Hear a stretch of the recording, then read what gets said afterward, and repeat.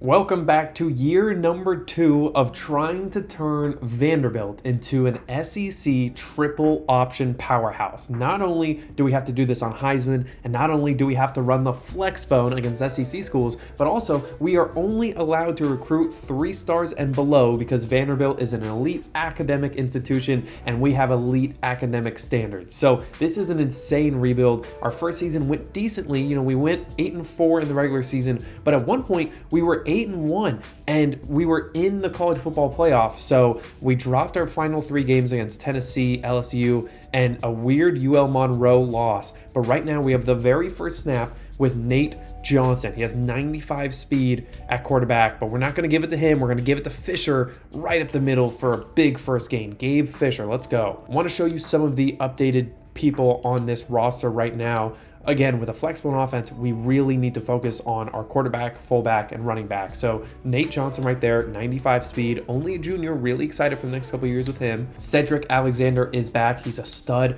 But Jeremiah Dillon, converted wide receiver to running back, 97 speed. Gillespie is right there. Newberry is right there. Those 2 guys are returners from last season as well. As far as fullback goes, I don't know if I want Gabe Fisher in here. I mean, look at Joshua North, 91 speed. Babineau is also 91 speed. Let's just look at their lead blocking real quick to see if Gabe Fisher is a better blocker. I mean, he is, but it's not by much, man. Not by much. Honestly, I think we are not going to start Gabe Fisher, even though he had a good first carry. I think we're going to put in one of these 2 guys. The only question is who. I mean, if we're looking at North and Babineau, they have similar ratings for a lot of stuff. Change of direction, ball carrier vision, spin move. Yeah, let's put in Joshua North. Joshua North is going to be, actually, what the heck? We know Jeremiah Dillon and Cedric Alexander are going to get a lot of reps, so let's just put in AJ Newberry in there instead. I mean, we know that he is a really good running back that could run with power, so let's just do that and put him as our number 1 fullback for now. Also, don't forget Micah Bell, 99 speed, Junior Sherrill, 84 overall. I mean, these 2 guys can really make plays, but Micah Bell is going to be a difference maker. But okay, back to the game. Let's make this happen. Let's go Flexbone normal, midline triple. Also, just for the record, we are still only playing the moments here, which is something I'm okay with. Oh boy, that's a lucky fumble recovery. I made the wrong read. One of y'all commented to not run midline triple and run the other triple option because it gives you a little bit more room to make the read. We will see, but let's get that rocket toss to Dillon. This is the speedster. This guy has 97 speed. Let's see it in action here. Yeah, that's going to be fun. All right, 3rd and 4, big 3rd down, first drive of the year. And where is it? I can't remember which triple option y'all said to do. It wasn't midline triple. Did you guys say veer triple? Let's see. That looks to be pretty similar, but we're gonna do it anyways. Big 3rd down. Here we go. Okay, that's fine. I didn't want to accidentally make the wrong read. 4th and 4. They're leaving us on the field though. Let's go trio right. QB power. Let's trust Nate Johnson. He has not had a carry yet. I like that. Double team up to the 2nd level. Let's just follow our blockers, guys. Cutting it up. Nate Johnson, balls out. Oh my goodness. Okay, not the best drive to start off this 4-hour second season. But you got to remember, it's been like 2 weeks since I've played this. So we got to lock in here. Okay, key moment missed. Luckily, our defense already has us in a 3rd down. Okay. Let's see what we got here. 3rd and 6. Let's go cover 3 match. We got Carter back here on the backside. He's not too fast, but we got a crosser. That's me. Perfect. Forcing a throwaway. Let's get this football back. Big first quarter drive. Take the lead. Okay, give me this football back. Here we go. Let's see what Nate Johnson can do, man. He has still yet to really see his true potential. Let's see it. Okay, that's fine. Good pitch to Alexander. And there he is, dude. He was our leading rusher last season. He makes big plays a lot. Really excited to have him back. And I like Newberry as our fullback because he is a legit run threat. We did lose Eli Stowers. If you watched the previous season, he was a converted tight end to fullback that was just a monster. So that is a big loss, but clearly we still seem to be okay right now. Good on Newberry. Let's go with the toss to Dillon again. We've ran this play once before. Let's run it again. I like the blocking setup. We got to get to the 2nd level. Safety is going to be responsible. Good cut there. Okay, 2nd and short. Time to take a shot play, man. We're going to go flood.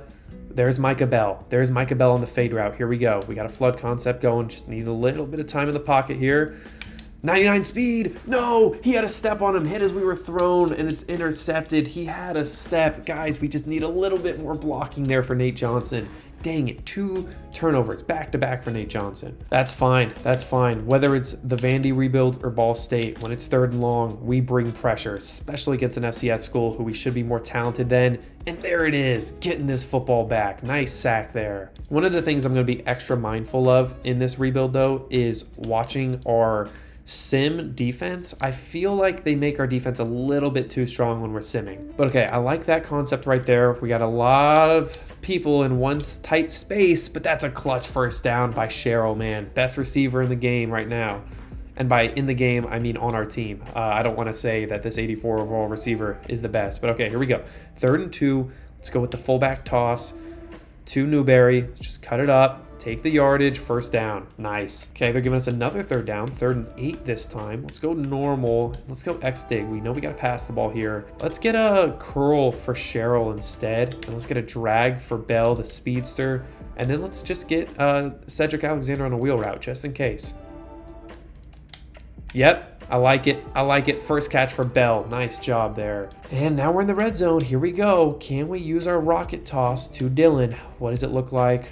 Love it. Love it. We are going to be responsible for the safety, but hopefully we can just outrun him. Oh boy, we didn't block on the outside. Some of y'all were saying, hey, get physical receivers, get tight ends and convert them to receivers. You know, we need receivers to be good blockers in this offense. And I agree. But as of right now, we're only going to have 2 receivers out on the field, and they're primarily going to be that 84 overall guy that I trust, and then the speedster, Micah Bell. So I'm okay with that for now. Maybe we go power option to the wide side. What does it look like here? Oh, geez, it's risky. It's risky.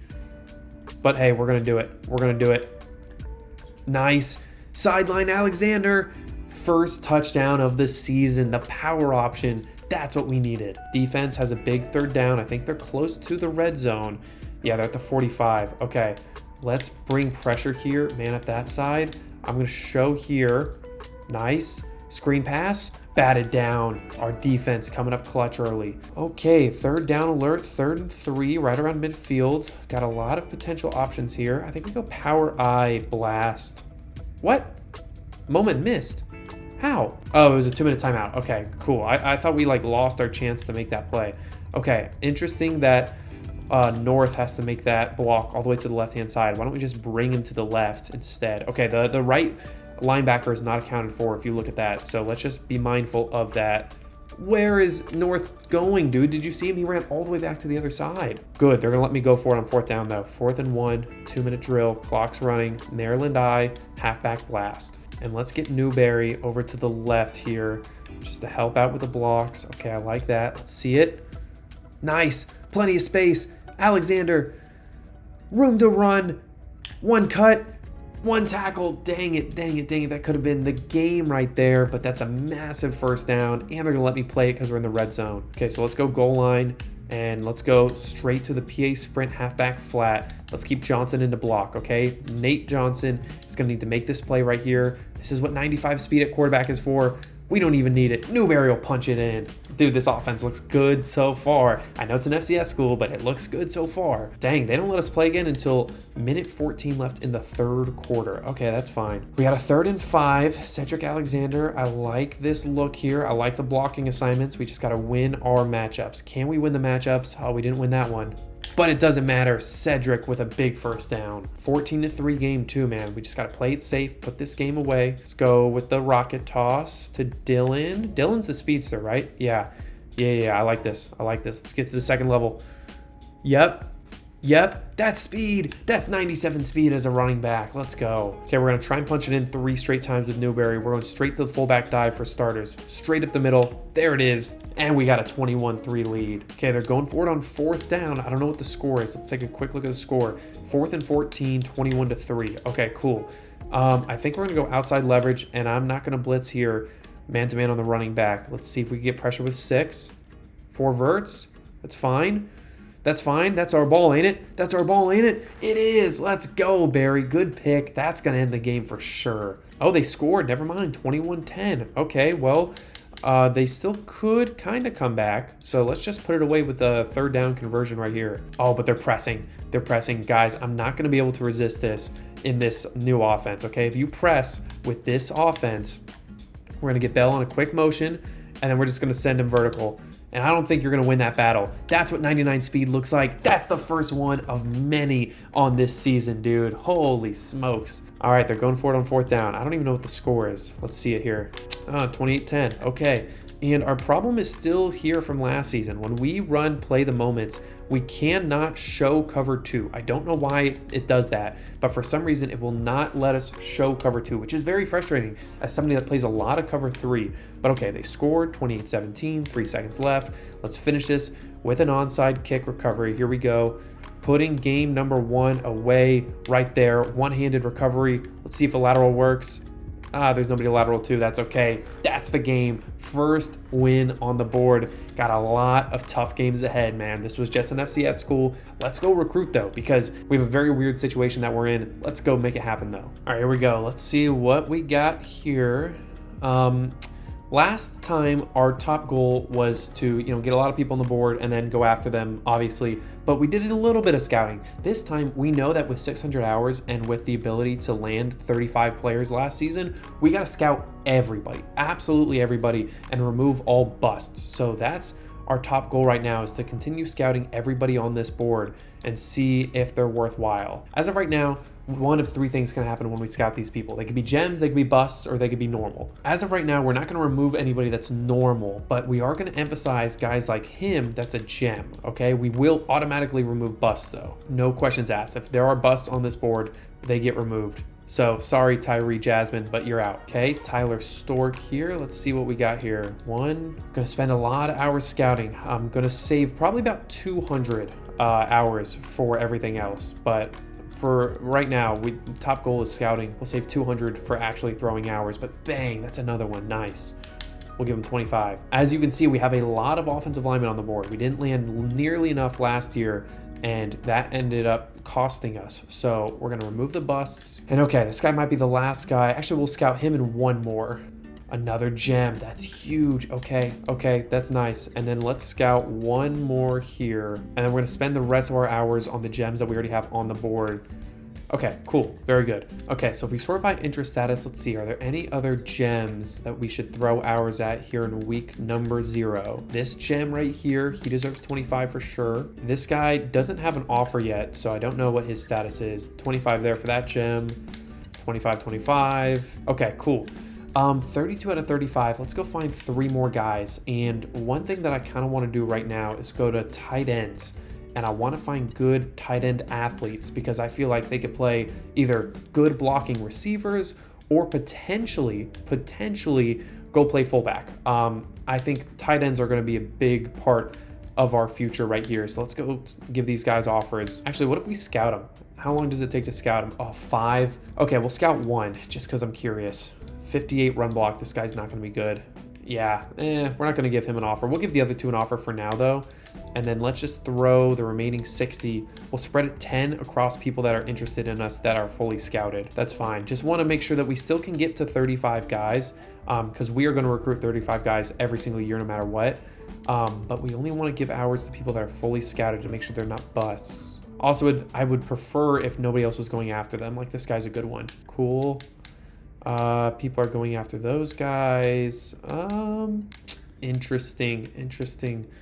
Okay, well, shoot, what do we do with our last 30? I think we still keep scouting, guys. I think we keep scouting. Nah, what the heck? We offered this guy. He's okay. Let's give him an offer. And the remaining 25, actually, let's just bump up these gems that we already know are legit. I feel like we're in a good spot with a lot of them. Cool. Okay, there it is. So yeah, the difference between this year of recruiting and last year is last year we got 3 stars on the board, went after them, and then scouted as we went along. I think we're gonna do a lot more upfront scouting right now. So we'll see if that works, how that goes. But we got a couple straight bye weeks right now. So we're gonna go straight into recruiting. SEC Defensive Player of the Week, that's nice though. AJ Newberry, also nice.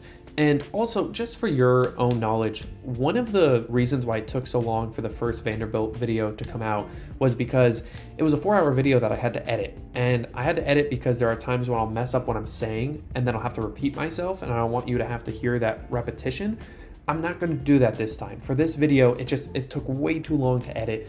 And honestly, I want to be able to show you guys this content as quickly as possible. So I'm going to cut out like the blank spaces where there's nothing going on. But if I stumble over my words, I'm just going to try and make a point to not repeat myself and to just roll with it. So that way there's less editing in the back end so we can play more and I can show y'all more. So that being said, let's go scout. I do just want to make you aware of that though, just in case, like if you hear me repeating myself during this video, sorry, it's a bad habit, but let's do this. Okay, 485 hours available. I think we got to keep scouting, guys. I think we're going to keep scouting until we get to about 200, and then we'll think about what we're going to do from there. That's another bust. Okay, we do not recruit busts. We just can't afford it, knowing that we only have 3-star players available. Cool, that's fine. Locked out of a lot of talent though, man. That's tough. All right, let's keep on scouting all the way till we get down to 200 hours. Dang, 90 strength already. This guy could be good. 84 lead block. Man, he's a good like run blocker. I'm not going to remove him, but I'm also not going to go all in on him yet, obviously. We have like multiple gem offensive linemen so far. And there's another. We will throw 25 there. Cameron Odin, what do we got? What do we got, sir? Let's see. It's 79 pass block power and a bust. I'll see you later. 28 on the board. Gotta save room to give some scholarship offers. A little Scully action, but for now, let's scout this JUCO guy. Okay, that's fine. George Red Wine, what a name. I hope he's a gem just so he could, okay, get out of here, Georgie. Dang, that would have been so cool to say, oh, Red Wine with the sack. But okay, I'm distracting myself. Let's lock in here. Stephen Doris, Mr. Doris, you're average either way. Kenyon Kerr, like Steve Kerr, or his, never mind. I'm not gonna say it. Yeah, good. You're a bust. Get out of here. Never come back. Kenyon Kerr. Matthew Fina. Okay, Georgia Tech already has a massive lead on him, so I really hope he's a bust. Cool, that's fine. I think I accidentally used all my hours. That was my bad. Okay, we got to get 10 guys on the board here right now. So let's just go 3-star prospects, go to our positions of need, which are going to be definitely running back, apparently, even though we have 6 here and we're only losing 1. This thing thinks I need 3 running backs. So we'll get a couple running backs, but look at the offensive line, dude. We need to have an all-time offensive lineman class. And then defensively, I feel okay. I actually feel pretty good about defense, but offense, we need some O-linemen. So let's just keep grinding on the O-line. Stuff. Also, dang it, I just repeated myself. Hopefully, I remember to edit that out. But again, I don't want to be doing a whole lot of editing. So let's get, should I get 10 guys, 10 offensive linemen on the board? That would be crazy, right? Wouldn't that be crazy? Somebody tell me that that's crazy. Maybe I'll do it. I might do it. I might grab some JUCO guys. Hopefully, they could show up day one and be difference makers. How about an athlete center? Okay, cool. That's not 10, but that's like 7. So that's probably more than enough. And I think I want to recruit some safeties that are athletes. I feel like they're very flexible in what position they play. Also, dang, there's not many with no offers. Okay, that's fine. That's all we got. Okay, we'll give them an offer first and then we'll scout them later. Again, I'm still a firm believer that you should always offer the people as early as you can because you want them to be able to almost simmer, like let the scholarship offers simmer and eventually win the battle. But okay, we're fully allocated. We got 35 on the board. We got 28 offers out, but I'm out of hours. So let's keep on rolling. Okay, one more bye week. I think we start our other serious games after this. But for right now, let's just kind of roll through, give a quick glance on how these battles are going. Is there anybody that we shouldn't be recruiting? That guy's a bust, so we don't want him on our board. Okay, I feel great about this. We are gonna remove this guy though, because they are not winning that battle. But okay, let's give scholarship offers to these people first, and then let's refill. Actually, no, let's not refill the board. Let's just give the offers first. Okay, offers are out. Maybe we go interest status and then recruit. Actually, oh, there's one more guy. David Mendenhall, welcome to the club. There's your offer. Okay, let's go interest status and scout the people that are interested in us. Because if these guys are bad, I want to know early. Like Kristen Newton, I'm sorry, man, but a JUCO sophomore bust, we don't need you here. We just don't. So it sucks to remove somebody that you're first on, but we don't recruit busts. I don't even consider it. Sorry, man. We have higher standards there. 63 zone coverage for a middle linebacker. You're telling me that's the best you got, man? I mean, you're not a bust, so I'm not going to remove you, but like, I'm not happy with that. Malachi Thompson, here we go. Oh, I'll see you later, boss. I don't care if we're in first. We don't recruit busts, man. That is the stance that we will take here. Let's see what Matt Biggers has. Nothing. Nothing. And Troy's going after him. That's fine. Eric Leo, fully scouted there. Okay. Anybody else need to be scouted? We have 275 hours. We'll scout down to 150 this time. Let's say 150. All right, another bust. Getting rid of him. Getting rid of him, man. We don't do this. Louis Morales, just like Miles Morales, Brooklyn's own right tackle. He's from Brooklyn. He's from Brooklyn. Please tell me he's a gem. No, dude, that would have been so cool. That would have been so cool. Okay. All right, whatever. Okay, Christian Floyd is going to be the last guy that I scout. Also, I know I just messed up his name. Hopefully I remember to edit that out. But again, I don't want to be editing out mistakes, but he's a mistake because he is a bust. Okay, that might have been strong wording to call him a mistake though. But okay, hey, 125 hours and we have 9 slots available. So I think we start defense. We had 100 million offensive linemen on the board already. And I still want to prioritize JUCO guys. I'm sorry. Maybe that's not the right strategy, but I want to get JUCO players here because I do think that they'll probably start with higher overall. Again, I haven't actually confirmed that yet. I know that's an experiment that I want to continue to build on where we have that model to kind of predict a player's overall. But right now, I think we just added like 10 free safeties. Cool. I mean, they're flexible guys. This guy's a hybrid. He could play whatever. Let's get him all offers first, and then we'll keep scouting. Calvin Hawker. Calvin Hawk Tua. All right. You didn't hear me say that. Derek Canada. Cool. Okay, everybody is accounted for, and I think we should do a quick flip through, see if there are gems that we should double down on. I feel good about those two. Feel good about him. Nobody else is going after him. 10 hours here and here. We don't even need to do that. These guys aren't elite, so I don't want to waste hours there when we could be scouting and finding more elite guys. I mean, I know this is crazy, but in a perfect world, you would walk out of here with these classes with 35 gems. And again, I know that's crazy, but right now we have 3 levels. If you're a bust, you're out of here immediately, forever, never come back, never return. If you're like this guy and you're normal, we'll give you an offer and we will leave you on the board. And then if you're a gem, we will throw some serious coin at you. So that is kind of my strategy as of right now. So the only people with hours as far as actually going after the player right now should be gems. So that's where we're at. We'll take the remaining and let's just keep scouting. Let's just keep scouting, man. We're going to find talent one way or another. Okay, that's fine. Again, not a bust, but also not a gem. So we'll leave the offer on and we will see if we have the hours down the road to get involved with him. 100%. Cool. Okay. Well, we have 10 more hours. Might as well throw it at this random right guard, Mr. Tommy. We'll give it to you, and let's advance. I wanted to try and schedule our bye weeks early in the season so you guys could see a lot of the recruiting action going on early before we get into the SEC chaos. And wow, we are ranked. We're a ranked school. I don't know why. We beat one team and it was an FCS school, and we have another bye week. Guys, when do we play teams? I totally forgot I set up the schedule this way. All 3 byes, and then Georgia State, and then Colorado State.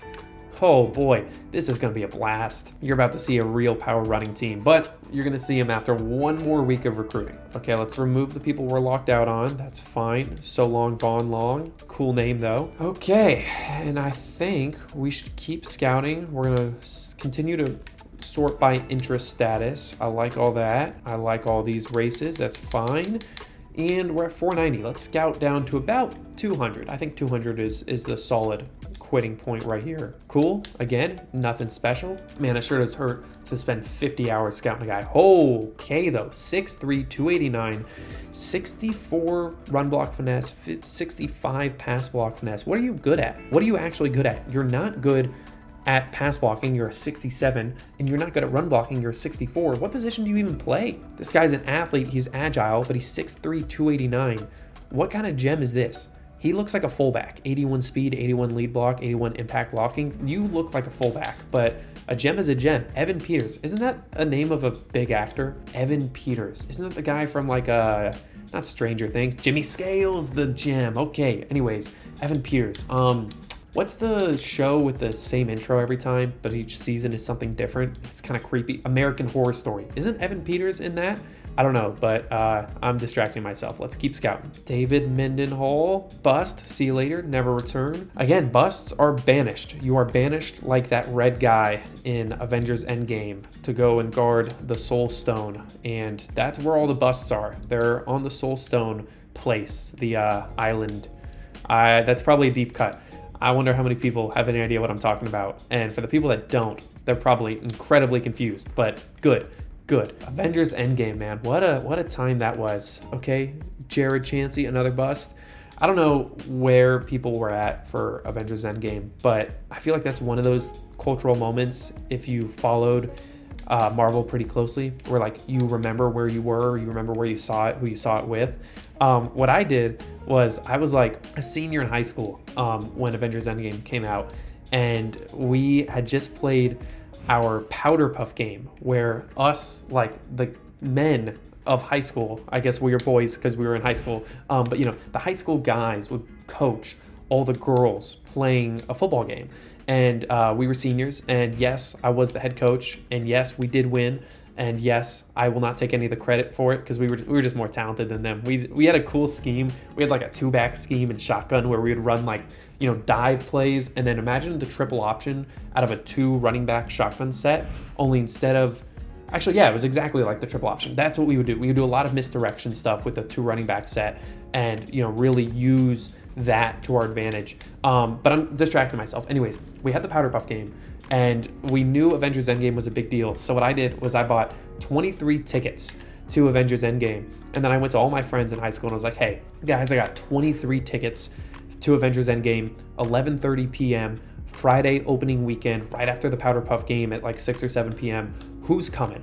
And I was able to successfully get 22 others, including both of my 2 younger brothers, to come and watch Avengers Endgame with me. So we were 2 whole rows in the movie theater, and it was wild. It was definitely one of those things where, like, clearly I still remember it, talking about it 5-6 years later. But man, it was just a heck of a movie too. It was so cool to see like 10-12 years of what people like dedicated their entire lives to all come to one conclusion. Like the Feige guys, the 2 people, the brothers, or no, Feige's the head guy. The Russo brothers, I think, were the people that directed it. But Kevin Feige and the Russo guys and a lot of those other people spent their whole lives on that, and maybe not their whole lives, maybe just like a decade or 2, but still, like, it was everything to them. Everything to them was Avengers and Marvel, and like they probably ate, slept, and dreamed Marvel. So to watch all of that, the whole culmination come together in one movie, like, that's probably got to be such a crazy feeling. Like, I've spent a little bit of time with this college football 25 stuff. Like, I made the account in August. You're watching it. It's only existed for 5 or 6 months. I have thought a lot about it, and I've clearly spent a lot of time playing the games and then editing them and then posting them so everybody can watch them and we could all enjoy this together. But it's only been a few months.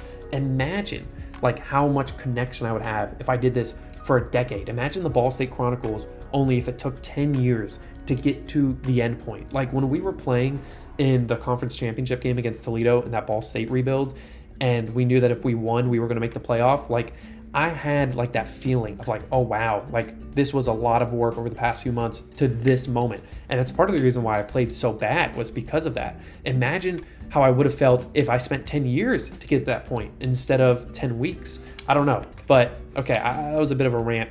I know you're here to watch us rebuild this Vanderbilt team, not talk about whatever, Avengers and all that stuff.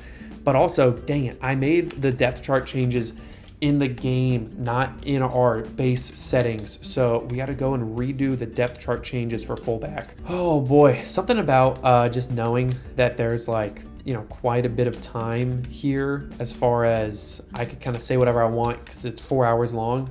It actually makes me kind of say whatever I want, and then we end up with a 5-minute talk about Avengers. So sorry about that. Let's get into it. 3rd and 12 here. I like the flood concept. Anything that we could do to get Micah Bell on a fade route, I like, but we're going to go backside curl with Sherrill, our best receiver. If they don't respect it, we're throwing it.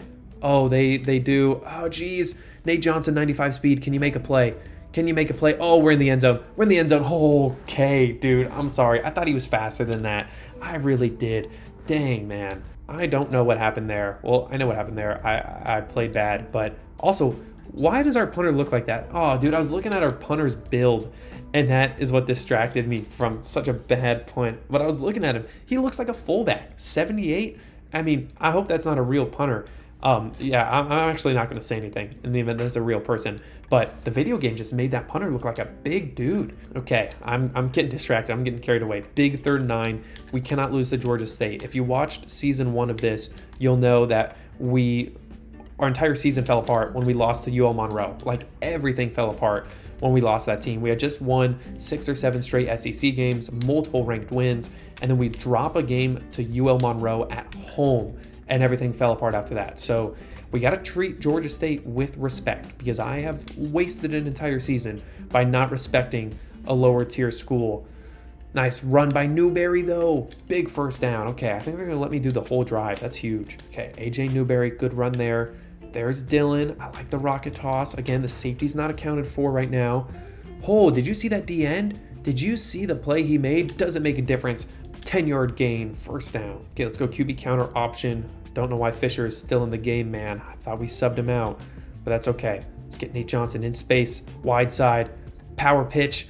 Alexander, space, stiff arm, nope, juke. We're going back inside. Great run by Cedric, dude. He is a stud. Is he a junior or a senior?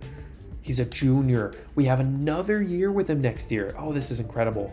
I also wish there was a way to say, hey, please, please, please don't make defensive ends the pitch man, because I hate having to do this with a defensive end right there because of that. Like, it's so hard to read the defensive end on a pitch instead of reading like a linebacker or something, but I guess that's how the play's drawn up. But okay, basic curl flats. Geez, I messed up the saying again. I want to say curl flats, and then I want to say slants, and then I said curl flants, and I'm probably not going to edit that out. I'll be honest. If I'm doing my job, I'm not going to edit any of this stuff out. 3rd and 14 though. We're in trouble here. Okay, do we go halfback choice? Alexander, we got a post route by Cheryl. We got a drag by Bell. Okay, step up in the pocket. Nate Johnson, serious speed. 4th and 7. I say we go for it. You know, I'd probably go for it even if it was 4th and 27, but that's okay. We got Cheryl on a backside curl route. We got the flood concept. We've ran this once before, but it didn't work out, and I'm feeling lucky. I'm not feeling lucky. That's a pick. That's a pick. I threw it right into his hands. I forced the football, and it's tough, dude. It is tough when you are a run-first team, and then you have to throw it. So much for taking Georgia State seriously. What am I doing going forward on 4th and 8, man? What is wrong with me? Let's man up the backside. Bring Lackey over. Okay. Crosser is unaccounted for. Pick that football off. Oh my goodness, they burnt us. They burnt us. Wow. I thought we had an easy pick right there, but they totally toasted us on the seam. That's impressive, and we're not allowed to play. We're not playing those moments. I guess we're only playing the moments, therefore we're not allowed to play the rest of the game. 3rd and 2. I want a fullback dive. I want something quick to the fullback here. Even though Newberry's bright orange, I just want to power football our way. They're Georgia State. We are Vanderbilt. Let's go. Let's go. Bang, that's a big first down. You know, Georgia State also, bit of a personal connection there, just because when I was a freshman at Tennessee, where I went to school, my freshman year was fall 2019. And that was, if you're unfamiliar with Tennessee football lore, that was the first game of the season was against Georgia State.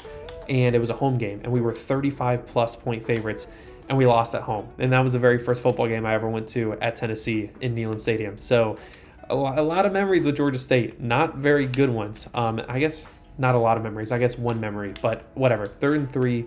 Let's lock in, man. I got to stop getting off topic. I find out it's a 4-hour-long video, and then I just waste the whole day away talking about other stuff. Let's pick this up with Cedric. Bad cut. I should have used L2 to quick cut. I held down R2 instead, but we live on the edge. We're going for it. 4th and 2. Here we go. Cedric, same thing. Rocket toss. DN's not accounted for? Who's blocking the DN? If that DN blows this play up, I'm going to be very disappointed. He didn't. Oh, dang it. I can't spin there. What am I doing? What am I doing? Somebody needs to just start bullying me more for trying to spin out of all my situations, out of all the problems in this rebuild so far. I just try to spin out of it. That's tough, dude. That is a tough decision there. Oh, wow, that would have been a ridiculous catch. 4th down. Our slot corner was dancing on the dude's fallen body. 10-0 deficit early, and we got a 2-minute drill with this offense. Okay, let's lock in here. Let's lock in. No more joking around, okay? We are down 10-0 to a Georgia State team. Let's go with the wheel post concept. Play action pass here. Just need a second. Deep ball, 99 speed. That's okay. That's okay. We had to get rid of that football. Let's go wide receiver corners, wide side. This is a common play for us. We run this a lot. Let's see if they give us man. They do. Oh, but he's got outside leverage. He's got outside leverage. They were ready for that route. There's just not a lot of passing plays in this, and I just don't know enough good hot routes for this type of offense. You know, when you have 3 guys in the seam like this, I just don't know what to hot route people to. I don't know what concepts to run, etc.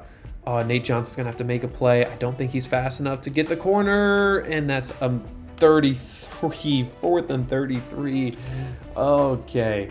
Okay. Oh, and they're gonna make me punt it. I didn't want to punt this football, man. Did you see my last punt? It was horrible. Okay, that's a little bit better. Just give me a good roll. Oh, he's gonna catch that and return it. Oh, that's perfect. That's perfect. Look at the roll to the 32, 33. Okay, what is that? So it's 48 yards plus 17, 58. That's a 60+ yard punt. That is a game changer. Oh, but they still scored. Are you kidding me?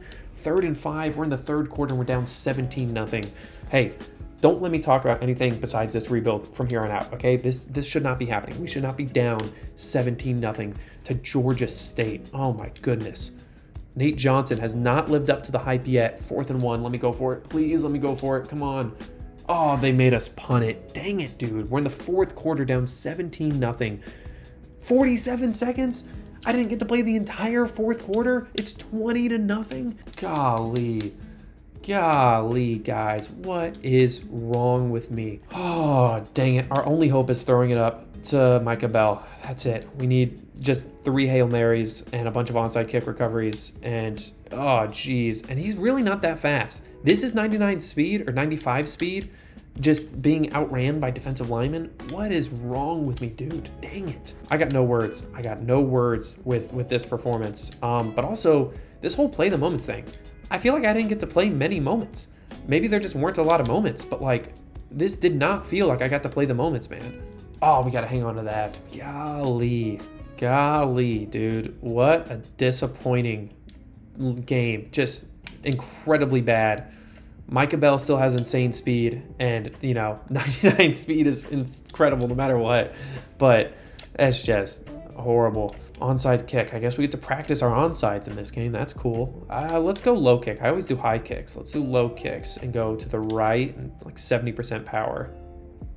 Okay, well, that wasn't exactly a low kick. Dang it, dude. Dang it. We still got 3 timeouts. Let me play. I don't get to play. 20-6. That's embarrassing. That's embarrassing. What are y'all doing? Let me talk about the Avengers when we have a game against Georgia State that we can't even win. Oh, what just a pathetic performance. We're supposed to be a playoff team. We're supposed to be a college football playoff team. We're playing in the SEC. And this might be the wake-up call game where I realize I can't multitask, okay? We can't multitask anymore. This is a difficult offense to run that I have very little experience running. And it takes a lot of focus. And I didn't have that today. Dang. Back to recruiting, guys. 20-6. We were ranked. We lose to Georgia State. And now we're losing recruits to Georgia State. What am I doing? What am I doing? Same concept. Interest status. Make sure our gems are, you know, still being pursued aggressively. We don't really care too much about anybody else. Matthew Fina, so long. We scouted you. You're not special. Jimmy Scales. I like it. Let's tip the scales a little bit on this season, man. Holy smokes. I mean, what a just embarrassing loss. That's even worse than the UL Monroe loss, because the UL Monroe loss woke us up. We were awake. We pulled up to that game awake. We were fully awake, and we just sucked. But all right, man. Why does this guy have 10 hours? I do not know, but let's scout him and see. Yeah, we don't need 10 hours on this guy. What are we doing? We have scouted a lot of people so far. I mean, we might have scouted 50+ people already, and we are just not finding the gems that we need to be finding. That's okay, though. Got to live with it.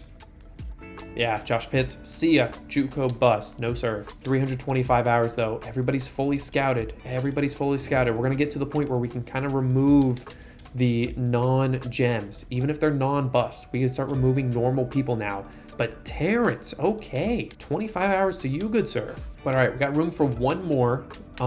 Let's use as much of our hours as we can on the one. Basically, if we use 200+ hours scouting this one guy, then we are going to be okay with that. I'm going to have to be okay with that. But if we find out that we find a gem. Like if this Nick Saavedra, if Nick Saavedra is a gem, then we're gonna have to remove normal players that we're not winning battles on. But he's not. Okay, let's move on. Let's not waste our time with him. Let's go 3 stars. Let's go back to the receiver well. I would like to get at least one receiver. We need one guy. If you look at our receiver room right now, it's very light. So maybe this guy, Sammy with a difficult last name. Why do I pick the people with the hardest last names to pronounce? Nothing. Cool. You are not going to be a part of this team. Right back to the receiver well, man. Right back to it. Also, can we just talk about how fast Micah Bell really is? I mean, that 1 touchdown that he did get, it was just, it wasn't even close. They didn't even have a chance. So I do really like his performance. The other guy, Jeremiah Dillon, 97 speed running back, he's been very good so far too, even though it's only been a couple games and even though we got just dog walked by Georgia State. I still feel good. I still feel good about our team, about where we're at. Can we just find a gem receiver already though? Like, what is so difficult about this? 86 speed. I know you're not going to be a gem. Yeah, you're a bust. Come on now, guys. All right, guess we're going defense. We spent a lot of hours trying to scout our receivers. Let's just go to 3-star defensive ends, find somebody with no offers. Mr. Chester, I like it. Let's give him a quick scout. And then as long as he's normal, we'll throw him an offer. Bust. Oh my goodness. Okay. Well, let's take 10 hours and double down on a gem maybe? Yeah, we'll give 5 here. And then we'll give 5 to Lockridge. That's fine. Dang, man.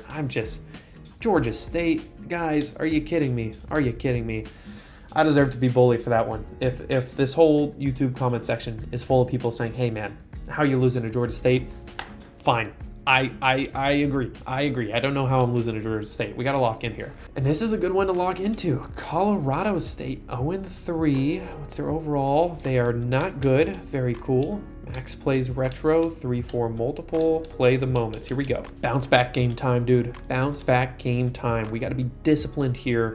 We got to make sure we make the right reads on the option plays. We got to make sure we call the plays that we know works. We got to make sure we don't force stuff.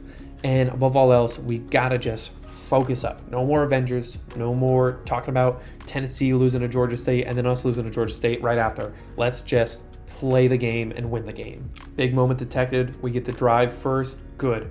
Let's lock in. And for the first time ever, let's go by concept instead. Let's go shovel option. These aren't shovel options. These are inside V or triple options. But hey, whatever. Oh, dude, I did it again. Okay, remind me, we got to go in the depth chart and change the fullback spot, when we're outside of a game, so we don't have to do this every single game.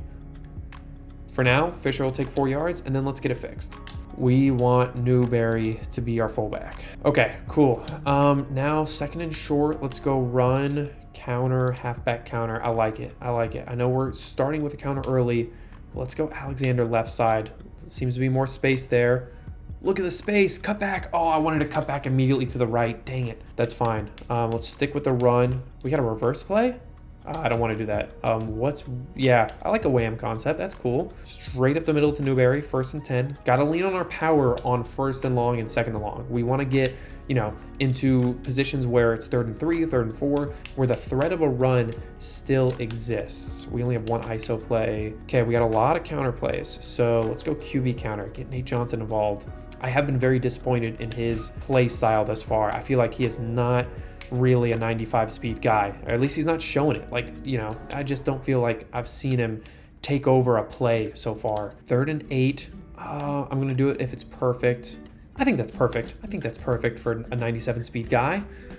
What do you say? I say we suck. That's what I say. Golly, Chance Harrison, man. Good play on his part, but what a horrible first drive by me. Let's see if we got a good punt there. Remember, this guy had a 65-plus yarder last week. Get out of there. Get out of bounds. Bang! At the 4. Let's go, dude. Let's go. Nothing more exciting than being a garbage offense and punting it very well. That is very cool. All right, let's see what our defense does. We got the ball back, and we got a 3rd and 1. Okay, let's stick with this. What options do we have? Load, zone. You got zone options? Those are not zone options. Those are triple options. This is a triple option. I don't know what this thing is doing, but let's do it. Let's just give this football up. Yeah, I'm glad he hit us in for the first down, but how are we not picking up a first down with this offense against this team, dude? Come on. Oh, I love this load option look to Dylan. Okay, here we go. Let's see what 95 speed as quarterback looks like. Let's see it. I like it. Dylan, first down at least. Maybe it could have been more. Maybe I shouldn't have tossed it there, but I'm okay with it. Quick pass. What do we have? We have one spacing concept. Golly, guys, that's like our whole Ball State offense is all hitches. That's okay. Let's get Newberry on a delayed. No, I don't want an option. What's the delay block and release? There it is. All right, I like that. We're going to trust Nate Johnson to make a play. It's man-to-man. He's going to have to win this.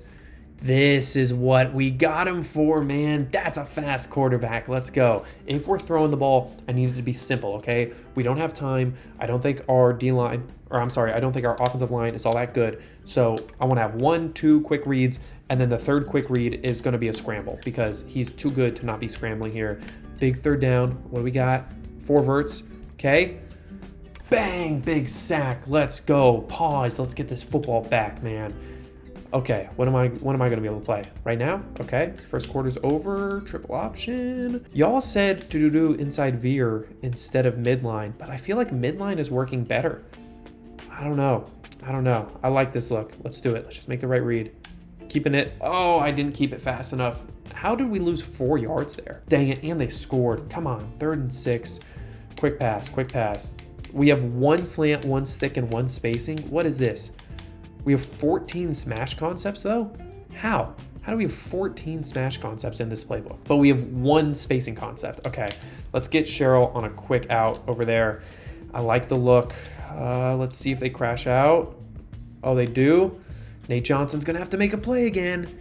Now I feel what 95 speed feels like. Oh, did you see that juke too? Okay, now we're talking. Okay, red zone alert. We're not throwing it here. Let's go shovel, even though this isn't shovel options.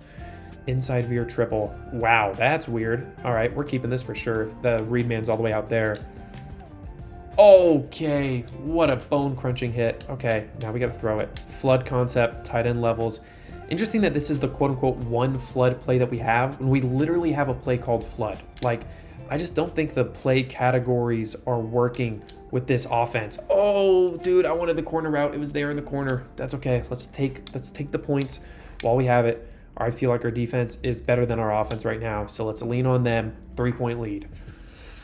Oh boy, if we are struggling against Colorado State and Georgia State, what are we going to do against SEC schools this year? I mean, were we only good last year because of Eli Stowers? Is that what was happening? Is that what's going on here? I don't know, but we're in the red zone, so we got to lock in. Go and cover 3 here. Okay. Oh, we are all over that. We're eating that for breakfast. Let's go. It's actually 1:09 p.m. for me, so eating that for a late brunch, or I guess regularly timed lunch. Again, don't get distracted, Max. Lock in here, counterplay. What a weird cutback. What an idiot, man. What are you doing? All right, we're going to show blitz, we're going to call blitz, and then we're going to confuse the AI quarterback by not blitzing at all. And we're going to rush 2. And he's going to stand in the pocket and he's going to throw a touchdown because that's what they do when you do this. Nope, we're picking that. Did you see that tip? That's all me. Defensive tackle tip. Let's go. Okay, man. Okay, forcing the field goal attempt. I like it. We're going to get a 2-minute drill. Really hoping the whole play the moments people allow me to play this moment because I think it's a big moment. It's a 2-minute drive. Here we go. Let's go. Let me play. Double post. What do we got? Double post. Okay, it's literally called double post. Cool. I see single coverage to Micah Bell. That's a mistake, guys. That's a mistake. He's too fast. He's not fast enough. Dang it. They were playing off coverage and I forced it. That's one of the things I'm going to have to work on is being willing to accept when they play off coverage and not force that throw to that guy. I mean, it's too easy to want to make that throw every time. We can't. 2nd and long. Love the blocking here on this sting concept. Cut back. First down. We could still run the ball. Let's go. Buck 43, right around midfield. I think we're going to run the ball. Inside veer. Dude, why is the read guy all the way back there? That's really weird. Dang it. I meant to keep it, and that's why I ran immediately to the left. It's okay. What do we got for sweeps? Rocket toss? Do we get Dylan in space? No, let's get Alexander in space on the other side. If we count the people, I think it's a better option on the left here, even though it's the short side. I the very least, we could run out of bounds. Never mind. We're not going to do anything out of that. Dang it. Okay, 3rd and 6, clock's rolling. I'd prefer to play by formation, honestly. That was a fun little experiment, but like, give me formation all day. Okay, wide receiver corners here. Let's see. Hoping you play man. Yep. Catch and run, Bell, maybe? I should have just secure caught that, but hey, first down's a first down. Clock is stopped. Look at all the room on the left. I think we're going to get Bell on a drag, and then we're going to get a delay in here, and then we're going to get a hitch by Alexander. Shorten the stem. Come on, let me shorten that stem. There it is. Yeah, super short hitch. We got a 10-yard in by Cheryl, but if they don't respect it...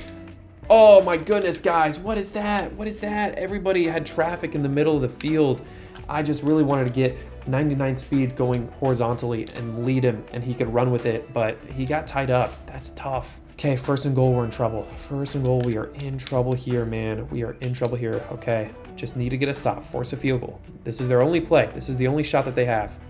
Okay, let's go, forcing a throwaway. I guess they got another shot, 2nd and goal. We're gonna play off coverage at the sticks. Tampa 2. I know it's risky here, but we're going to do it anyways. Okay. Oh, of course. It's like they know when we call Tampa 2 to attack the middle of the field. I don't know what else to do. Like, I can't show 2. Like, it literally will not let me when we play the moments. Again, show 2. We're pressing Y, left stick to the left. Can't show 2. So, like, when we do actually show 2, it literally is cover 2. So, I don't know what else to do, man. Do you just never call Tampa 2 ever? Is that what you have to do here in this game? I don't know. Oh, but we're in trouble. We're in trouble here. 3rd and 4, down 6. Oh boy, let's press up and let's try and get aggressive here. Just gotta be ready for the run. Gotta be ready for the run. It's not a run. Instant pressure. Let's get this football back. Down 6. Did they miss a PAT? Is that what happened? I think so. That's okay. 3rd and 1. Oh, Maryland I halfback blast. I feel good. I like the blocking setup. Let's get north to the left. Give him a head start. Great. North, just make a block. Be helpful, please. Be helpful, please. 1st down. Room to run, and Alexander's still rocking. Let's go. Come on, guys. Red zone alert. Perfect. They got a penalty. Even better. Nothing like moving for free. What do we got? Let's go QB power. I don't feel like it's been working well, but I know it's going to work eventually. I know this is going to work with Nate Johnson eventually. Yep. There it is. 95 speed in action. Dang it. That would have been an awesome touchdown, but I'll take it for now. Let's go goal line, strong toss, old school, just like how they used to do it back in the day, man. Here it is. Let's get to the outside with Cedric Alexander. Never mind. Outside's not there. We're going to cut it up. That's okay. Live for another day. Let's go flexbone close, rocket toss. But Dylan is bright orange, so we're going to trust Alexander again. Going to race to the sideline one more time. See if it's there. One juke. Oh, it's not there. Guys, what are we doing? Okay, goal line. Gotta lean on our talent. And right now, our talent is Nate Johnson, okay? So let's just race to the sideline. Oh, geez, it's not there. Jeez Louise, guys. 4th and goal at the 4. Gotta go for it. Can't kick a field goal here. We're down 6. A field goal's not gonna do anything. I think we have no choice but to go all curls. I know this is crazy, okay? But look, hear me out here. Let's get Newberry. Can you get him out like in the slot? Oh, you can. Okay, if we could just block long enough, this is gonna work. Okay? We're gonna get out routes on both sides, and then we're gonna read the curls. Oh, it's man-to-man. Just gotta make that catch. Let's go. That's a converted receiver for a reason. That's a huge catch. Tell me we make the PAT too. I can't see with the touchdown animation. Big 3rd down, make the stop. What's the score? Okay. Gun empty, 3rd and 5. This is when we win right here. Inside leverage, except for you. You're gonna run an out route, and you're gonna run an out route. So we're gonna go outside leverage here. Oh, never mind, it's a drag. What am I doing? Who am I? What am I? Dang it. Okay, here we go. 1st and goal. Oh boy, a touchdown here would be heartbreaking. What do we got? Okay, let's go outside leverage here. Let's bring Fournette down. Rinaldi, I got the hook to curl. Okay. Break that up. Nice hit there. Let's go. Okay, we're going to show cover 3 again, but we're actually going to run man-to-man on the backside. And I know that's risky, but we're going to do it here. And just move everybody to the right. Okay, it's a counter. Let's be strong on the run. 3rd and goal. Here we go. Same thing as before, dude. We're going to go curl flats on the back sides. And we're going to spy right there. We're showing blitz. We're calling blitz to confuse the AI quarterback, but then we're not. And we're going to force a throw away. Let's go. That AI quarterback has nothing on me when we run our hot routes. Let's go, dude. Oh, this kicker has 70 accuracy too. He might miss from this hash. This is a tough kick for a computer. It's a tough kick. No. Okay. We are losing, but we are locked in. Game is on the line. Make a big stop here. You didn't even let me play offense? You didn't even let me play offense? Guys, we were down 1 point in the fourth quarter. What do you mean, make a big stop here? We should have scored. I should have had the ball in my hands. What are we doing, dude? That is ridiculous. That is absolutely ridiculous. Okay, if we're gonna lose, let me lose. But don't let the sim logic, get control with 5 minutes left in the game when we're down 1 point. Like, why is the sim logic in charge there? Why aren't I in charge? That is very frustrating. Instant timeout there. Still have a chance. Just need, 3 straight stops. We need a stop, and a stop. And then maybe we got a shot. Here we go. Just keep the ball on the ground. Please don't throw it, because you will win if you throw it. Okay. Way to rally. Oh, injury timeout. Good. We need to fake being hurt just like that. We need to actually fake being hurt because we didn't burn a timeout there. Gun stack, halfback weak. What do we do here? I think we go Sam will blitz 3, but we're not actually going to blitz. We're going to go vertical hook here. Let's go vertical hook here. We're rushing 3 again. I know it's risky. Crosser, that's me. We're there. We're forcing a throw away. We're everywhere. Let's go. Okay, now please let me play offense. Please. There's 2 minutes left. We're down 2 points. Just let me play the offense. If we lose, we lose. But I don't want to lose because I didn't even get a shot on offense, man. Also, what a job by that gunner. Just absolutely getting through our blockers. But here we go. Let me play offense. Oh, okay, good. We're playing offense. Here we go. This is what we hoped for. Okay, I asked to play offense. Now don't throw a pick. We're not going to throw a pick. You know what we're going to throw? We're going to throw a wheel route to a guy with 99 speed on the first play and score a touchdown. That's what we're going to do. Oh, pressure. No, guys, why can't we block? Okay, 2nd and 16. I don't like this look. I really don't like this look. I don't like the way the safeties are reacting. Going to have to scramble here. Nate Johnson's going to have to make a play.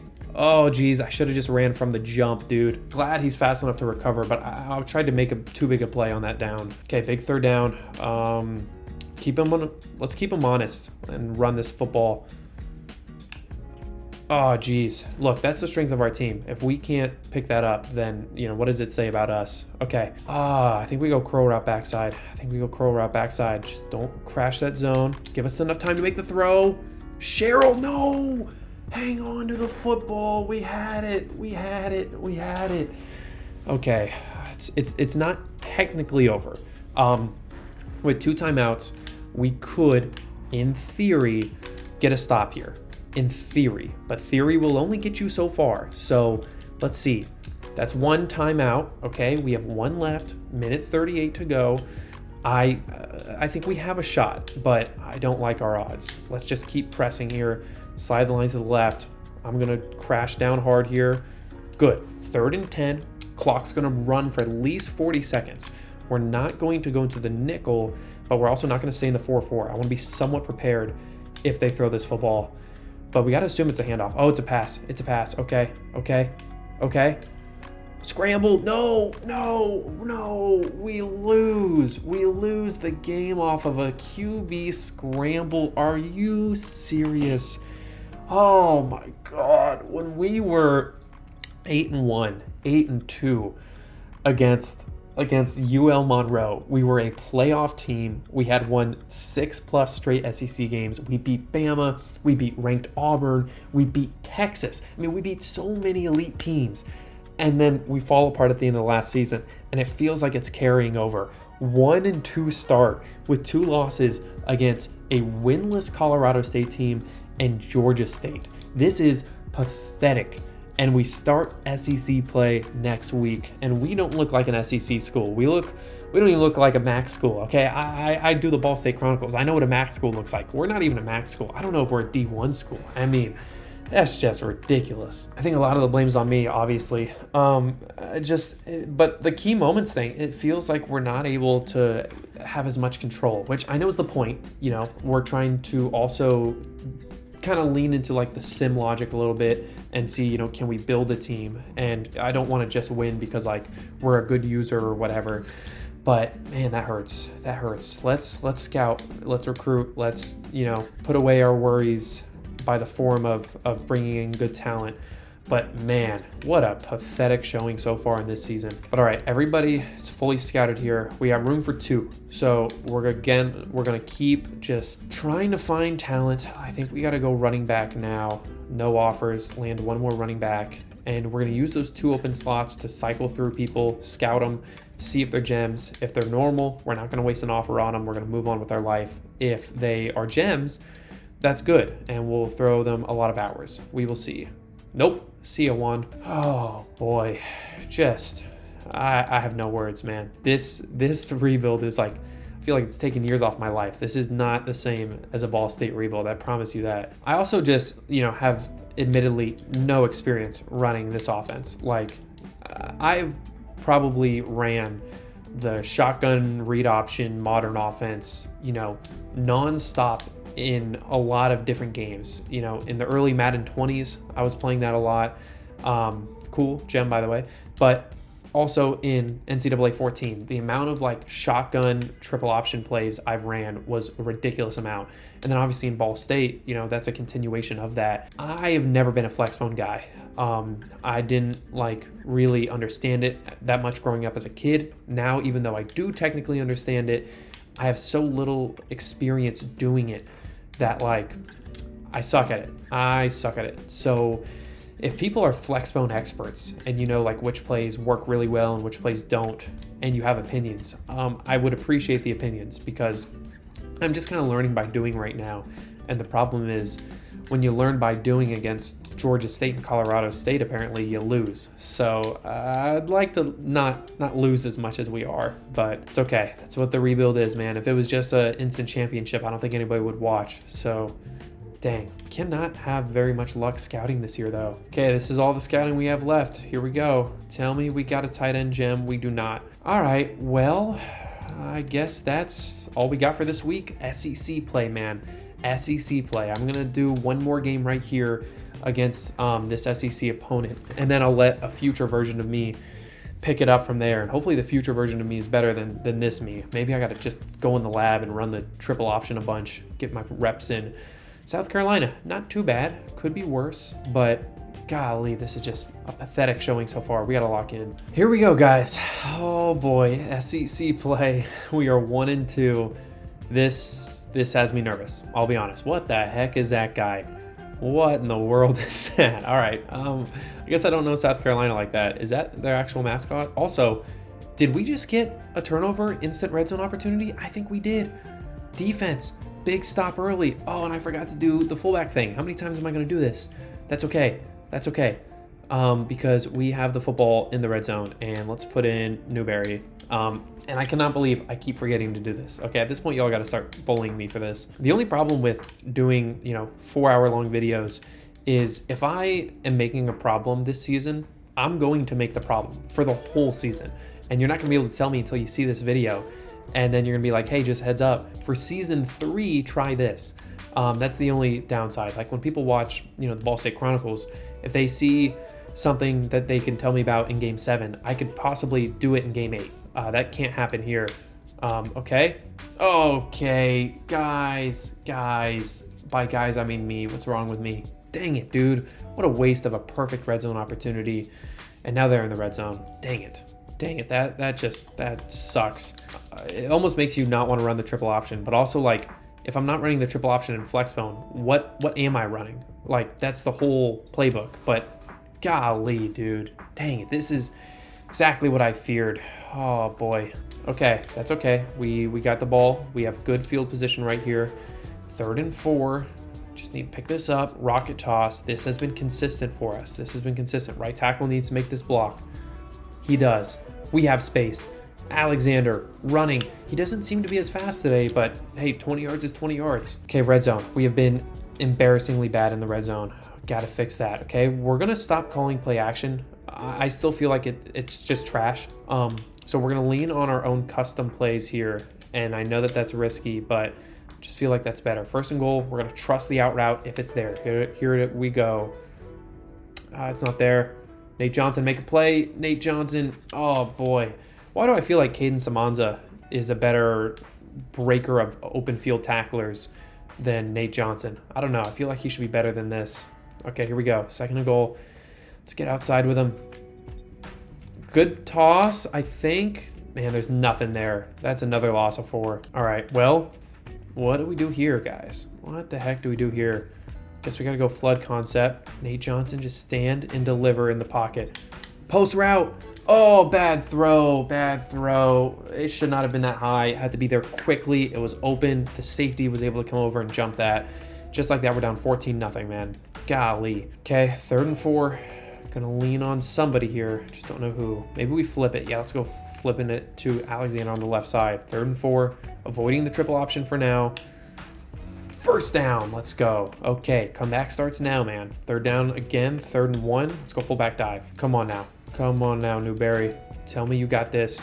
You got this. Let's go. Let's go, dude. We got to lean on the fullback dive more. That's got to be our default play is fullback dive. Like, we know we can't really do the triple option very well. We know that the rocket toss can get repetitive and they could snuff it out pretty quickly.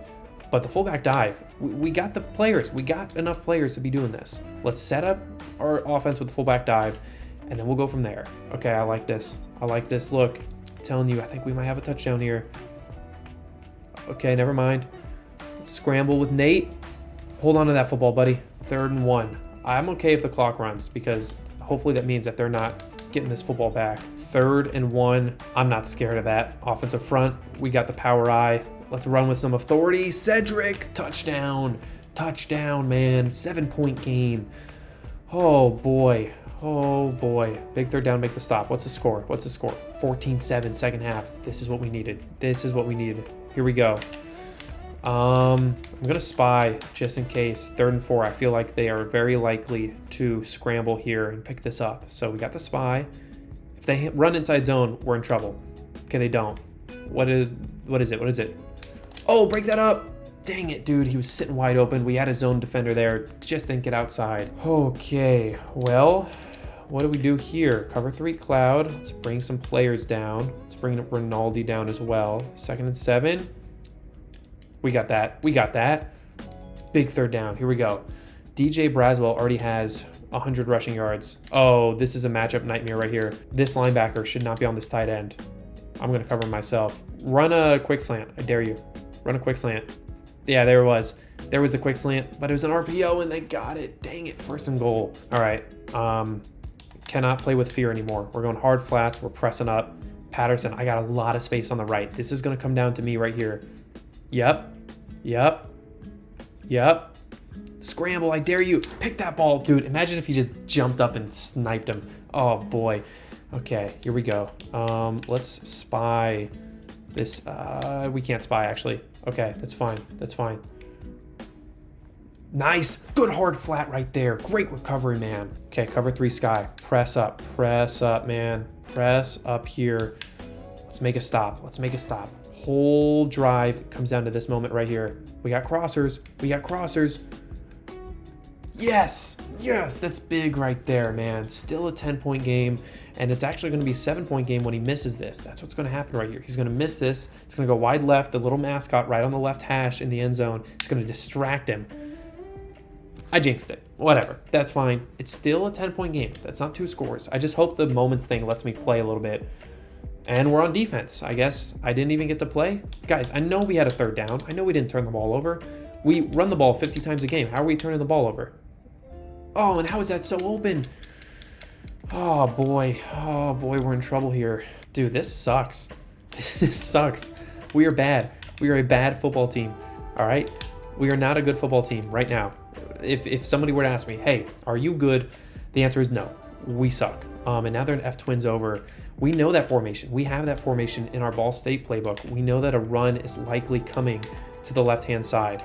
And knowing our luck, they're going to be running halfback counter right back to the left. Just read the guards. There's counter.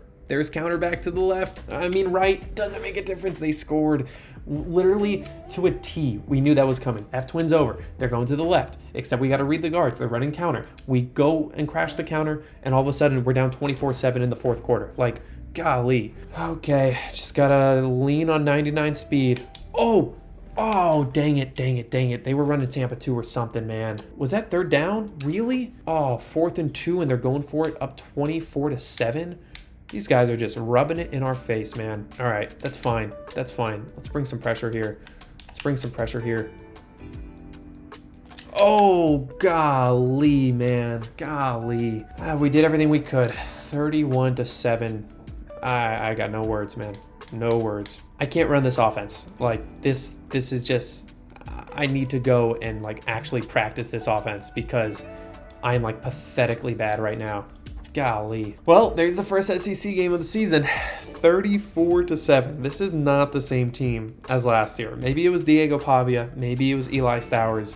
Maybe I'm just way worse now. I don't know, but we suck. We are a bad football team. We are an objectively bad football team. I hope Future Max has better luck with this team because I'm not. But hey, at least we can recruit this week, man. I feel like recruiting is the only thing that's going somewhat well. And even then it's limited because we can only go after 3 stars. But the gems that we're going after, we are winning all of those battles. So that is very exciting. And it means that we can get really aggressive with a lot of these other situations here. At this point, I do think we need to start taking off people. Actually, well, we still have one more open slot. Let's use it. If we find one more gem, then we'll start thinking about who we take off. James Bell, come on. Tell me we got a gem here, buddy. 89 speed. I already don't have high hopes. Yep, you can't be an elusive back with 89 speed. Come on, that's like tight end numbers. Colton Obi. Maybe he can happen. He's a athlete quarterback, 82 speed, nothing. Theo Amerson. What do we got here? This is an offensive lineman, 84 lead block.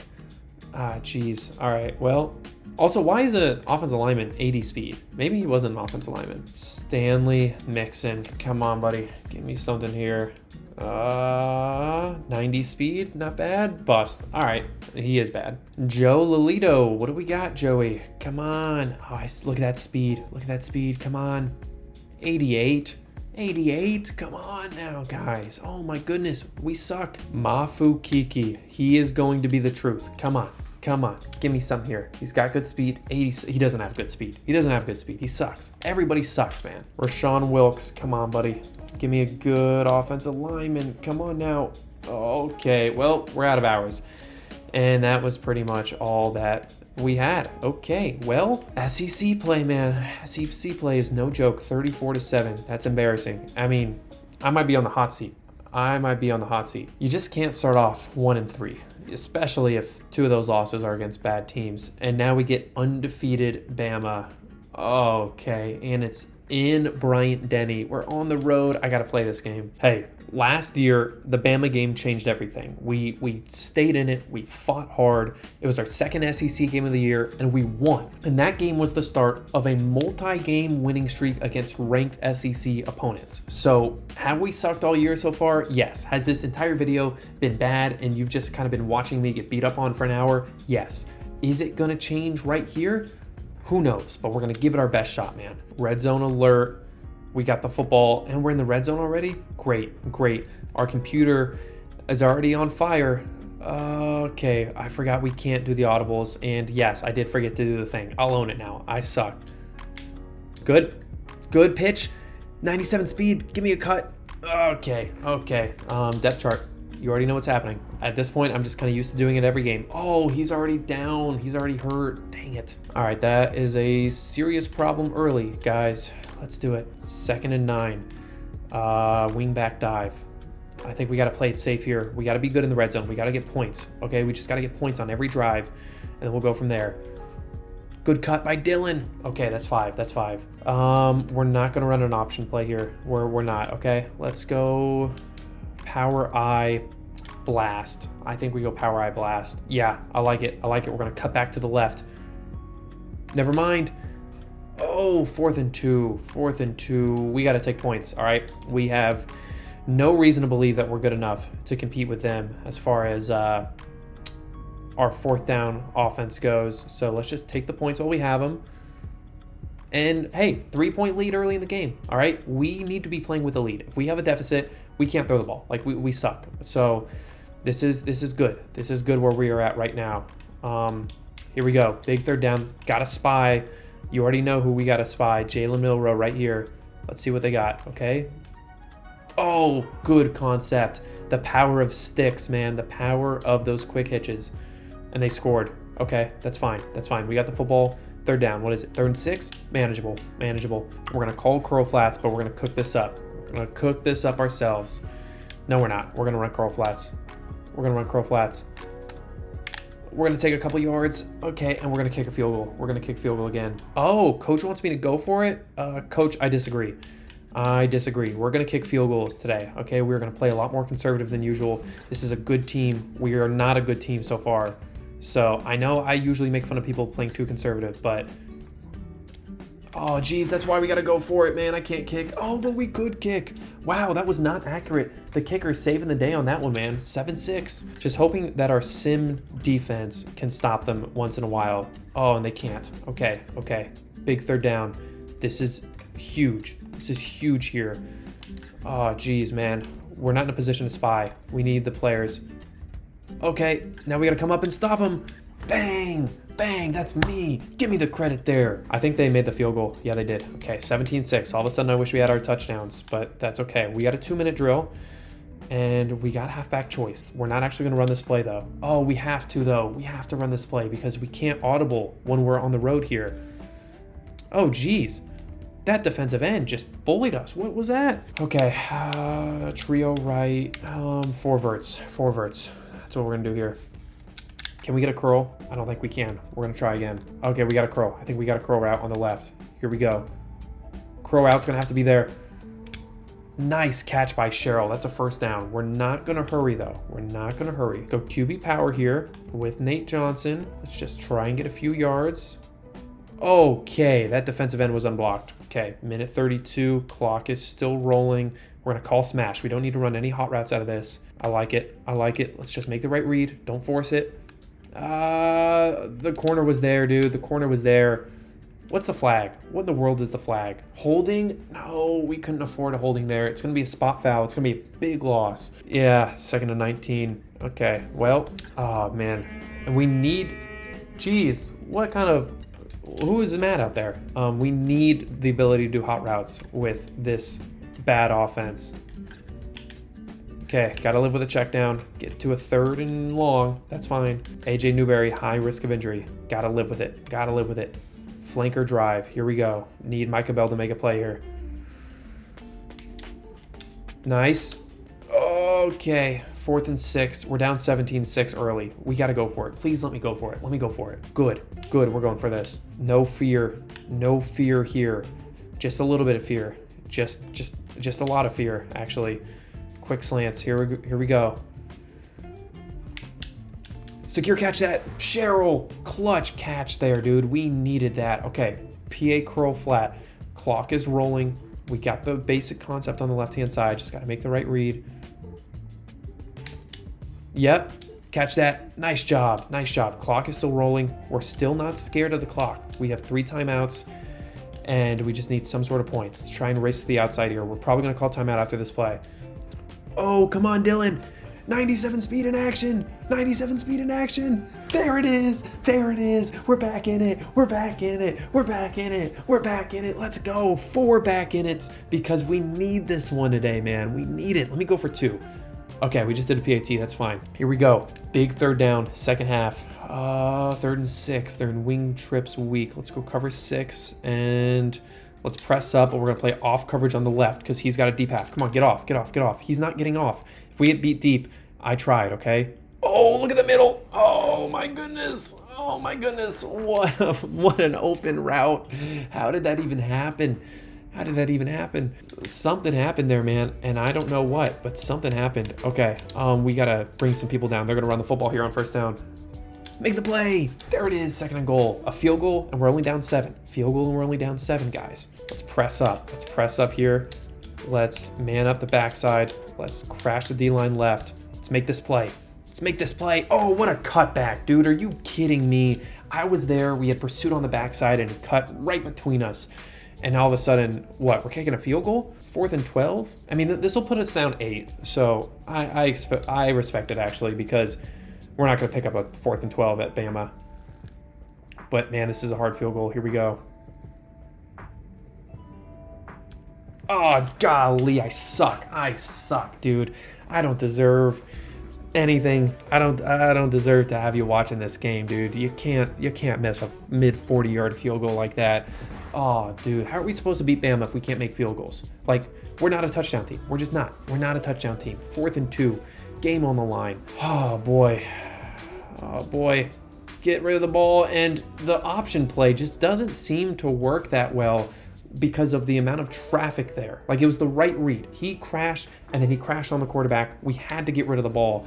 But if we get rid of the ball there, we fumble. So, I don't know, man. I don't know. I don't want to, like, absolve myself from blame because I am playing like garbage right now. And, the results are very clear. But, like, I don't know how people have success with the Flexbone. The triple option sucks. Like, it is... I know that I'm occasionally making very dumb reads with it, but even when I make the right reads, sometimes you just turn the ball over because you're just not in a position to succeed because you have blockers that are in the way. And is that my fault? I don't know. I mean, what am I supposed to do? Like, know that there's a blocker there and then just not pitch it? Like, I don't know if I should have that expectation as the user. Yeah, I'm kind of at a loss on what to do, and holy cow, we needed that, dude. Dang it. 4th and 14, game on the line. We still have 3 timeouts, so like it's still not over. Are we running 4 verts? We are. We're just gonna have to throw it up to Micah Bell. Nope. Seam. Come on, catch that football. No. And that's the game. Yep. We lost. 19 seconds. Guys, what are we doing? Why did we just super sim? What was that? Did you see that? We pulled with 19 seconds and it's over? Oh my gosh. 1 and 4. We are horrible. Right now. We have as many losses right now as we did in the entire first season, and we're not even halfway done with the year. Oh man, back to recruiting. Here we go. This is the only thing we feel like we can control right now. But yeah, man, I need help. All right, I'll throw my hand up right now. Like, we suck. We can't move the ball on offense, and it's primarily because I am not good at running the triple option right now. So I think my strategy for the rest of this season is to simplify things. I'm going to run no more than 5 or 6 plays, and we're going to find the 5 or 6 that work well, and we're going to put ourselves in a position to succeed with those 5 or 6 and then go from there. So I guess the hard part right now is going to be finding those 5 or 6. I already like the rocket toss. I feel like it's relatively consistent. Obviously, fullback dive stuff should almost always be considered. Passing wise, there's nothing that's consistently worked well, really. There's not a single thing that has consistently worked well in the air. So we got to find some sort of passing game, some semblance of a passing game to keep them honest. Outside of identifying man-to-man and throwing curl routes, we don't have a passing game. None of the quarterback runs seem to have been effective. QB power, QB counter, it's like 90% of the time they suck.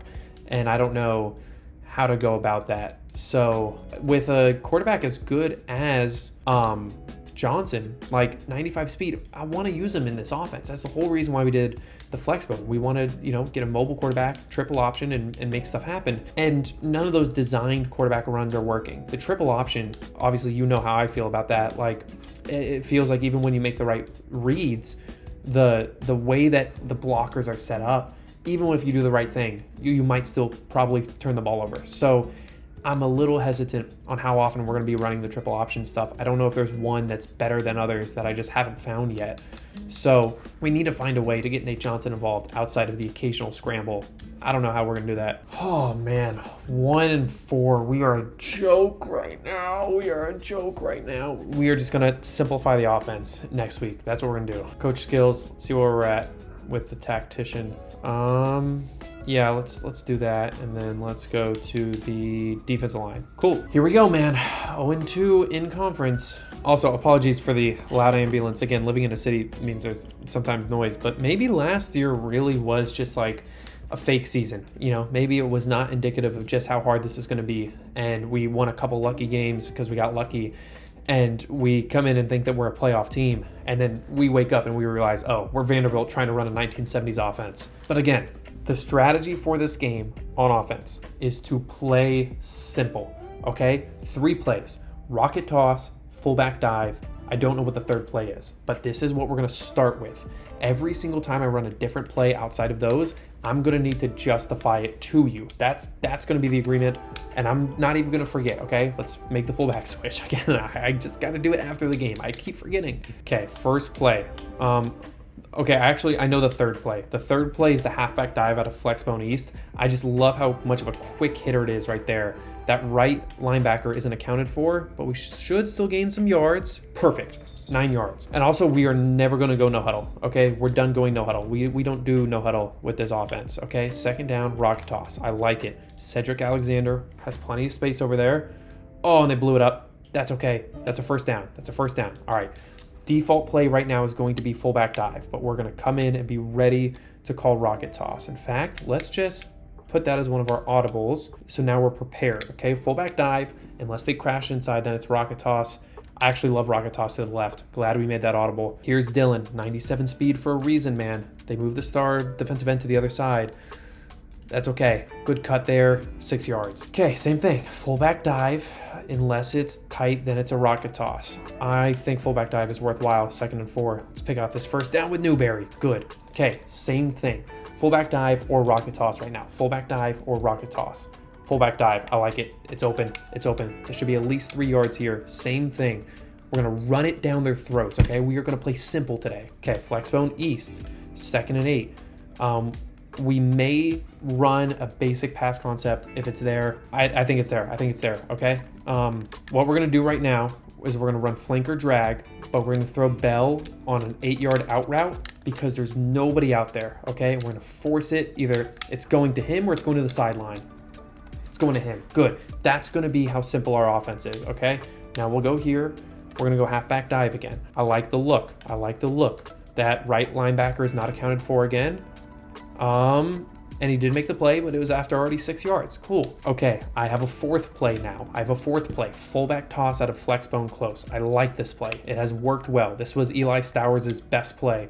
So we're going to run it here, and that's perfect. It's so easy to cut up. That's a first down. Okay, we're driving now. Obviously, fullback dive is always fair game. North is in the game, and it's not a great look, but it's a good look. So let's run it with him. 7 yards. Good. I need to get the rocket toss in as a audible here. Oh, it's already in. Good. Okay, let's go Flexbone normal, and I know the 4th play. It is the, and I know, okay, let's go Flexbone normal, and I know the 5th play. It is the halfback counter. The QB counter has not worked well, but the halfback counter has. So I don't want to jinx it here. Oh my goodness, we jinxed it. We got tackled before we even handed the football off. Okay, 3rd and 6. Let's go tight.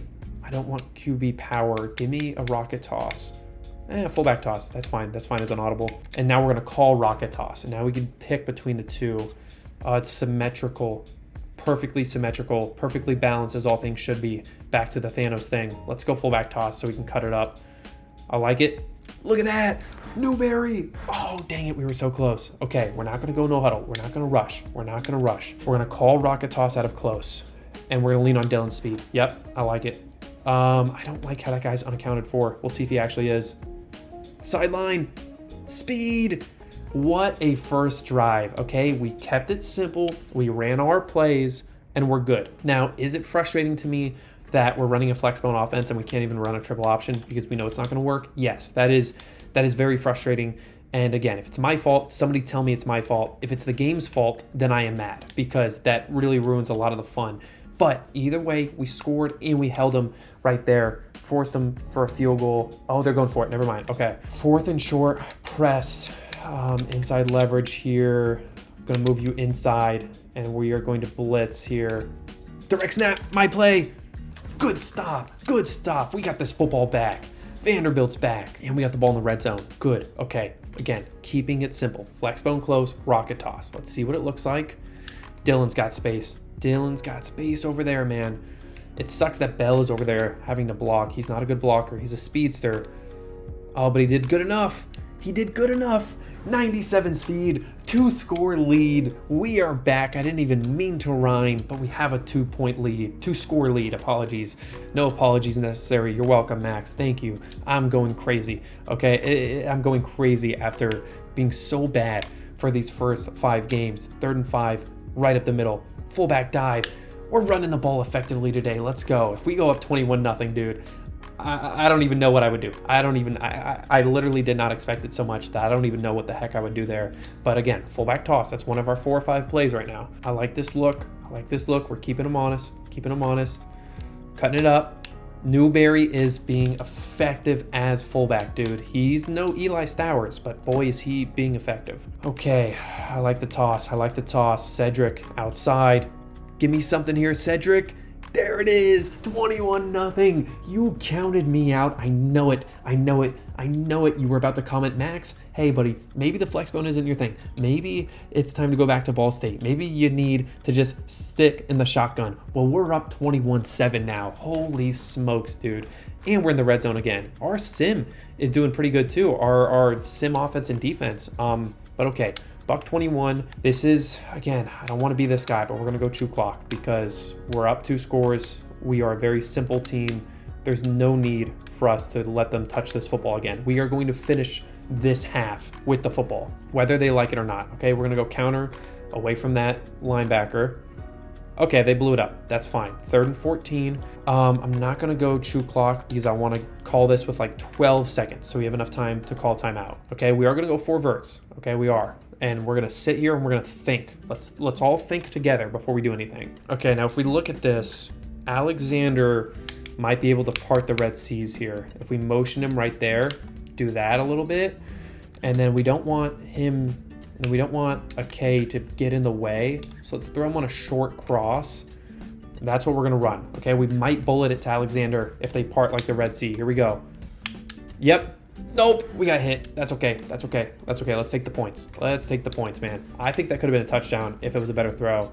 But okay, here we go. Should be an easy kick. Oh boy, that was right. But it was good. Fine. 24-7. Heck of a first half, man. Okay, and they had a 27-yard punt, and we have the football in the red zone again. Here we go. Another play that we're comfortable with. It's worked in the past. We go Maryland I. Then we go right there to a fullback blast or halfback blast, sorry. Either way, that's okay. Let's try and use our speed right now. I feel like the speed has been very effective. We're gonna call halfback counter, and we're gonna run halfback counter. To Alexander on the backside. Has not worked once yet, but it's a good play. I'm telling you, it's a good play. 3rd and 9. Okay. And we're not gonna do any play action because I still believe play action is trash in this game right now. So you show us press, we're gonna go 4 verts. Here's what we're gonna do. We're going to see if either of our studs on the outside win their matchups. If not, then we will see if any of the seams won their matchups, and then we're scrambling, okay? Okay, scrambling. That's fine. That's why we have a fast, athletic quarterback. Fight for it. 4th and 1. Let me go for it. Good. We're going for it. And no need to get fancy here. You want to show us this look? We're going to QB sneak our way for a first down. Bang. Let's go. 1st and goal. We're going to call rocket toss. Oh, we're going to run rocket toss. Dude, Dylan has space on the right. Here we go. Come on now. Punch it in, sir. That's fine. Not a lot of real estate over there, but it was more overloaded on the wide side, so I didn't want to run it that side. Okay, not going to get fancy. Let's spread them out a little bit, and let's fullback dive our way. We got down blocks. I think we're bouncing this out. Never mind. Bouncing it right in the middle. Touchdown. 30-point performance against a ranked LSU team. We are back. We are so back. Okay, what do we have here? 1st and 10, 31-7. Guys, we won this game. We're going 4 verts. What the heck? We won this game. Alexander with the 4 verts, dude. We won this game 38-7. Let's go. Let's absolutely go, man. We are going full chew clock from here on out. I don't care. We're putting this game away. I don't care if we punt it on every single 3rd down now, but we're going to run the clock to 1 second. We're going to hand this football off. Here we go. Nice. Look at all those pancakes. We are playing football today. They scored. That's fine. They're going for it on 4th down. Also fine. Let's see what you can do. Man. All right, 4th and 6. Run cover 6. Okay. Crosser, that's me. I'm everywhere. Let's go. 3rd and 2, halfback blast. Drain this clock. And what the heck? What the heck? I feel like everything's working. Let's go PA halfback wheel. Gonna let Johnson get in space. And let's just run it with him. Good slide. Good first down. SEC victory, 41-14. I have not wanted a game that badly in a long time, man, especially in this rebuild. That was a rebuild saving game, okay? It might not feel like that to you, but I was very close internally of being like, hey, we're 1-5. We're trash. Why am I sitting here spending 4 hours doing this? This is the type of game that's going to get me to continue to grind on this, dude. This rebuild is going to be a grind, and it's probably going to be harder than any other rebuild that I've done, especially with my limited experience of the Flexbone. But we have our plays. We know what works. Fullback dive, good. Rocket toss, good. Fullback toss, good. Halfback dive, good. We're going to run the basics. We're going to run it well. We're going to lean on speed when we need to, and we're going to win some games. All right, I will do recruiting just because I'm feeling good after that win. You know, we have scouted probably 200 people at this point, and we just can't find gems. We just can't. We got locked out there. That's fine. That championship contender is going to go up, okay? We will be winning more games. I guarantee it. For now, let's keep on grinding, though, man. Let's keep on grinding. I just want to find gems. I got to find gems. We have no problem getting quantity. We need quality. Scout a pair of fullbacks, okay? We haven't scouted any fullbacks, and utility guys, this is what we need. We need people that can do anything. I mean, if they're good, like if they're good receiving fullbacks, they might go play receiver. Like, I know that's crazy, but if we find a fullback gem, they could play anything. Not a bust though. Oh, come on, man. Just give me some gems, dude. How many guys do we have to scout? Do we find all the gems? Is that what happened? Are there like 12 gems? Dan Whittington, come on. Give me something here, man. He's a athlete quarterback. Nothing. 85 speed for a quarterback? Come on. Huh. He's pretty good. I'm going to settle for Neil D'Imperio for now, just because it's been so hard to find talent. Yeah, I mean, look at that. Okay, with the remaining 40, I think it's time to actually start throwing some hours at the rest. We've scouted like crazy, man, and at some point we got to give up, okay? So let's just throw 5 hours at a ton of these guys that have just been sitting on our board. All right, well, that's pretty much all we got for the recruiting for this week. Man, that's crazy. Glad we got a win, but holy smokes, dude, did that take a while. I really thought we were just going to go 1-11 with our only win against an FCS school, but great. Our final non-conference game is against number 12 USC. Why did I schedule this? I don't know. Future me, this is a problem for you, buddy. Good luck. I'm out of here. Okay, past me definitely tried to make some sort of joke. I have no idea what it was, but it doesn't matter because we have USC. We are 2-4 as of right now. Season is halfway over. Horrible start to the actual regular season, but we turned it around with a big win against LSU last game. Let's keep it going here at home against USC. I did do a bit of reading in the comment section from the first season of this video. One of the things y'all said is to try and clean up the audibles of our playbook that we made for this, but also now that we kind of know what works and what doesn't within our playbook, I 100% agree. So I've done that. The, fullback dive, the other things that we used against LSU that worked really well, they will be in our audibles instead of all the triple option stuff, which again is tough, man. Very frustrating that we can't lean on the triple option when this was supposed to be kind of a triple option rebuild, but I still think that we are doing something difficult and innovative by just running the Flexbone regardless of whether or not we're running rocket toss or triple option. But okay, big third down here. Curls, that's me.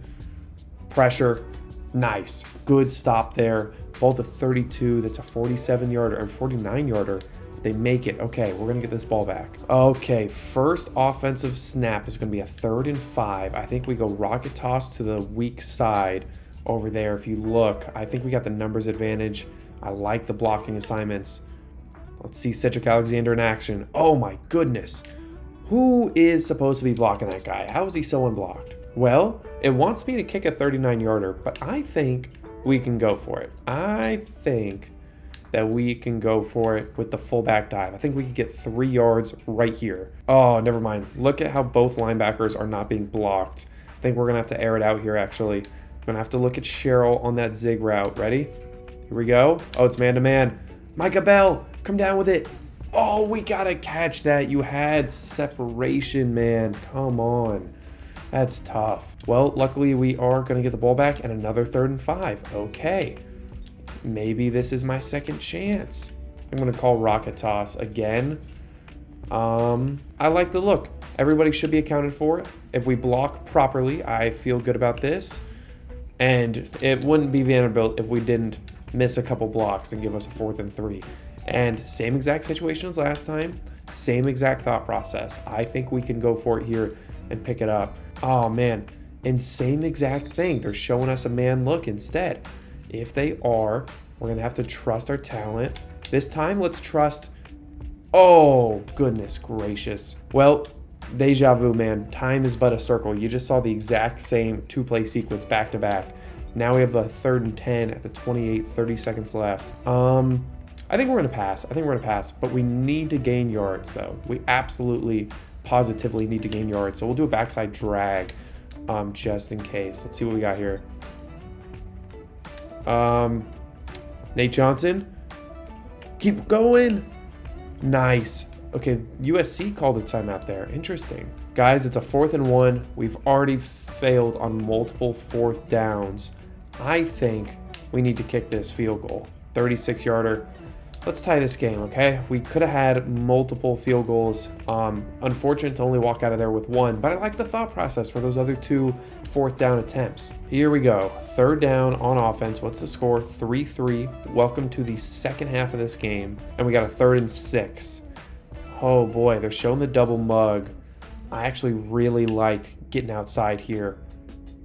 Yep. Look at that. Look at that. 1st down right there. That fullback toss play is so cool because he just punches it up. But okay, field goal attempt, 4th and 9. Here we go. Let's see if I've been practicing. The answer is no, I've not been practicing. But it looks like I have. Bang, right down the middle. Vandy with a lead against a ranked USC team. Let's go. Are we back? That's the question. People are asking, is Vanderbilt back to their mojo from last year? I don't know. 3rd and 16. We're about to find out right here. Let's see. Man of the backside, 4 verts. I got the crosser. Nice. Pressure. 4th and 30. That's out of field goal range. Okay, 8:01 left in the 4th. Oh, 8 minutes left in the 4th. Don't we play with 8-minute quarters? That's weird. Anyways, they have the ball in the red zone. So let's bring some pressure. 1st and 10 inside the red zone. Let's see what we can do here. Slide that line to the left. Okay.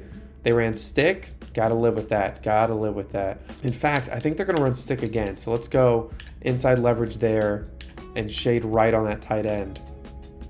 Okay.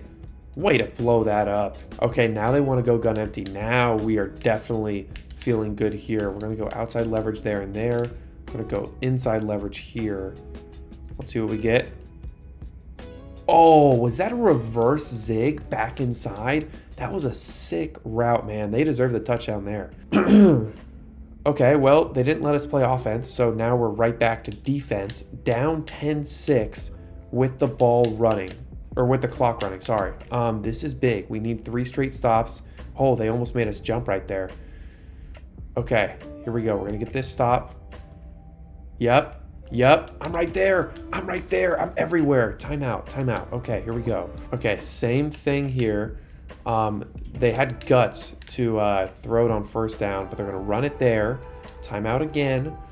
Okay, I like this. And now the big question is, are they going to run it again here on 3rd and 12? I would hope so. Nope, they're going in the air. 4 verts. Throw away. We don't even have to burn a timeout. We're getting this ball back. Y'all better let me play this whole drive. Don't just throw me in on a 3rd and 16 or whatever. Like, let me score a touchdown and win this game. Here we go. Let's get a good return here. That's a fine return. Here we go. Computer's going to let me play this entire drive. We need to go down, score a touchdown, and win this game. Here we go. We're going to start off with the rocket toss to Mr. Cedric Alexander. Be clutch here, man. Be clutch here. Oh, boy. Not good blocking today. Let's see. Are we going to get a snap off before the 2-minute warning? We are not. And here we go. Now we're in full 2-minute drill time. Let's go PA curl flat with a backside in. And let's get that curl a little bit deeper. Here we go. Oh, curl's open. Nice. Good catch by Micah Bell. 3rd and inches. I think think we need to just go and halfback dive our way to pick up this first down just real quick. Don't want to get stuck here in a 4th and short. Good. Good. Okay. Stay tempo here. And let's go rocket toss again. Yep. I like it. Let's get outside. If anything, we're going to run straight to the sideline. Oh boy, look at that. We have no choice but to do that. Dang it. Where's our blocking, guys? Where is our blocking? All right. Dylan on the wide side. I like this look. I like this look here. Oh boy. Oh boy. 3rd and 18. Okay, I guess we got no choice but to go 4 verts here. Gillespie's going to have to do a wheel route as well. Maybe we throw it to 99 speed. I think we have no choice. Give me 99 speed here.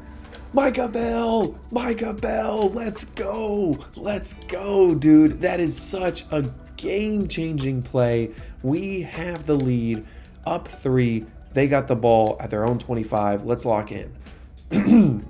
Been showing you a lot of offense this season. Got to play some defense too as I lose my voice. 4 verts. I got that crosser. Another sack. Let's go, dude. You can't run 4 verts on me. I know what I'm doing there. Okay, 2nd and 15 here. Let's man up the backside and play him inside leverage. Fournette is free now. That's fine. That's fine. We'll give you 5 yards there. We are going to play for a field goal, okay? We're going to play a bit more conservative than usual.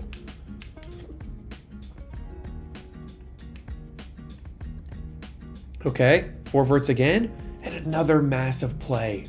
Okay, we got to go cover 4 here because it's 4th and 22. Let's play at the sticks. Here we go. I got the middle. A check down on 4th and 22? That's going to end the game. Wait, why do we have to kick it on 4th and 13? Oh, clock's running, Clock's running, guys. We can let this run down to 0. Feel the controller vibrating. That is a huge ranked win back-to-back. Up to 3 and 4. 2 wins in a row, guys. Is Vanderbilt back? I don't know. People are saying, let's go and keep recruiting, man. Holy cow. Alrighty, let's go recruit. Oh man, we have 300 hours. It's been a while since I've seen this. So where do we sit? If we go by interest status, we have a couple gems that we are all out on and that we're definitely going to get. Honestly, I even could feel like these are too many hours for these guys. I mean, if nobody else is getting involved, why even throw 25? Let's just throw 15.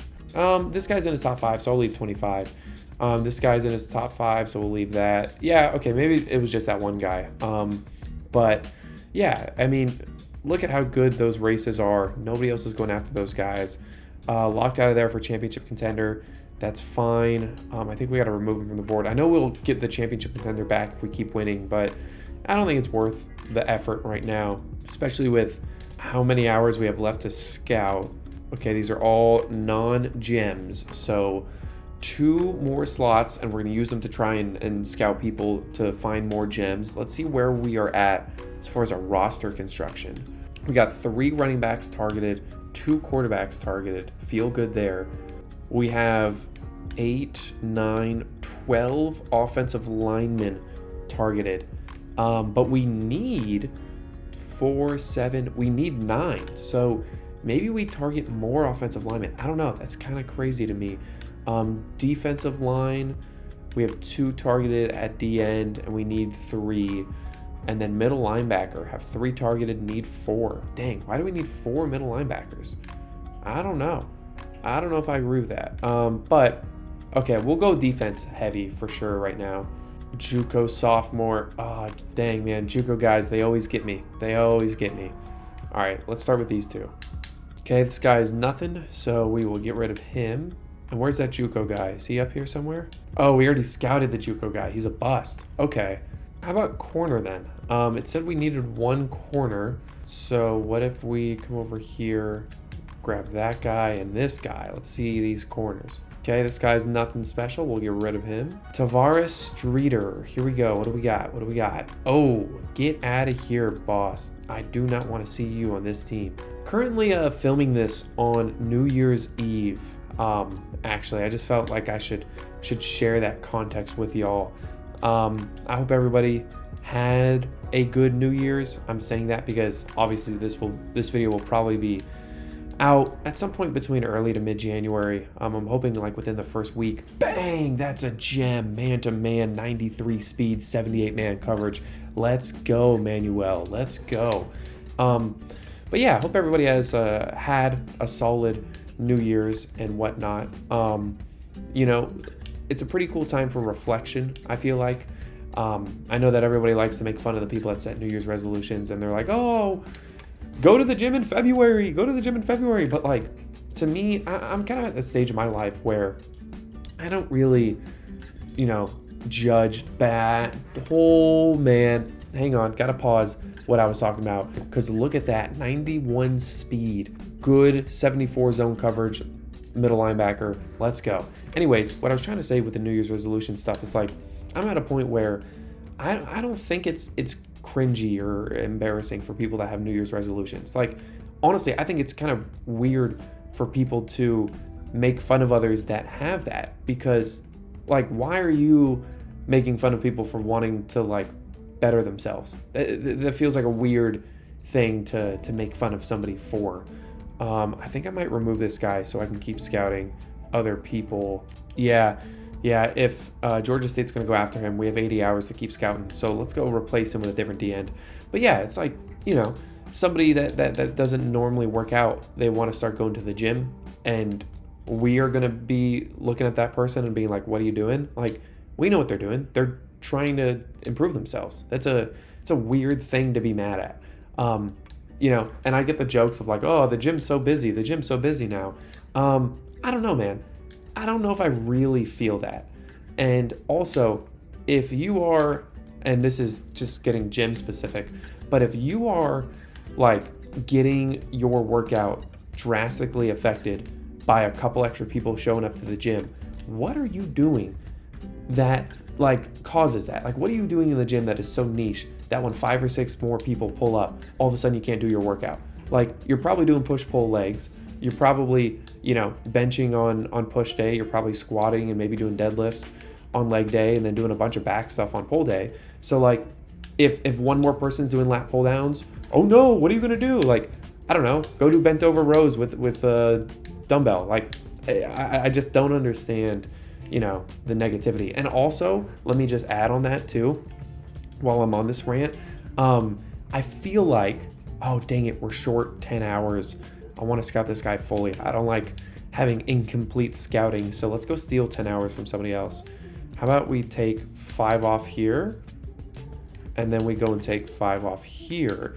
But yeah, what I was trying to say is, you know, this is just a gut feeling. This isn't like backed by any knowledge or anything like that, but gut feeling, the people that pull up January 2nd, that's why I wanted to scout them all the way through. Sick.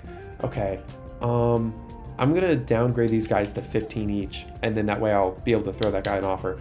But what I was saying is, gut feeling, I think the people that are just now joining a gym on January 2nd and they pull up January 2nd ready to go, I think what they are going to do is they're going to go right over to the treadmill. So like, you know, that's where people start if they're new to the gym or haven't been to the gym in a while. They'll just start with cardio. It's just like a safer, lower barrier to entry, easier thing to do. So like, you're mad that in your gym there's a couple extra people doing cardio? Like, get out of here with that, man. That's wild. I don't know why I felt the need to start talking about New Year's resolutions and stuff, but hey, SEC Defensive Player of the Week, let's go, 3-sack game there.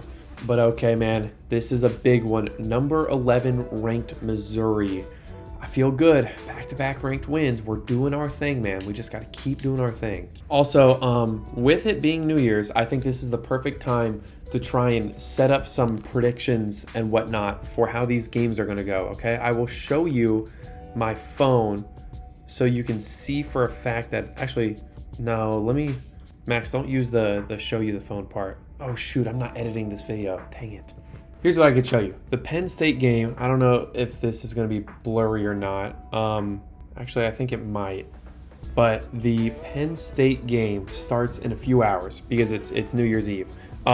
So during this Missouri game, when we get some breaks, I'll walk through my predictions on how these 4 quarterfinal games are going to go. And I think it's going to be pretty sick because then you're going to see this after those games have already completed. and you can make fun of me for how dumb I am about football. So here we go. Let's start off with a little rocket toss. Cedric Alexander, one cut. Oh, that's going to be holding. That's for sure coming back. Yeah, man, that is tough. 1st and 16. Okay, well, do we get aggressive and throw the ball on 1st down now? I think we do. I actually think we do here. And let's get Micah Bell on a fade because I don't think they're respecting him. And then we're going to do a bit of a cross flood concept with a drag and an out. But if you let me throw this up to Micah Bell on play 1, we're going to do it. Oh, boy. Okay, yeah, they got speed too. That's fine. Okay, just taking a quick glance at this. Penn State 11-point favorites against Boise State. Obviously, a lot of people have strong opinions. Oh, you can't blow that up on 2nd and long. What am I doing? Okay, 3rd and 17. Got to go flanker drag here. I think we go... This is going to sound crazy. You ever seen a 17-yard curl route? You're about to see one. You're about to see a 17-yard curl route, man. There it is. Secure catch that. 1st down. The 20-yard curl route. That wasn't even 17 yards. Anyways, let's see here. 11-point favorites. 57% of bets placed have been on Boise State to cover that plus 11. My mentality, and I saw some of this talk online, James Franklin, the Penn State coach, obviously can't win the big game against Ohio State, can't win the big game against most teams, but what he can do very well is win the games that he's supposed to win. You saw that in the SMU game where they just absolutely overpowered them early, and it was very evident that they were there to play. And I think you're going to see that again against Boise State. I know a lot of people love Ashton Jeanty and all that, but I just don't think that they're on the same level competitively to them. I think people want to talk about that Oregon game as, hey, look, they played Oregon really close. Like, don't they have a shot? I don't know, man. I don't think that's enough for me personally to have confidence in Boise State. So I think Penn State's going to roll there, which means also look at that. Look at that. Bang, right there. Nice post route there. So yeah, I think Penn State's going to roll there. And that means if I had to hypothetically bet on this game, which I don't like to do, I would bet the Penn State minus 11 line. I definitely think it's going to be a blowout here. But I don't know. Again, you're seeing this after that game occurred. Maybe Ashton Jeanty ran for 250 yards and they won the game. But I can't see this Penn State team losing to Boise State. But okay, 3rd and 8. Let me lock in here for just a sec. Oh, nope. That's the opposite of locking in. That is running right into the defensive tackle. Okay, going to have to settle for the field goal. Overall, good drive, though. Saw a lot of cool, effective passing, which is obviously pretty rare for this offense. But 3 points is 3 points. Okay, next game on the docket is going to be Texas and Arizona State. Similar spread, it looks like. Texas is a 12-point favorite, but this time the money on each team is nearly identical. 49% of the bets have been placed on Texas minus 12, 51% have been placed on Arizona State plus 12 as of when I'm recording this. This one I think is more likely to play close. I think that this is more likely to be a close game than the Boise State Penn State game. But again, I just think there's such a talent gap between Arizona State and Texas that I just cannot see Arizona State keeping this close. So give me Texas to win by at least 2 touchdowns there as well. I hope I'm wrong on both of those, by the way. Who is our star player number 10, Patterson? We got to get him out of there, dude. He is way too close to being hurt. Anyways, I really hope I'm wrong on both of those games. I hope they're both close because for the sake of having good, competitive, entertaining games, I want to watch close playoff games, but I don't think either of those two will be close. Also, that sucks. I don't know if you guys saw. Golly, we're right back to the red zone. Our offense, I think, threw an interception and gave them a red zone opportunity. They punch it in, and now our offense does nothing again. Computer doesn't want to let me play, and now we're right back to the red zone, down 7-3. I mean, this is tough. Let me lock in here for a second before we talk about Ohio State, Oregon, which I'm sure everybody has opinions on. Here we go. 2nd and 10. We're in cover 4 here. Okay. Oh my goodness. Oh my goodness. How's that so open? Okay, let's go Mike blitz 0. And let's also blitz the backside right here. And then I'm going to crash in with Awosika. Nice. Look at that. Good run fit there, man. Same thing. Gun trips X nasty. Let's go inside leverage. Let's pinch the line. Let's go left here. Send the backside. Okay. Look at that. Great pressure there. All right, we got a 3rd and goal. I think we can go to the double mug here. They want to go gun trips. Should get free releases all around. I think we got to go outside leverage on A because I think A is running an out route. Oh, draw play. Good stop. Good stop. Keeping it to a 7-point lead. Here we go. That's fine. At least we didn't rough. But yeah, okay. Ohio State, Oregon. First of all, kind of crazy. You almost feel bad for Oregon that they are the 1 seed. They go 13-0. They win their conference. And then what is their reward? They get a week off and then they have to play the hottest team in all of college football. And the team, don't forget this, the team that had the best odds of winning the national championship before they dropped to Michigan. Ohio State is not some B tier team that can't get over the hump against Michigan every single year. And that's indicative of how good their team is. What they are is an incredibly talented, super deep team with a lot of star power at receiver with a coach that for some reason just sucks against Michigan. That's my take on them. So it sucks that Oregon's got to play them for obvious reasons, as I get the loudest text message of my entire life. The app is not showing me the percent of bets placed on either team. It's just showing me the percent. Oh my goodness. How are we letting them do that on 4th and inches, guys? What in the world was that? Now we're down 17-10. Goodness gracious. We're in the second half now too. That is tough. That is tough. Don't let me talking about the college football playoff games distract you from the fact that we didn't pick up a 4th and inches. Holy smokes. Way to force an incomplete pass there on 3rd and 5 though. That's huge. That's huge. But they won't let me play offense. They will not let me play offense today. I want to play offense, guys. What are we doing? You got to let me play offense a little bit, man. This is getting ridiculous here. Let's see. Crossers. That's me. That's me. Oh my God. Why am I diving back there? What am I doing? What am I doing? Well, now they're in the red zone. 1st and goal. Need another red zone stop. Let's go 4-4 since they want to go I-form tight. And let's move those guys out. Blitz the safety. I'm going to help out over here as well. Oh, goodness gracious. All right, fine. Have your touchdown. Okay, let me talk Ohio State in a second here. Let's lock in on this game. Oh, lock in on this game. I don't know if you heard that voice crack or not. 4th and 5. This is... All right, let me just be angry for a second. I haven't played offense since the 2nd quarter. The first snap I get is a 4th and 5.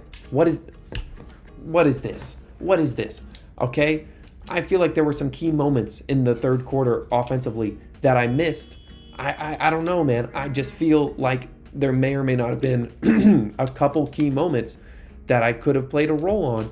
I mean, that's just ridiculous. That is absolutely ridiculous. It makes me not want to play key moments if I'm not going to be able to actually, pull up and play. Hey, I thought I turned my ringer off, guys. Why do I have a ringer on? Well, I guess we gotta throw it up and hope we can come back from down 21, man. Holy smokes. Yeah, this game's so over. We got absolutely killed.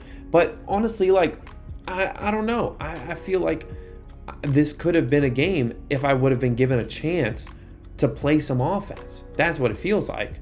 But I guess too little too late. So I guess while we're here, might as well talk Ohio State, Oregon again. So yeah, I think, people came into that Ohio State-Tennessee game thinking that Ohio State was gonna, yeah, that's fitting, whatever, have the ball, have the whole game, I don't even care, Missouri. Golly, I'm more mad at the play the moments logic.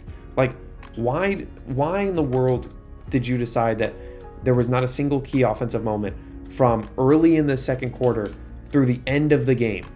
You don't think any of that's key moments? Come on now. But yeah, like I was saying, Ohio State, people sometimes can let one game influence their perception of a team.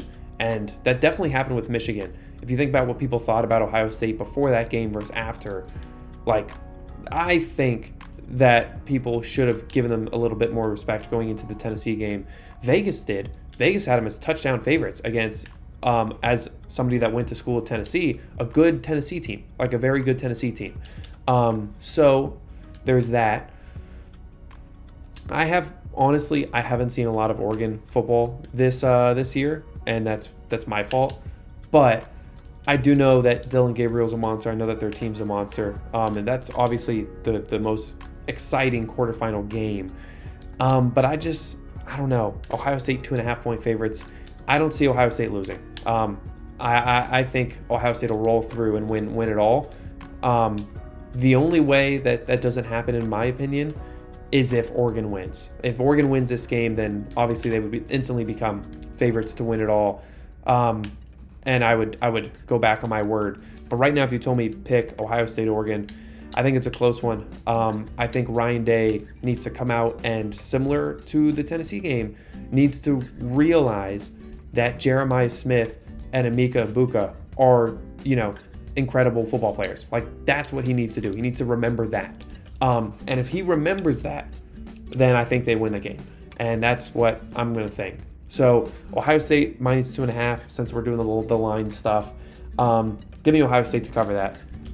But, I think the bigger story outside of just the game is why in the world is Oregon playing probably the second best remaining team? Like, if people had to rank the teams, most people would probably put Oregon at the top, and that's fine. But I think most people would probably put Ohio State at number 2 right now with the 8 teams remaining. So why is Oregon playing number 2 as soon as they play, like in their first game? That's just ridiculous. What I think, and this is just Max spitballing here, I think that the committee and the people that decide the stuff, the people in the suits in the boardrooms, when they decide how these brackets are being made, I think that they don't want to have to deal with the complicated graphics of reseeding after every round. So they're just like, nah, we're not going to reseed. But to me, I think that's the obvious answer. Like, you just reseed the teams every single time and then go from there. I know that there are also people that say, hey, conference champs shouldn't be guaranteed a first round bye. The 4 best teams, like highest rated teams, should be given a first round bye. And that's fair too.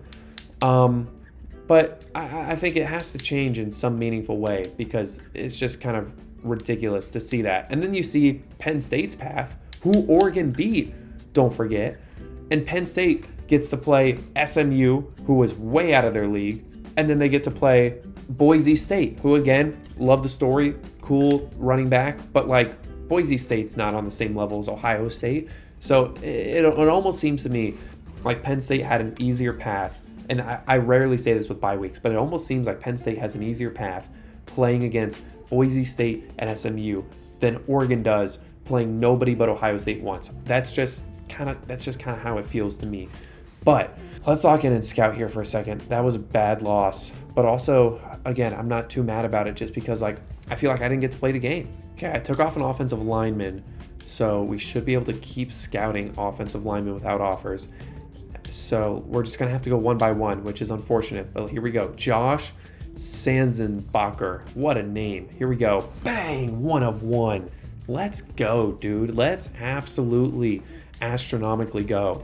Okay, I guess we got to ask ourselves, who else do we take out? I think we take out a free safety with 69 zone coverage. That's what I think we take out. And let's go back to the O-line well. Here we go. Actually, let's not do the O-line well. Let's go to tight end. Okay? Actually, no, let's not go to tight end. I can't make up my mind. Let's go to deep threat wide receivers, because you saw how big of a difference a receiver with 99 speed does for this school. So let's do that. We should be sorted by recruiting stage, so they could be at the bottom. Oh, we already scouted him. Yeah, you can't be a deep threat with 86 speed, buddy. Sorry, you're not cut out for the big leagues. Okay, Kristen Leon. Hopefully we haven't scouted him. Here we go.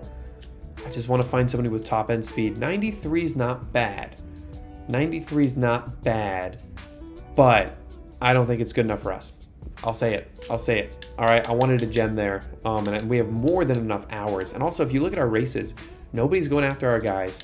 And also, like, even if they do, we've already scouted them, so we know that they're not special. Like, they're not game changers. Same with Jimmy Paredes. We already scouted him. He's not special.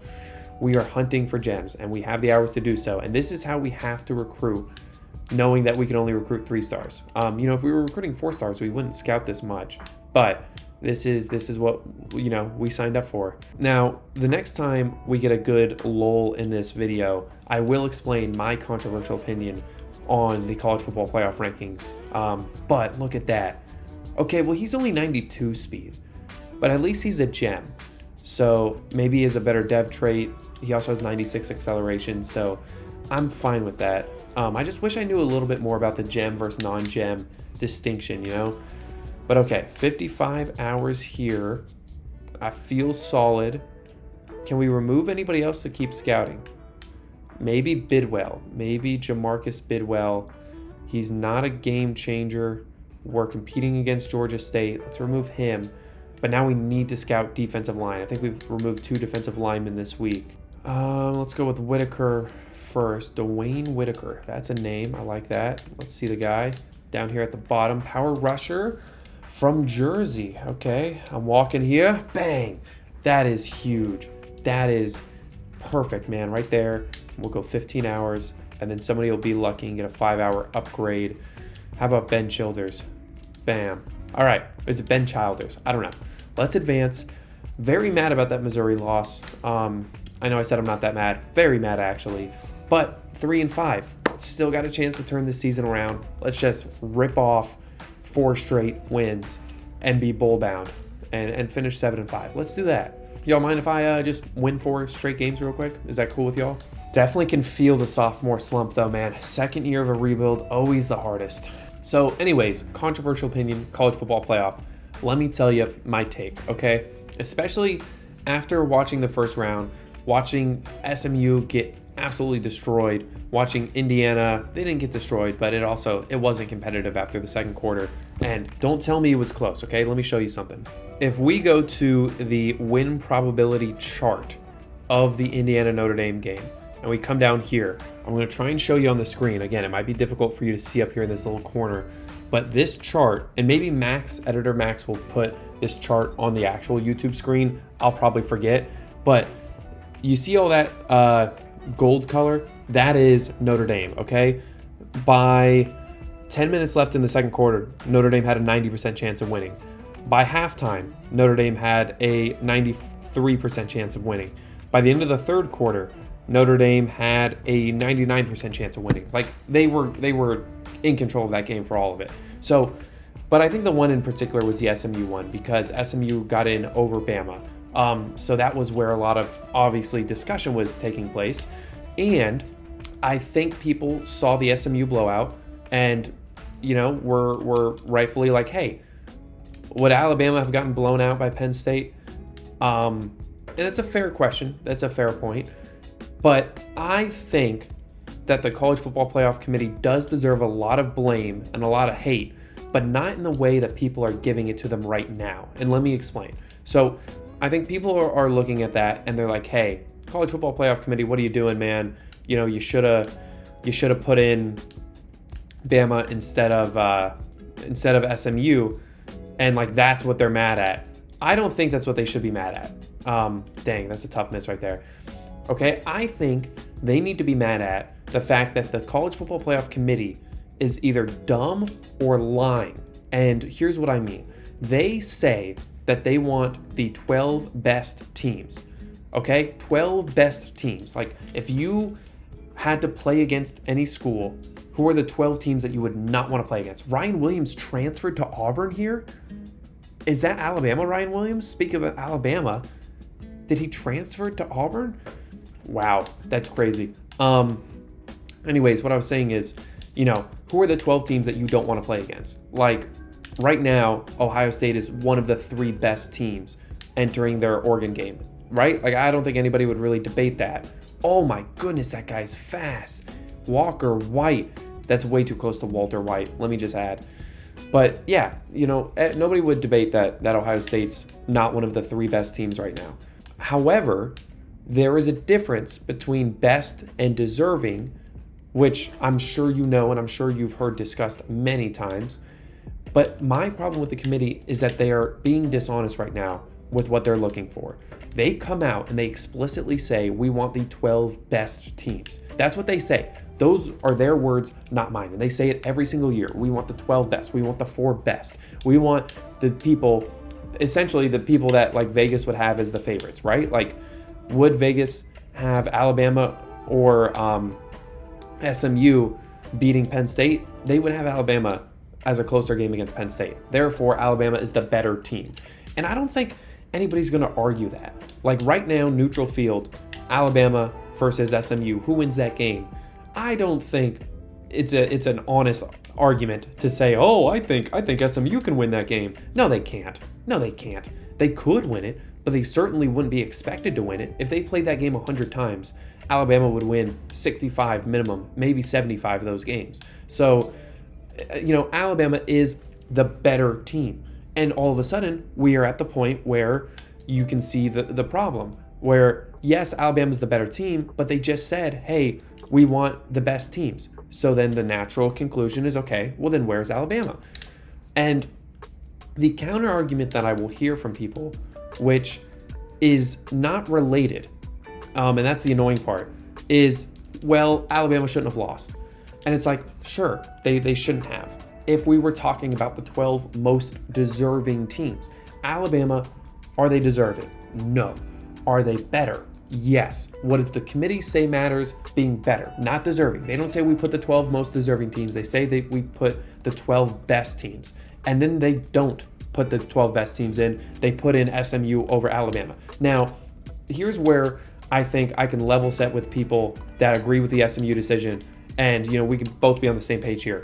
And my opinion on this is that putting in the 12 best teams is so stupid. It is laughably dumb, because this is the only sport where the records don't matter and you say we want to put in the 12 best. Like, nobody last season, when the Buffalo Bills were struggling and were an outside wild card chance, like they snuck into the playoffs and they had a good run, but there was a time when they were not expected to make the playoffs. Nobody was saying, oh, well, the Bills didn't win their games, but we all know that they're really good and they're going to make a run in the playoffs. They're one of the 6 best teams, the 7 best teams in the AFC. Nobody was saying that. That's ridiculous. Because everybody agrees that while the true, how good you are as a team, is relevant in Vegas, and that's about it. At the end of the day, you have to play the games and you have to win the games. And if you're a quote unquote better team, but you don't win your games, you're not going to be able to make the NFL playoffs. So this is the only sport where the concept of deservingness for some reason gets thrown out by the people making the playoffs. Nobody goes into the NFL playoffs and is like, well, yeah, the Broncos are deserving. They have the record, but the Bengals are better. The Bengals are better. That's so stupid. So what I think the problem is, and where I think the problem is really happening, is the committee comes out and says we want to put in the 12 best, and then they don't put in the 12 best. And then the SEC fans see that and they're like, hey, you're not putting in the 12 best. And then everybody else changes the argument and is like, well, you shouldn't have lost. And it's like, guys, you're talking about most deserving. What needs to happen, by the way, funny miss right there. What needs to happen is the committee needs to come out and just admit it and say, look, the concept of being the quote unquote best is stupid. We don't care if Vegas would have you favored over the other team by 6 points. We do not care. Win your games. We are going to put in the 12 best resumes, and we will have little to no exceptions. Maybe if your star quarterback gets hurt, we'll reconsider. Shout out Florida State. But outside of that, we are going to put in the 12 best resumes, the 12 most deserving teams, because in every other playoff format, that's how it's decided. Who is deserving? They don't care about who would be favored on a neutral field. And as soon as that happens, then all of the SEC people that are mad that Bama didn't get included and SMU did, and all the people that are like, oh, this is evidence that you got the wrong team, they blew them out, they would have to sit there and stop, because you're coming out and saying, look, we don't care who's the 12 best. We care about who's the most deserving. And that's all that matters. Also, finally, our sim offense does something good, man. 17-7, big lead there. I just got to not screw it up.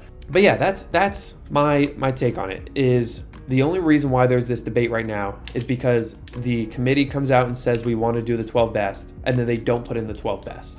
And should it be the 12 best? No, I don't think it should be the 12 best teams. I think it should be the 12 most deserving teams, because that is how sports works everywhere else. You play the games that you have to play in order to get a record, and then the record matters, and you go from there. I know college football is a little bit different because there are obviously massive gaps between the worst D1 schools and the best D1 schools, but I'm less concerned about that. I'm less concerned about that. As soon as you get into the topic of quote unquote best, then you start getting all these people that are like, making these really fuzzy arguments about, oh, this team would be favored, this team would be favored. And then you get these conference arguments and people go back to like, oh, here's your bowl record against ACC schools, SEC versus ACC for the past 5 years. Here's why the SEC is better. And then you have to get into all this nuance of like, oh, well, maybe, people are sitting out in the SEC schools because they have more talent. Therefore, more SEC guys are sitting out for the draft. Therefore, don't look at the SEC bowl record. Like, you get into all this stupid chaos.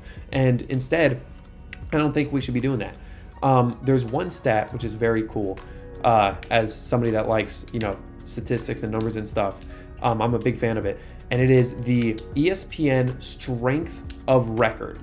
It is a measure of how impressive the wins that you have are against the schools that you played against. And that sounds very much like a deservingness thing, like an RPI in college basketball of like, hey, or a net ranking in college basketball of, hey, not only did you win your games, but Indiana, who did you beat, essentially? And the strength of record is really cool because it measures how you did versus what an average top 25 team would do. So if you had 10 games and you won 9 of them, and the average top 25 team only would have won like 6 of those games because they were against really hard schools, you'll have a really good strength of record. And that can help kind of delineate some of the differences between conferences and whatnot. And again, I know it's my bias for liking a numbers-based approach to things, but I think it's a lot more objective than sitting here and picking certain games and certain matchups. Like, let me pull up strength of record right now. Now, this is after the first round, so that is like relevant context.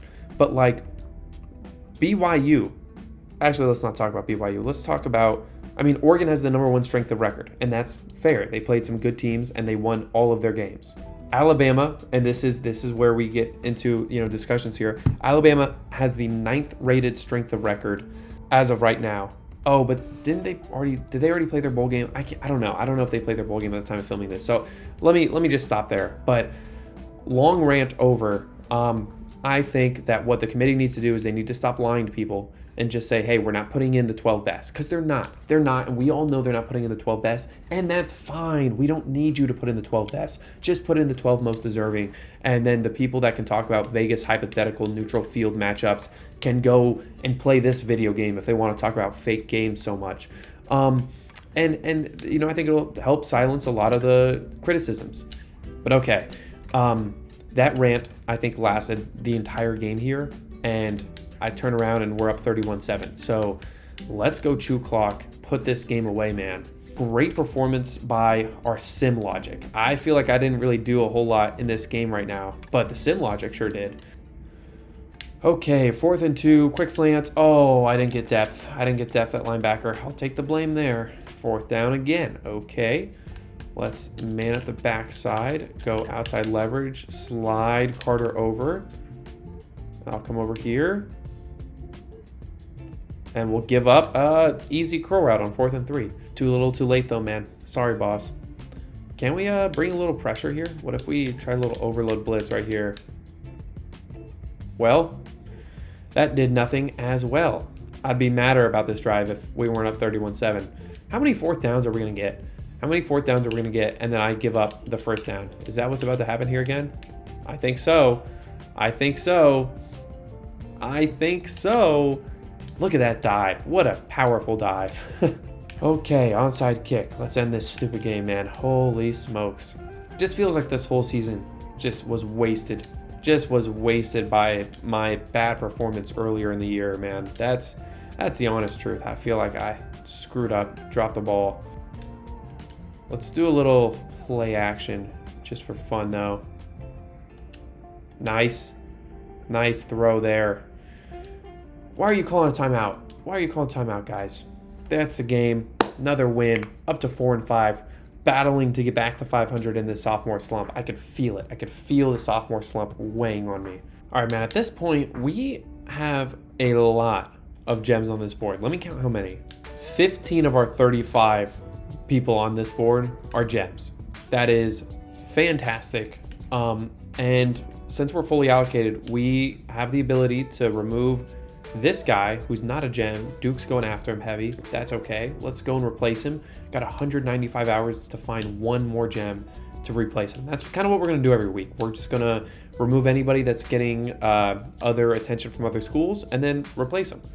Dion Tuttle. Here we go. Let's see what we got, man. 40, 80, gem. That was too easy. I think we're going to have to double down. Let's give him 25. It's kind of what we've been giving all of our recruits here. And who else is potentially being stolen from us by another school? Anybody else going after our guys? Nobody? Nobody's going after our guys? All right. Well, I think we have to ask ourselves then, who can we remove? I think we can remove Calvin. Run stopper, 87 speed, 65 zone coverage, 66 zone coverage, but he's only 84 speed. One of these two guys has to go. I think Akeem Witten has to go. Sorry, man. I'm very sorry there. But let's go replace him with another gem. Actually, you know what? Again, last week we talked about the importance of good deep threat receivers. Let's go find one more while we still can. Is Trent Boykins the guy? Let's see. Is he the guy? Hilton Head Island, known for producing speed. Maybe 90 speed gem. I mean, he's a gem, but 90 speed doesn't really just get me excited, guys. Do you give up on him? Yeah, I'm not gonna go after him. I know that's crazy. I know I said we're gem hunting, but as far as receivers go, I'm speed hunting. So 90 speed gem, Trent Boykins. I'll try to remember the name. If we get to like the end of this all and we need one more person, I might go back to him, but let's keep looking. Joaquin Joy. That is such a deep threat name. Let's see. 93 speed. I mean, he's fast, but he's not a gem, and he's not that fast. So, all right, let's go back. Let's go back to that 3-star. What was his name? Uh-oh, I already forgot his name. How am I supposed to remember this? He was from Hilton Head Island, right? I don't know why I remember that, but I think this guy was from Hilton Head Island. Trent Boykins. That's who it was.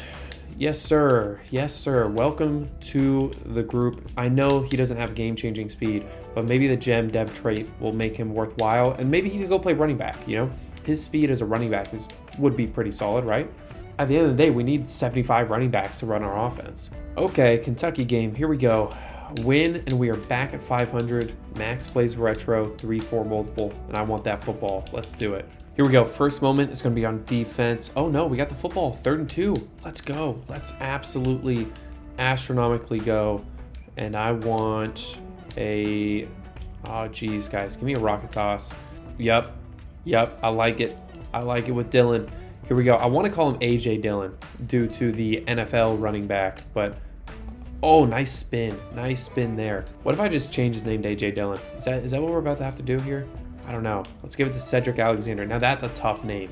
And I know that Cedric Alexander is also a real person. Tough name, dude. Love the name. Love the run too. That's 6.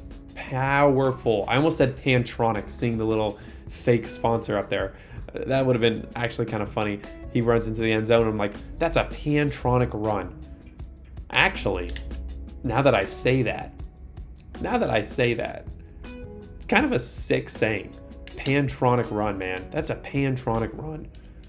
I think I'm just going to start saying that at random points throughout this rebuild to emphasize when there's a good play. And I really hope, like, next episode for season 3, I hope people watch that one before watching this one. And we get, like, a big interception. And I'm like, dude, what a Pantronic interception. And they're going to look at that and be like, what am I watching? 4 hours of this dude getting Pantronic interceptions as a losing Vanderbilt team. I thought I was supposed to watch this guy win games. Why is he losing games? I kind of got off topic there, but okay, 4th and 4, didn't convert. Let me punt. Dang it, dude, let me punt. I want to punt so I could actually go for it. Dang it. Okay, 10-0 game. Feel good here. Oh, look at the pressure. Look at the pressure. Maybe it's not pressure. Maybe it's just very congested, but I think that we have the ability here. Do we have a trail concept? Okay, cool. We're going to throw it up to Mr. Micah Bell. Ready? Oh, wow, he got that off. Dude, he was hit. Oh, you got to hang on, Micah Bell. No, Micah. Oh, my goodness, dude. That's a big mistake there. That is a big mistake there. And that's another Micah Bell drop. Okay, I've seen all I need to see. Ah, oh, dang it, man. That's unfortunate. Okay, need Cheryl to convert on a curl route. That's what we need here. Bang. I like it. Oh my goodness. What happened?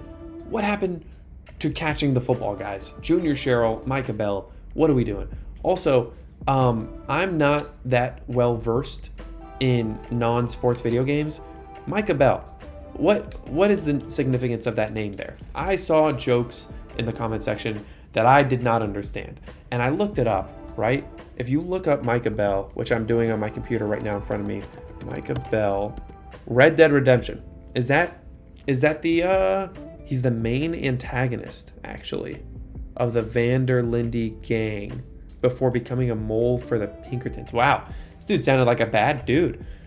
Is that the joke? Was that the reference that I was missing, guys? Was that Micah Bell is the worst person ever in Red Dead Redemption? Is that what I was missing? It kind of feels like that's what I was missing. What a Pantronic dude that guy is. Actually, no, Pantronic means good. Micah Bell is supposed to be, oh my God, the stiff arm. He threw the guy at my own foot, dude. I would have came up from behind and made that tackle. But now, where are we? Where are we here? 10-10 game. Okay, I'm having too much fun just talking today, and there's not a whole lot of winning going on. So let's change that. Let's lock in here for a second. Okay. Nate Johnson. Hang on to that football, man. I know you got fumble problems. There it is. Nice. Okay. I don't like this look, but do we have a fullback dive? Oh, we have halfback dive out of East. I like this better. What does the blocking assignments look like? I like that.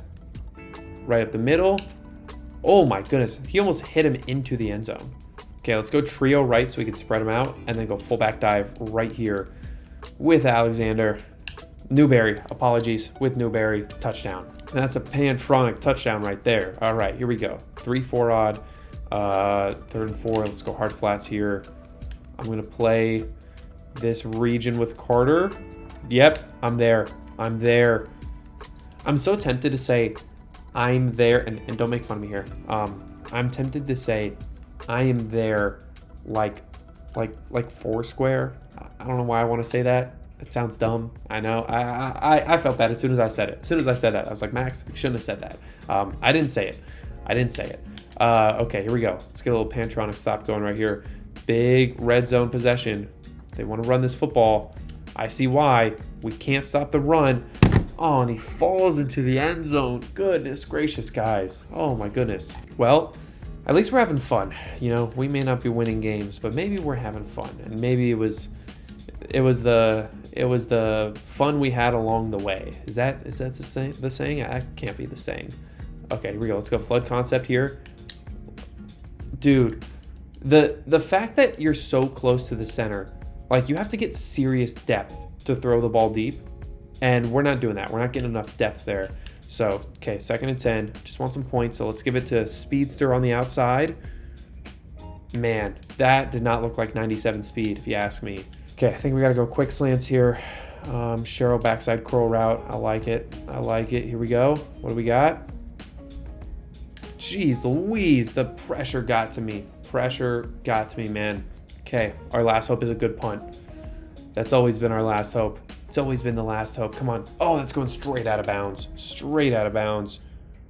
That's fine. At the 16, that's fine. You let me play defense? Okay, cool. They are going to let me play defense. Good. Let me show you how to play defense against Kentucky right here, all right? Let's spread the linebackers. Okay. Don't start with a touch pass. Don't start with a touch pass. You dirty dog. That's not working today. Okay, now we're going to go cover 3 sky. We're going to try to show 2. We're not going to show 2 because apparently you have been unable to show 2 since the update. So that's unfortunate. Okay, there we go. 4 verts, not 4 verts. I assume everything's 4 verts. Play the ball. Take that football, man. Take their lunch money. Should have been our ball. In the wise words of LeBron James, that's our ball, ain't it? Okay, here we go. 3rd and 9. Bring in pressure. Instantly there. And we get the 2-minute warning. Let's get this ball back. I'm not going to lie. I started filming this as soon as I woke up here on New Year's Eve. I am starving. So absolutely going to have to pass this off to future Max. Post New Year's Max to finish this after this Kentucky win. Not even going to call it a Kentucky game. I'm going to call it a Kentucky win because we're going to pick up this first down and I'm going to kick a 58-yard field goal. That's what's going to happen here. I'm just kidding. We're going to go PA halfback wheel and I'm going to throw a pick. That's what's really going to happen here. Okay, let's see. Whoa, cats are fighting in the background. I don't know if you heard that. 6-yard gain. I like it. Okay, how about a little rocket toss wide side here? Oh, look at the aggressiveness. Dude, we got one-on-one matchups and then we got a speedster Dylan. Get out of town. What? Why did he release to the safety and leave the corner unblocked? I mean, at the end of the day, Quaysheed Scott ended up just being a traffic cone, but still, I don't know why that happened. Jeremiah Dillon. It's not AJ Dillon. What am I doing? Okay, gotta let this run down 30 seconds. 1 sec. Okay, here we go. 3 seconds left. Fullback dive. Bang. Mr. Gillespie. I looked up how to pronounce that name, and then I forgot. I genuinely forgot how to pronounce it. I'll take the blame there. Okay, they took their timeout. QB power's risky, but look at the blocking assignments, man. That looks good. Nice cut. Great run, too. Okay, just need to hang on to the football now. We don't even need to score because they're out of timeouts. It's over. We get to hand the ball off 3 times and then kick a field goal. Nice. Good hit by that linebacker trying to force the ball out. Let's go conservative ball carrying. Just knowing our luck, we would absolutely drop this football. Here we go. Gillespie. I didn't mean to score, dude. We didn't mean to score. We should have just kneeled. 3 times. Dang it. Now they're going to score a touchdown. Oh, well, at least I'm playing defense. So now they're definitely going to score a touchdown. Okay, here we go. Gun empty. If we get pressure here on first down, it's a wrap. It is a wrap if we get first down pressure. Yep. Because they don't have timeouts. Clock's going to roll, and now we get to go cover 3 drop here. And then stunt with Patterson. Oh, they're going to spike it. Okay, that's fine. And now we're going to play off coverage on gun bunch.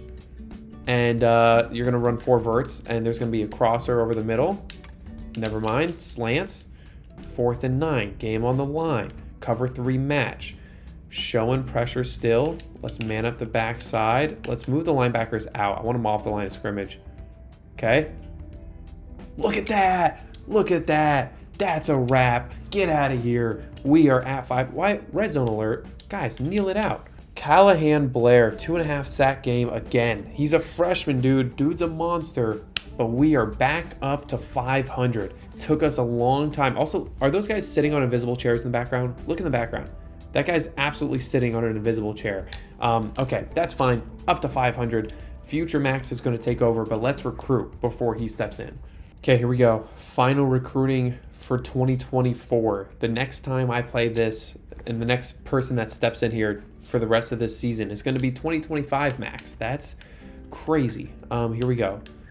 Is anybody trying to steal our gems? Wait, interest status. What are we doing? Sort by interest status. Look at the gems. Examine. Nobody's going after our guys, which kind of sucks because then we're going to have to remove, good otherwise candidates. So let's take 25 hours off of him. No need with nobody else going after him. We could take this down to 10 hours as well. We'll leave 10 for our gems to get him to commit. Yeah, this guy can definitely be... Actually, we're going to take this guy all the way down to 5. Okay, I feel good there.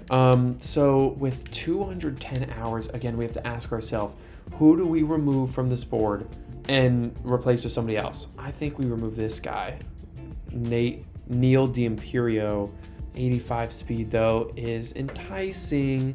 That's enticing. How about this guy? Power back, 100% scouted. Oh, no, this guy's not worth my time. Not worth my time, okay?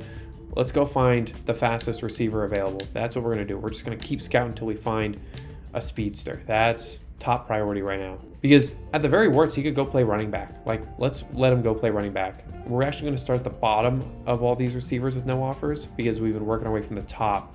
Let's go physical. I think deep threats tend to be faster, so we're going to start our search there. Kevin Dixon. Here we go, buddy. Tell me you got some speed. Okay, I already like that bar. Oh, I don't like that bar. I don't like that bar at all. I'm not even going to fully scout him. That's fine. That's fine. I know he's not good. We can save the hours. Okay, let's go 3-star receiver. No offers. Oh, there's height and weight here this whole time? Why did I not know that? Why did I not know that? Who's the tallest guy? 6'5". Dude, these guys are huge. Oh my goodness. Okay, maybe we find a 6'3" deep threat. Actually, no, maybe we find the shortest people possible, because short guys, if they're a 3-star, it's not going to be because of height, right? So maybe they are compensating and they're actually very fast. Maybe that is my dumb way of looking at it. Nah, all those guys under 5'10" were all route runners. All these guys are route runners. Oh, Christian Leon, we already scouted him, right? Daryl. I'm gonna say his name over and over again until we find his speed. Daryl, come on, Daryl. 94. But he's not a gem, and honestly, I think we got other guys in the mid-90s, so 94 is not gonna break the bank, man. It's not gonna break the bank. Break the bank. I don't know why I'm using that terminology right there. Okay, here we go. David Rojas, deep threat. Here we go. Maybe you are the truth. 93. I'm gonna scout him anyways. Okay, well then, okay, buddy, fine, make me pay for being an idiot, that's fine. I feel like receivers tend to be faster than running backs, which is why I'm heavily scouting receivers instead of running backs, but is that wrong? Does anybody know? Would love to hear some thoughts on that. If the average running back is faster than the average receiver. I feel like a very fast running back is 94 speed, but I feel like a very fast receiver is, 97 speed. Calvin Childress. This could be it, guys. Come on now. Oh, I already like that.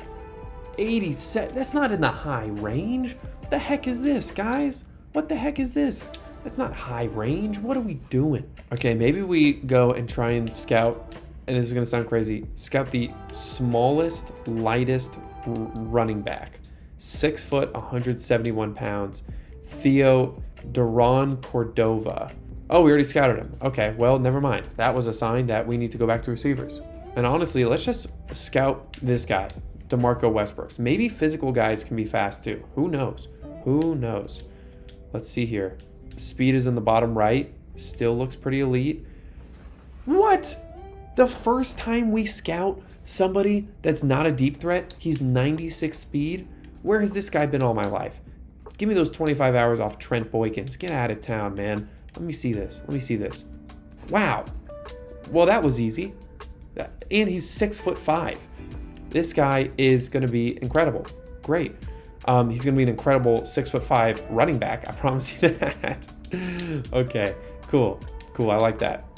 All right, we have 17 gems on the board now. Going to advance the week, and I'm going to let future Max pick it up from here. So new year, new Max. He'll take it away. See ya. All right, future Max here. It is midnight on January 1st. The Ohio State game just wrapped up, and wow, I don't know what the past version of me was talking about with that game, but it was wild. Also, Texas, speaking of Texas right here, who our opponent is here in game number 11 of year 2, man, that Texas game was also fantastic. Let's go Max plays retro, 3-4 multiple, and play the moments. Anyways, yeah, I can't really remember what I said about the Ohio State-Oregon game.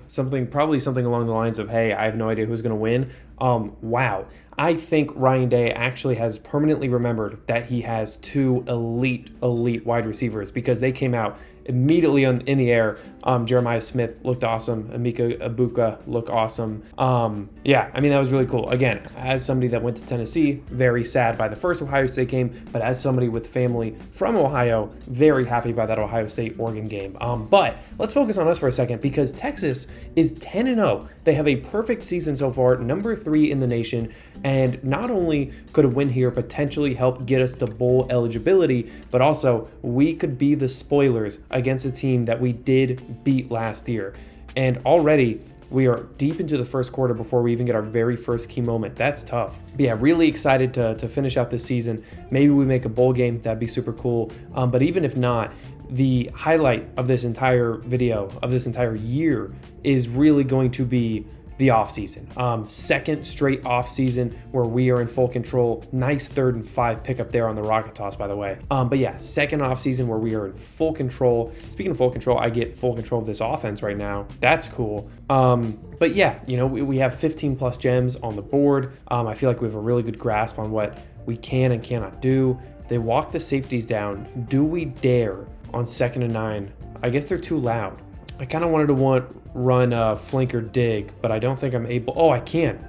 Oh, geez. Dude, I totally did not mean to do that. But Micah Bell with a touchdown. I didn't even know the routes. I just saw him open vertically and tried to throw it in there. That is pure luck. Holy smokes. Okay, well, 3rd and 9 here. Let's see. Let's man up the backside, bring over Fournette to try and help out here. Okay.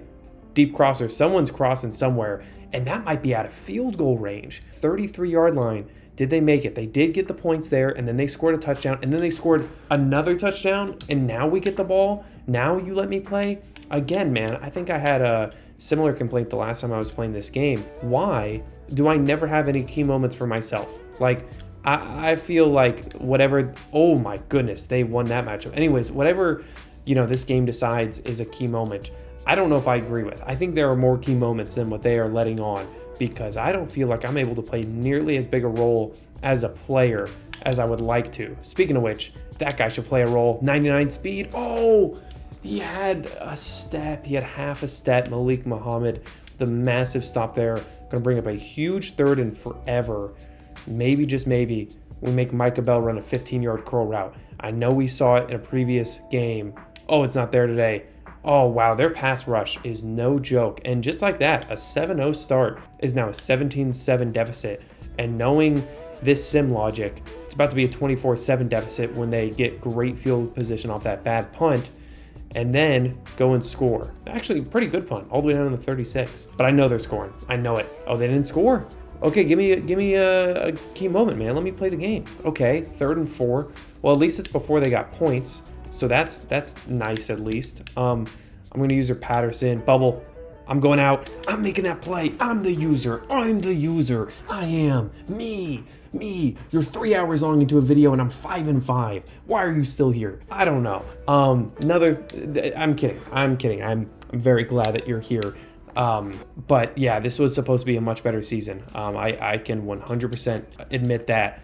But here we go. Are they going to snap it before the quarter ends? They will not. 4 is up. 20-7 though. How'd they get points? Oh, I guess they kicked a field goal after we got that last stop. And then we went 3 and out again because this game won't let me play offense. And then they got the ball back. That's what's happening here. Anything weird here in these rankings outside of Kansas State being the number 2 team in the nation? I feel like that's weird enough. But yeah, man, on the topic of the college football playoff games, I know I was briefly talking about it in the previous version of myself.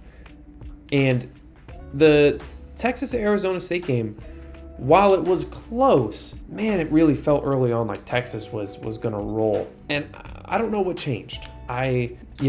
We aren't in the locker room. We don't really know. Did it change because Arizona State woke up and was like, hey, we got to lock in, and then they locked in? Did it change because Texas got complacent and the game kind of felt over, and then Arizona State broke off a couple lucky plays? Maybe they're lucky, maybe they're not. Maybe they just broke off a couple big plays and I'm not giving them enough credit. I don't know, but it felt like it shouldn't have been that close.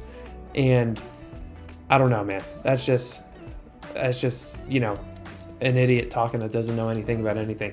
It just feels like that game should not have been that close, and I was very surprised. Like I was actually at the gym when the game was on, and I was planning on just walking home after the workout. Like, you know, I had it on my phone, I was watching the game, and then it got close, and I was like, all right, fine. So I stopped in a restaurant and like got chicken tenders just so I could watch that game in person. That's how little I thought of it. When it was 24-8, it felt like it was over. So really impressive by Arizona State to stay in it, and not impressive by me to get beat on the play action there. And just like that, man, it felt like 10 seconds ago we were up 7-0, and now all of a sudden it's 27-7, and now you're gonna let me play. Now you're gonna let me play on 4th and 9. All right, man. All out blitz too. What are we doing? What are we doing? Catch and run. Get out of here, Micah Bell. No, you got to hang on to that football. I didn't want to do secure catch because I feel like he wouldn't have gotten the separation. Well, welcome to a 35-7 game. Our team's got to get better, man. Obviously our team has to get better, but also our team has to get better so our sim, results improve. Because we're getting just absolutely bullied right now, and I'm not even on the field for it. Like, if you want to get mad at me for taking bad, interceptions or bad sacks or doing something stupid, throwing cross body, running to your left with the right-handed quarterback like that, get mad at me for that. But I'm already down 35-7 because I barely got to play this game. Really not sure how I feel about the whole play the moments thing. But again, I also know that it's highly likely I am talking. Wait, okay, sorry, I thought my game blacked out for a second. You guys can still see that, right? I mean, I guess I couldn't see a response even if the answer was no. So I'm just gonna assume that you keep seeing the screen. Honestly, it's so ugly you probably don't want to see it. But yeah, I also gotta keep in mind I'm likely talking to less than 100 people right now. If this video gets 1,000 or 2,000 views, and then 10% of that 1,000 stays 3 hours deep, which is to be expected. It's a 3-hour long video. Then I'm talking about 100 of you. So if you are a part of that elite 100 people, that's a pick. I thought the corner was crashing down. Yeah, if you're a part of the elite 100 people, really appreciate it. But also know I'm kind of just saying whatever I want right now because there's only 100 of y'all. So yeah. What's the worst that can happen? 100 of y'all see me throw this horrible interception? Like, I guess that's worse than nobody seeing me throw the horrible interception now that I think about it. But it's better than 1,000 people seeing me throw the bad interception. We're 3 hours into this. All the casual people are already gone. They don't get to see this. They don't get to see the secure catch. Bang, Micah Bell. I mean, I know this game didn't go the way we wanted to, and I know the season didn't go the way we wanted to, but Micah Bell is a 99 overall, or 99 speed, not 99 overall, 99 speed receiver. That is incredible how fast he is. Ryan Wingo, I feel like I saw him play a big role in the Arizona State game today. Interesting. But all right, we are right back to a losing record, so that's tough. Okay, guys, well, on the bright side, let's go recruit, man. Let's go lock in here for a minute. Again, we are at a point right now where we have plenty of non-gems. All of these guys, non-gems. We're the leader. Nobody else is close, and I feel good. But at the same time, we have 200 plus hours. And rather than spend it on those guys, I think we should spend it on all these gems right here and try and continue to find gems as well. I don't know why I only gave 5 to this guy. It's been I guess it's only been 1 day since I played this. I was about to say it's been a while. Like, no, it hasn't. Come on, Max, lock in here. Oh, this guy, this was the physical guy we found. 6'5", 96 speed. I mean, ridiculous, absolutely ridiculous. First physical guy we look for, we find someone like that. That's just so cool. Okay, but Neil D'Imperio, I know he's not a gem, but the 85 speed as a quarterback is intriguing to say the least. I think we're gonna take this guy off. He's not a special middle linebacker, I'll be honest. It doesn't really jump out to me. And I think we should focus on O-line because our O-line is trash, I'll admit it. I'm trash with this current O-line as well, so I deserve some blame. But also, did we already have this guy on our board? I don't think we did. Also, even though we have a lot of O-linemen already on the board, I feel like we can't have too many. Well, we can't have too many if he's one of them. Jeff Heisman, never show your face at Vanderbilt ever again. This experiment, I guess this whole experience of the play the moments thing really makes me wonder how much does overall actually matter. Oh, Gem Juco guy? 87 impact blocking. Wait, how is he a gem if he's 68 pass block and 67 run block? What is he good at? Good strength, I guess. Good lead block, good impact blocking. Nothing else jumps out at me, but he's getting my hours and attention anyways. But what I was saying was, you know, if someone's 99 overall and somebody else is 79 overall, how much does that 20 overall difference really matter when you're doing the play the moment sim thing? Like, does it really matter? That's what I want to know. I honestly don't know the answer to that. I don't even think we could go about figuring that out. I mean, I guess what you could do is do like 100 sims of 2 separate teams with actually, maybe you could do that. Maybe you could do that. Listen, hear me out while we upgrade our coach real quick. What if we simmed 100 games, 100 random home teams, 100 random away teams? We had the overall differences between, you know, the 2 teams. So think about that as like the x-axis. And let me see, is my camera flipped? This is my right hand. Okay, so yeah, on this side you have, hey, we're 10 over, like the home team is 10 overall worse. All the way over here, you have the home team is 10 overall better. And then you have the home team point differential on the y-axis. You would expect as the home team is better comparatively, they would also, I didn't realize I'm blocking the light right there, covering my whole face. But yeah, as the home team gets better, then the point differential for the home team would go up, right? Well, how steep is that line? Is it like this, where it shoots up and, you know, if the home team's better, they win the game? Or is it like this, where really it's not that big a difference?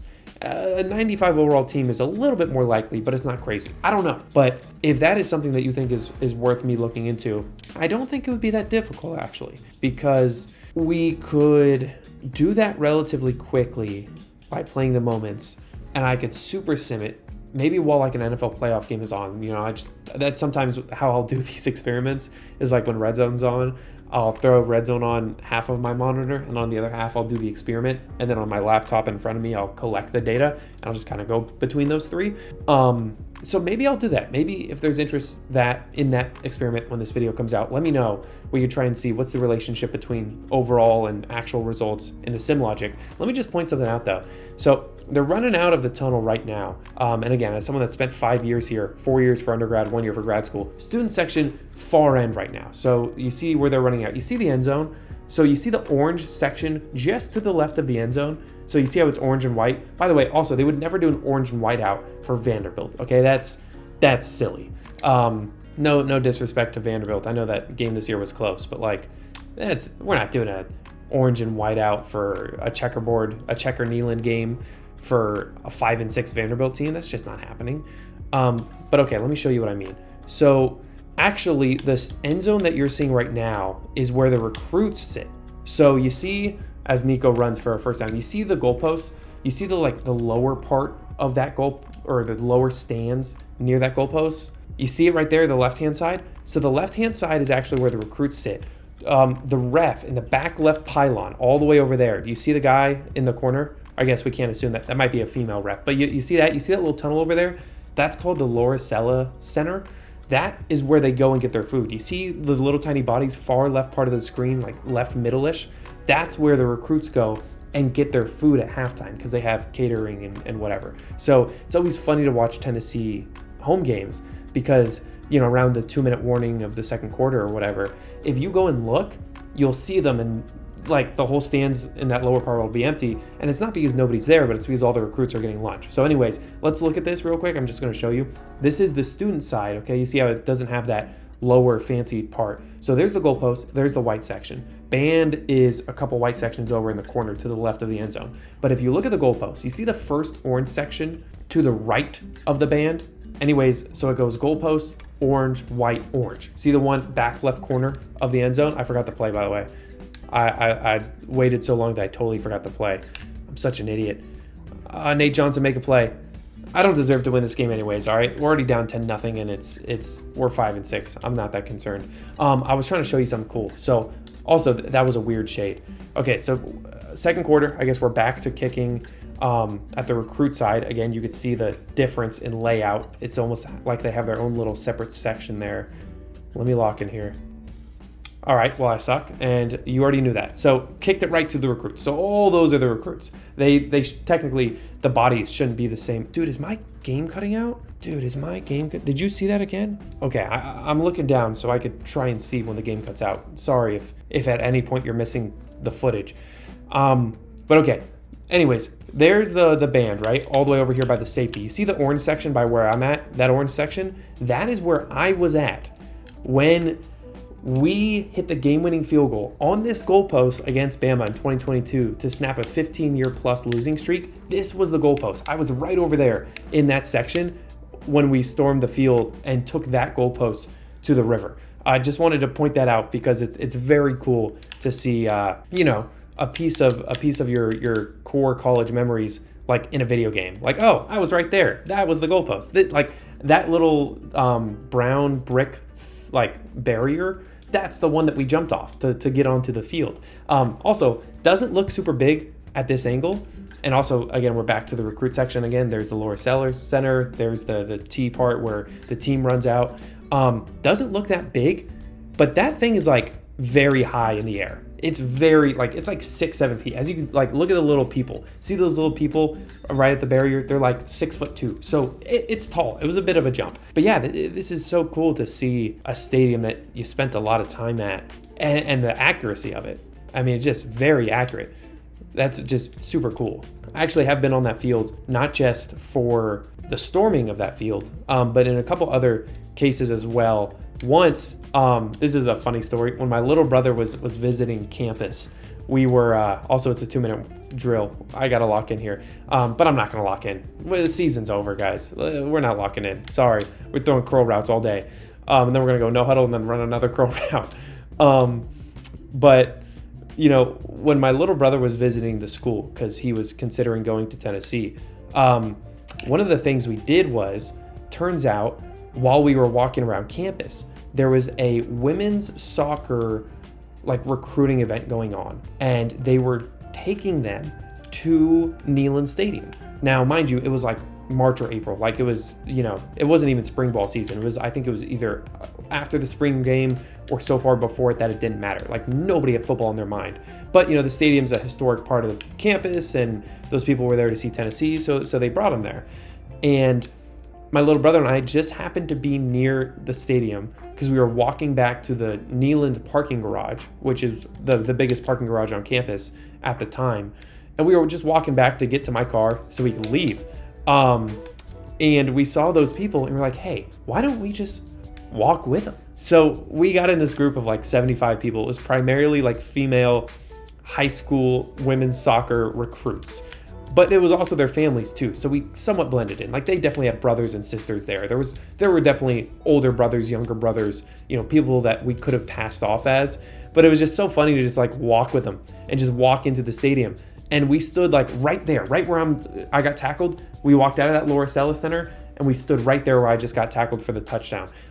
So we were on the field for that, and that was very cool too because when we stormed the field, there was obviously tens of thousands of people. When we went on that time with that group of people, it was just us and the, 85 recruits. Now, I don't know if that's allowed, and I don't know what the penalty would be. I don't know if you can get in trouble for doing that. I don't think I could get in trouble, right? I mean, it was a sanctioned event. The women's soccer coaching staff was walking them onto the field. Also, that GFED guy, I don't know if you know the guy or not, but the guy that does all those stadium tours, pretty sure he went on to Neyland Stadium as well, onto the field. So I don't think I should be, we're in nickel against goal line. We got to run commit. We don't have a shot otherwise. Guys, we're so dead. We're so dead. Oh, it's a play action. Oh my goodness. That's so gutsy by them. So gutsy by them. But yeah, now I'm getting nervous. I told you guys that whole story of how we essentially got on that field when we weren't supposed to. And now I'm a tiny bit nervous, but also it was a sanctioned event.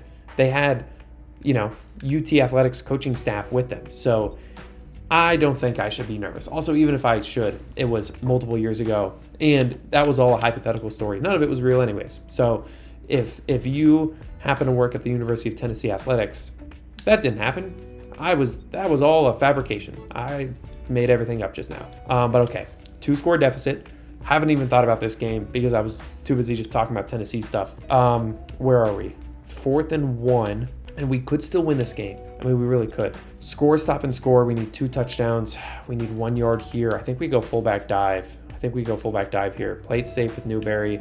Let me see the blocking assignment. So, okay, left linebacker is not accounted for, but he went the wrong way. Perfect. That's a big first down there, man. I don't know if you remember, but last year when we played Tennessee in this rebuild, great. You don't give me the football till 4th and 16? Really? You bunch of goobers?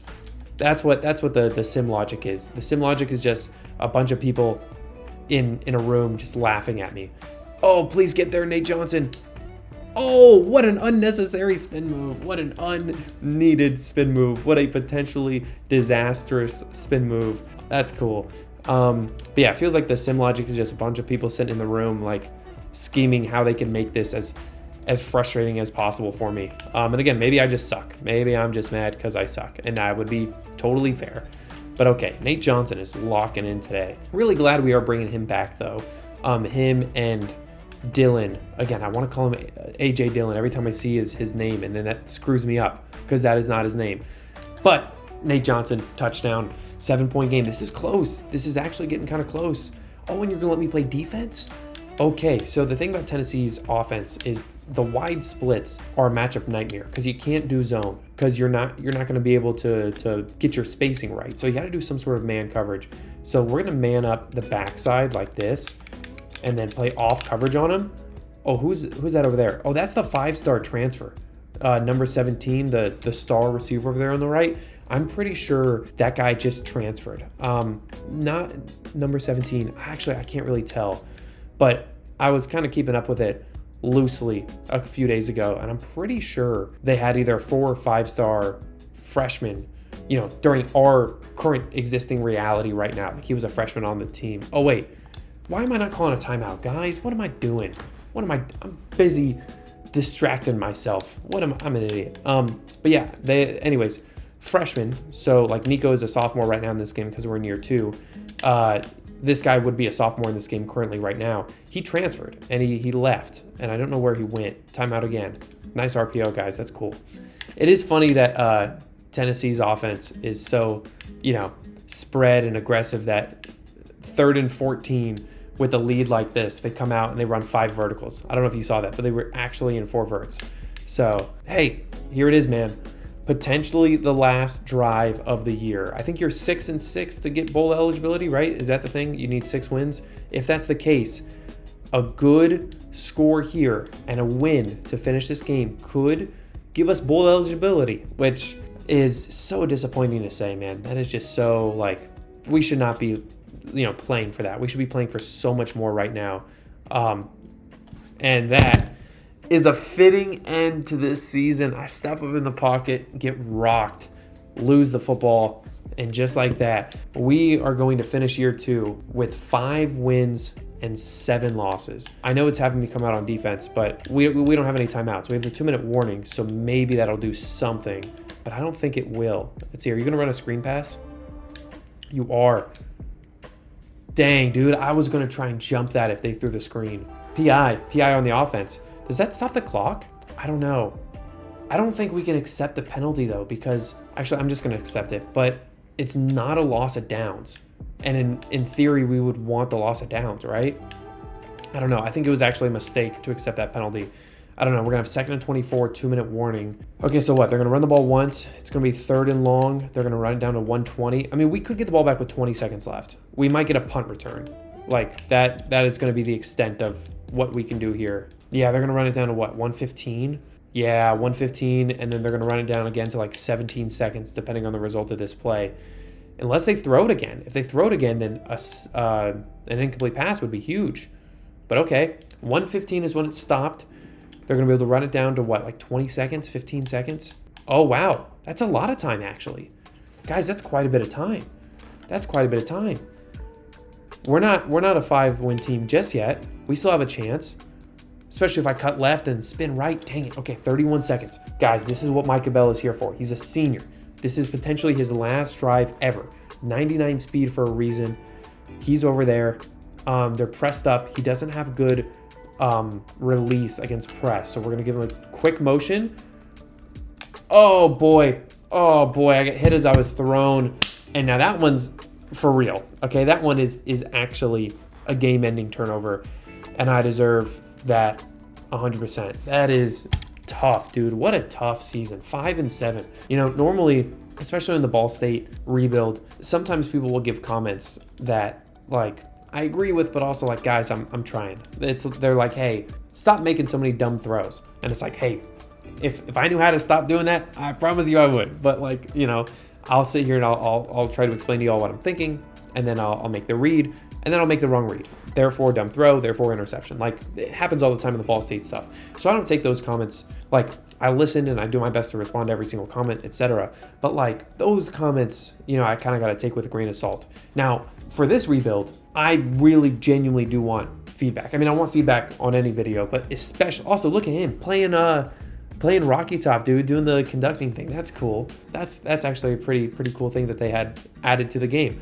To my knowledge, only 2 or 3 Tennessee quarterbacks have ever done that. I was in the right next to the band section again, just like the Tennessee, or just like the Bama game, when Hendon Hooker did that against Missouri in his final season. That was the last time I saw it in the senior day. But anyways, what I was saying, I really need some tips here on this rebuild, especially with the gameplay, man. Defense, I feel okay with. I feel like our defense has been tolerable. It's been fine. It's been serviceable.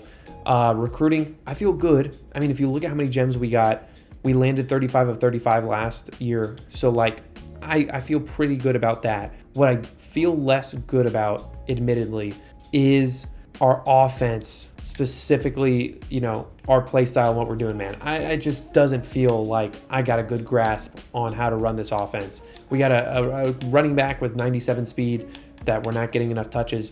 We had a receiver with 99 speed that seems we can only do big stuff with when he's in garbage time and the game's over.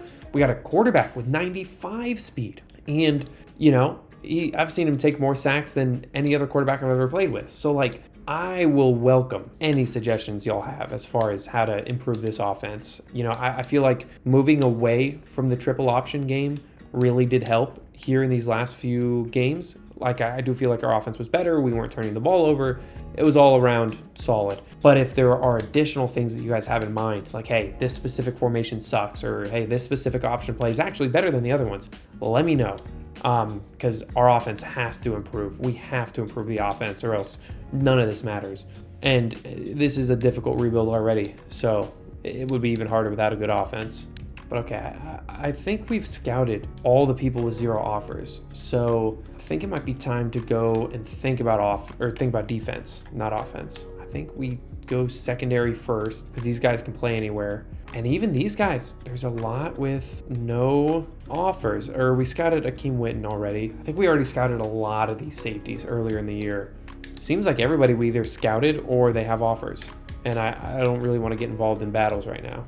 I guess we do have plenty of hours to get involved. So how about Manny Redwine though? What a name. Okay, that's fine. Let's go find a gem defensive tackle. Actually, no, don't listen to me. I'm an idiot. Let's go find a gem middle linebacker. That's what we're gonna find. All right, this guy right here, Clifton Fernia. That's a name, unscouted. 1, 2, bang, bust. Okay, well, I jinxed it.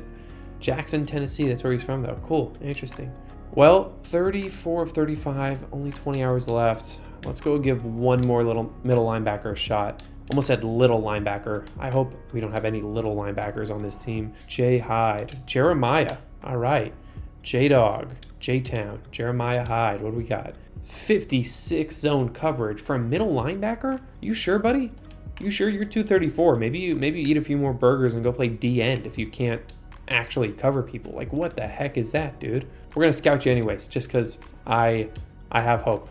I shouldn't have had hope. What a waste of my time. All right. We're going to get rid of him. We'll give the 5 hours back to Chauncey. And now, one of the upsides, and this is me trying to, you know, keep a positive light on an absolutely disappointing season. One of the upsides of an absolutely disappointing season is we get to go straight to recruiting and the offseason.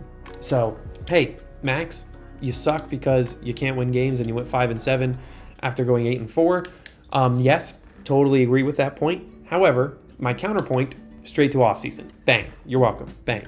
Bang. I mean, what else can I say? Bang. Notre Dame stealing Neil D'Imperio. Bang. That sucks. Okay. Let's go. We got 150 hours. We got our first commit again on accident. This guy's close. Nobody's going after him. Need to start taking these hours back if we're not going to be needing them. We'll leave him for that guy. He's in top 8, so a lot of schools could still get involved. I don't think Ben Rhodes is going to need that. I think he'll commit to us eventually. Okay, well, you want to do a week 16 visit and do that? Fine. We'll just throw him 25 and he'll commit today, right now, okay? Troy, you want to see that? You want to play with us? That's fine. That's fine. Okay, I feel good here, feel good there. Ole Miss getting involved with Calvin Hawker. Do we keep him on the board? 87 speed, 65 zone coverage, 56 zone coverage, or 56 man coverage for a free safety? Dude, these are linebacker stats. If there's one thing I like, it's moving free safeties to linebacker, but honestly, we're not going to waste our time there. Bang. Sorry.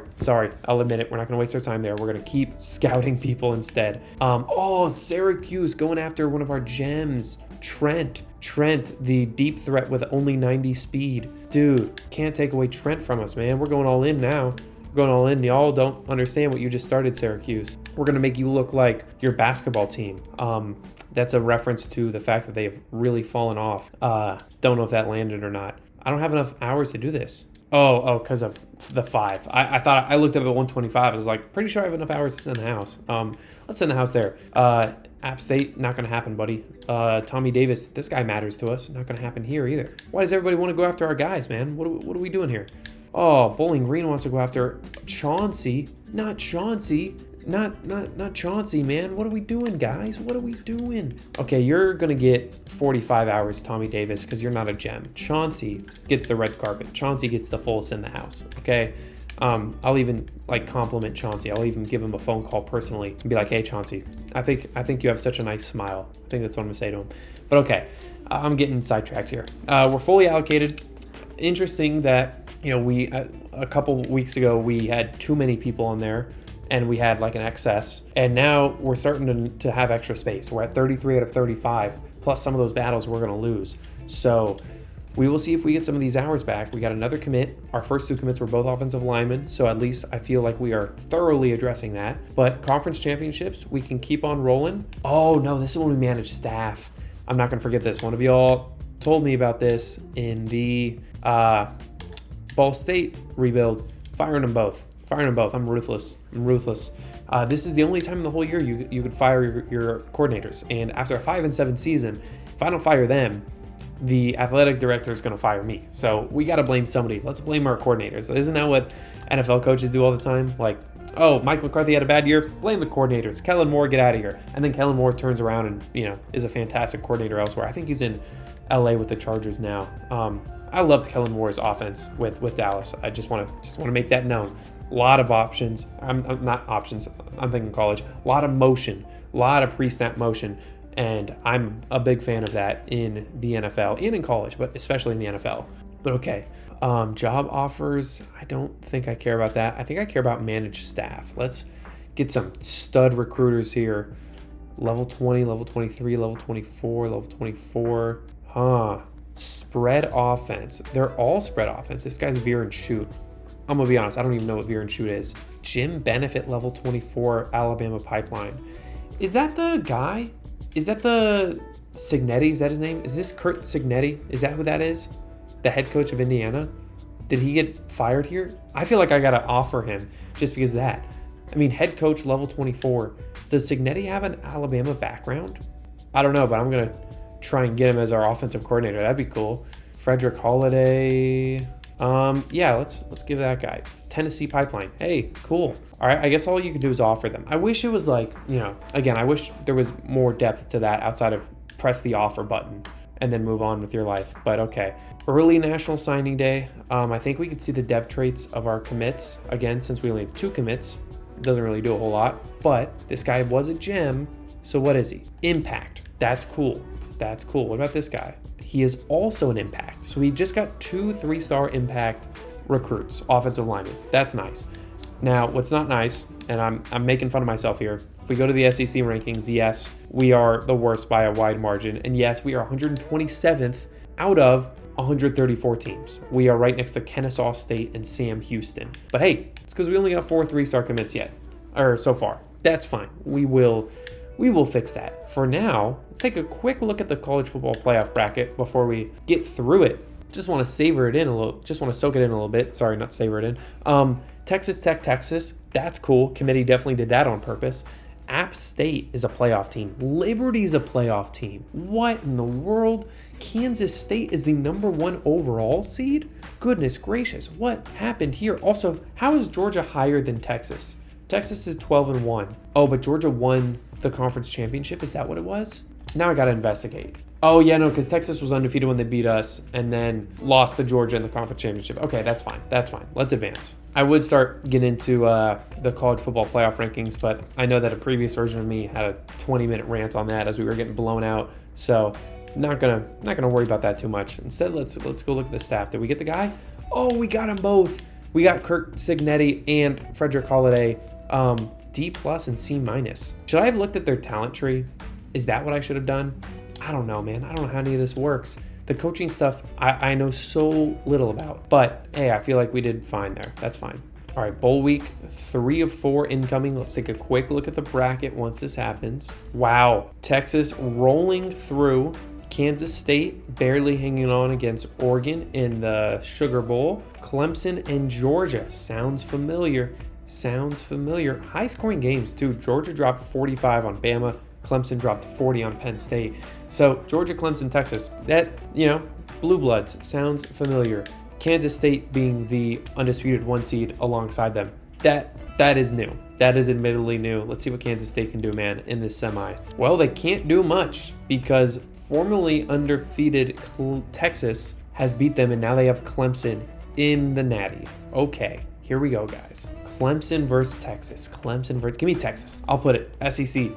They had a bad bowl season this year. I know that for sure. But give me Texas. And I jinxed them. Okay. Well, Clemson national champions. Good for them. But this is where it really matters. Okay. This is what I know you made it 2.5 hours for. Time to do a bit of offseason. Let's start with the players leaving. Oh, no. Jeremiah Dillon. No, this is the guy. This is the guy with 97 speed. Nate Johnson, too, transferring because of championship contender. Oh, this totally ruins our plans for next year. Okay, we're going to try to persuade right here. Come on. Ready? Here we go. Dang it. We just lost Nate Johnson because we had such a bad year. I mean, hey, some of the blame deserves to go on you, buddy. All right, Mr. Nate. I feel like you were not as good as you were supposed to be. Jeremiah Dillon, we lost too. Just like that, we lost a 95 speed quarterback and a 97 speed running back. Oh, golly, dude, this rebuild is getting tough.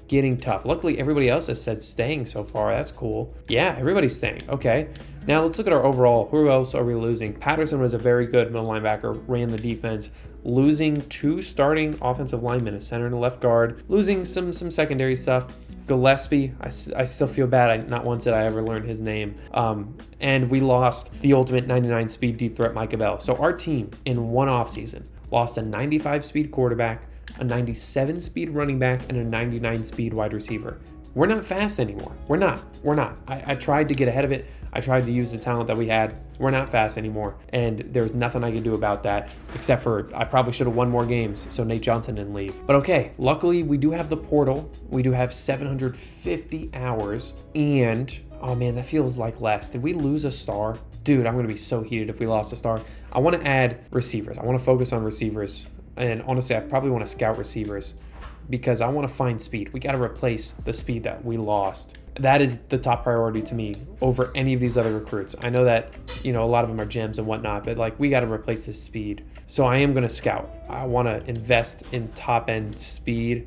89 speed. I'm going to leave him for now, but I don't think Butler's going to be the guy. 86 speed for a deep threat? This guy's not get out of here, Marcus Sanders. I'm not even going to scout him anymore. Get him away from me. 86 speed for a deep threat. Who are you going deep on? Defensive ends?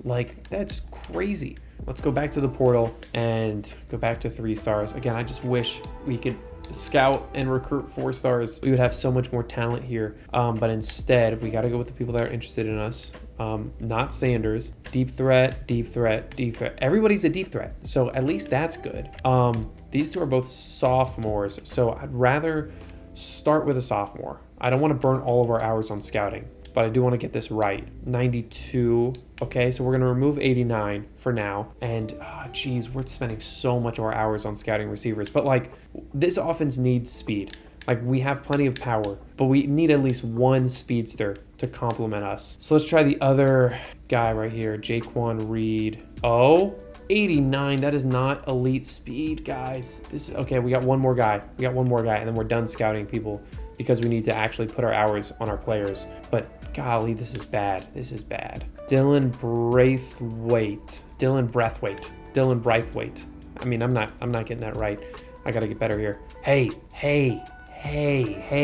96 speed, 96 acceleration. He might be enough, okay? So we're gonna offer those guys. And now let's go interest status. Actually, we need to go to those two transfer guys and go all in on them just to not forget. Also, we could go up to 60 hours now. That's nice. I don't know if I want to go all in on him. He was 92 speed, 95 acceleration.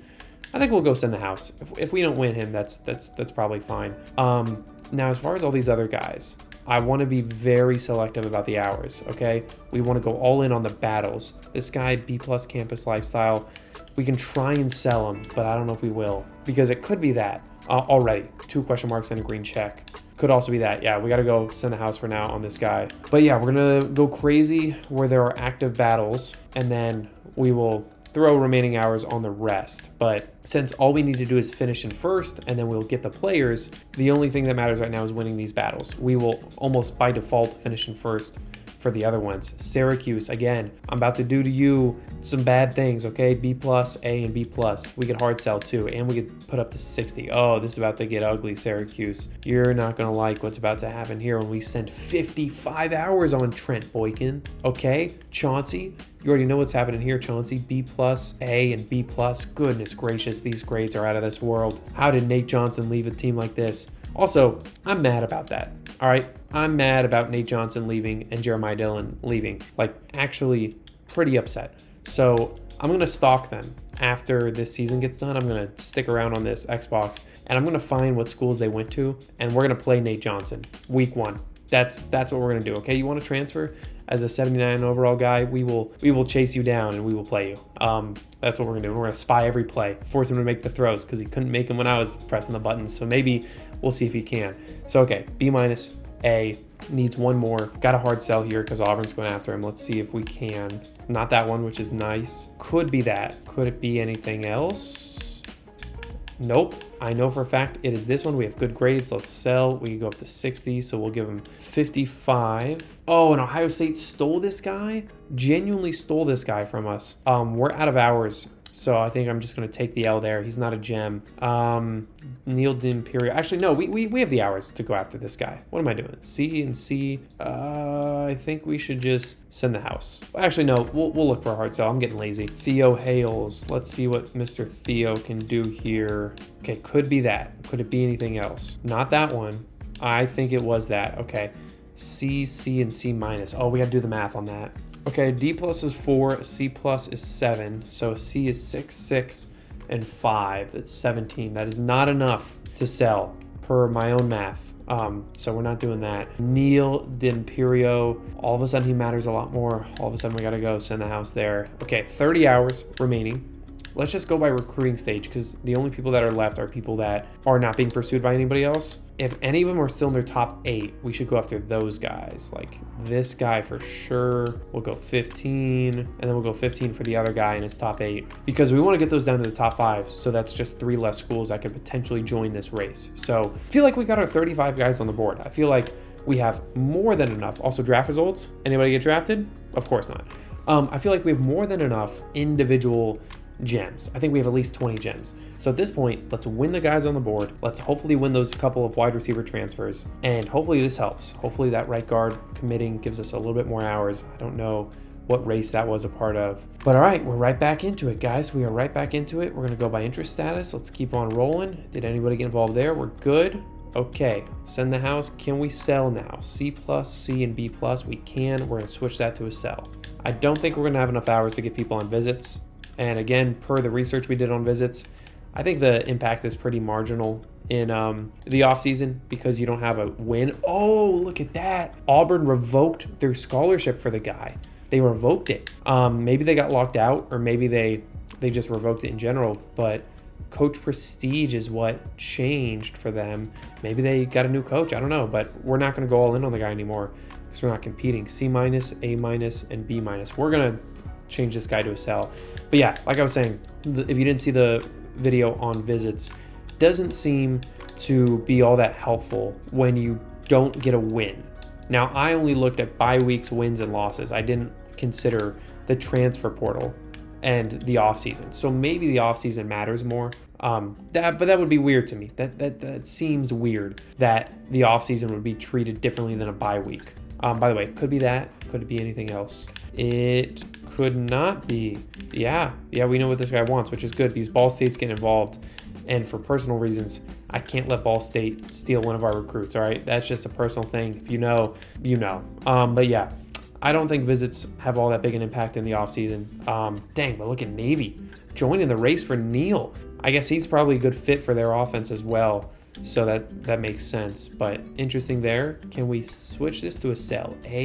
Oh, look at this. Dude, this sell is about to feed families. This sell is about to fix the economy. This sell is going to bring unemployment rate to 0. I mean, that is an elite grade right there, or set of grades. I apologize. Okay, Indiana coming after this. Luckily, I have a feeling that we have Indiana's coach with this gem, so I think we have an advantage there. A-, C, and B-. Let's send this guy on a hard sell. And I don't think we're going to do anything else. He's in top 5. Actually, no, I'm lying to myself. Let's give him 10 more hours just in case. Still got 60 hours to work with. Dude, everybody's going after my guys now.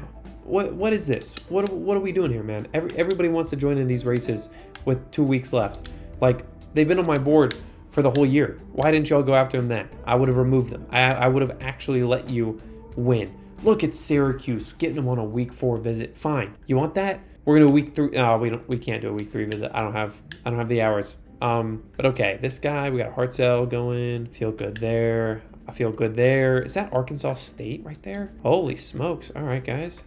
B- and A, and Coach Prestige is B-. This is gonna be a sell as well. A lot of B-. And just like my gameplay, I'm right around that B- grade.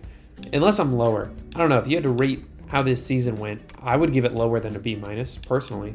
That's what I would say. I would say this season was a C-, maybe even a D+. That's how bad of a year it was, in my opinion. I mean, also, why is the App State bar so dark? I cannot see that. I cannot see how much influence we're having right now. I have no idea. Did App State jump a lot? Did they jump nothing? I can't tell. That's one of the things I hope they can clean up. Also, Ohio State took away their offer here. Oh boy, but look at that, dude. This one's going to be a challenge. A, B-, we can try to sell, but I don't think we know enough yet. Might want to start getting these guys on visits if I get the hours. I don't have the hours as of right now. Okay, could be that one. Could it be anything else? Nope, it is this right here. Prove yourself. I hope you can prove it on my team, man. Let's give you 5 more hours just because I'm feeling nice. Okay, do we take hours off here to get a visit here right now? I think we do.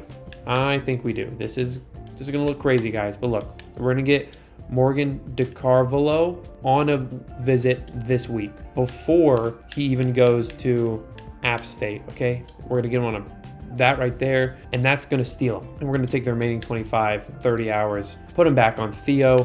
But this guy, Morgan DeCarvalho, is who we care about when we hit advance right here. Okay, we're fully allocated. Feel good about the position that we are in halfway through off-season recruiting. Give me Morgan DeCarvalho. Give me him right here on the visit. Let's see what we got. We lost him. It's not like I would have known anyways because that bar is so dark. Also, we are dropping an overall. We are 80 overall. This is getting bad. This is a serious problem. I think what we have to do, knowing that we just got a free spot on our board, is we need to go and find a 3-star transfer that for some reason we could still go after and steal him. That's what I think we need to do, okay? Like this guy right here, nobody's going after him. This guy right here, one school's going after him. I think we go after this guy. No offers. Does anybody else not have any offers? Who is this guy? Jacob Anderson, soft, but he's an offensive lineman. That could be huge. Or do we go down to this freshman transfer? Possession tight end. I'm getting a good feeling about, oh, he's a 2-star. Never mind. I was about to say I'm getting a good feeling. I'm not getting a good feeling about him. I don't know you. I don't know you. Let's go 3 stars and let's go, who doesn't have offers? Okay, so you had the right tackle, had a defensive tackle. You had a deep threat receiver that we scouted that's not good, right? Or did we scout this guy? Did we scout that guy? I don't think we did. Miles Butler. I think we might have missed him. Let me look. Miles Butler. It's probably all the way at the bottom here. Oh no, we scouted him. Yeah, he just sucks. Okay. I think I don't think we need to go offensive line. I know that like I've been saying that all day, but like there's nobody that has as many offensive line commits as me right now. Like all of our commits right now are O-linemen. So I think we should go 3 stars, and I think we should get a skill player that doesn't have any offers that is interested in us. And I know that's very niche. I don't want to go after Miles Butler. Maybe we move him to running back though. I mean, we did scout him. We could look at his scouting stuff in the context of a running back because he was a bad receiver. But what is he as a running back? I mean, 89 speed, 87 agility. No, I mean, he just doesn't, he doesn't get me excited, right? Miles Butler does not get me excited. I'll be honest. Okay, so let's just go skill positions, see if there's anybody without offers outside of him because I don't want to go with him. No, these guys all have offers. I think we go after Raza Townsend. I mean, transfer freshman, power rusher.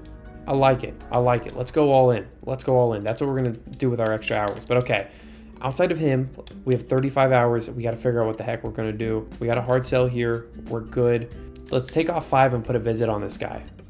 This is the guy with good speed that matters. We'll go with the conference prestige. He's got great grades there. Oh, they're making progress. They're making progress. But there's nothing we can do there. I feel good about this. We got 50 going. I feel solid there. Good. Oh, man. Do we try and get him on a visit this week? No, I think we're good. We're in week 3. I think we're going to win him this week, actually. So I feel good about Trent. Feel good there. Good there. Actually, maybe we take off 10 hours off this guy. Nobody's going after him anymore. So we're good. 40 there.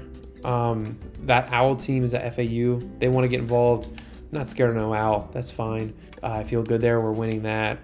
This one's tough. This one is interesting. Mississippi State's really going after him hard. He is a gem, but we don't have any other hours to give him. So we're just going to have to do everything we can there. We're all in there. Good. I think we got to go 10 here because someone's trying to get involved late. And we are out of hours, so hopefully no other races got tight, guys. Oh, great. They want to go after Evan Peters, our American Horror Story guy. That's not happening. Okay, actually, let me just look up if Evan Peters was in American Horror Story, because I remember talking about that earlier. I knew it. He was in that show. Okay, I'm not going crazy. We need Evan Peters to be on this team, man. Agile, 6'3", 289. Look at his scouting too. I mean, 81 speed. Wait a second. Hang on. This guy is 290 pounds with 80 plus lead block and impact block, 81 speed, and 69 agility. Maybe he's a fullback. Maybe he is the most powerful fullback we've ever had. And maybe the biggest lesson from losing all of our speed is that we need to turn around and start playing with power. Maybe that's what's about to happen.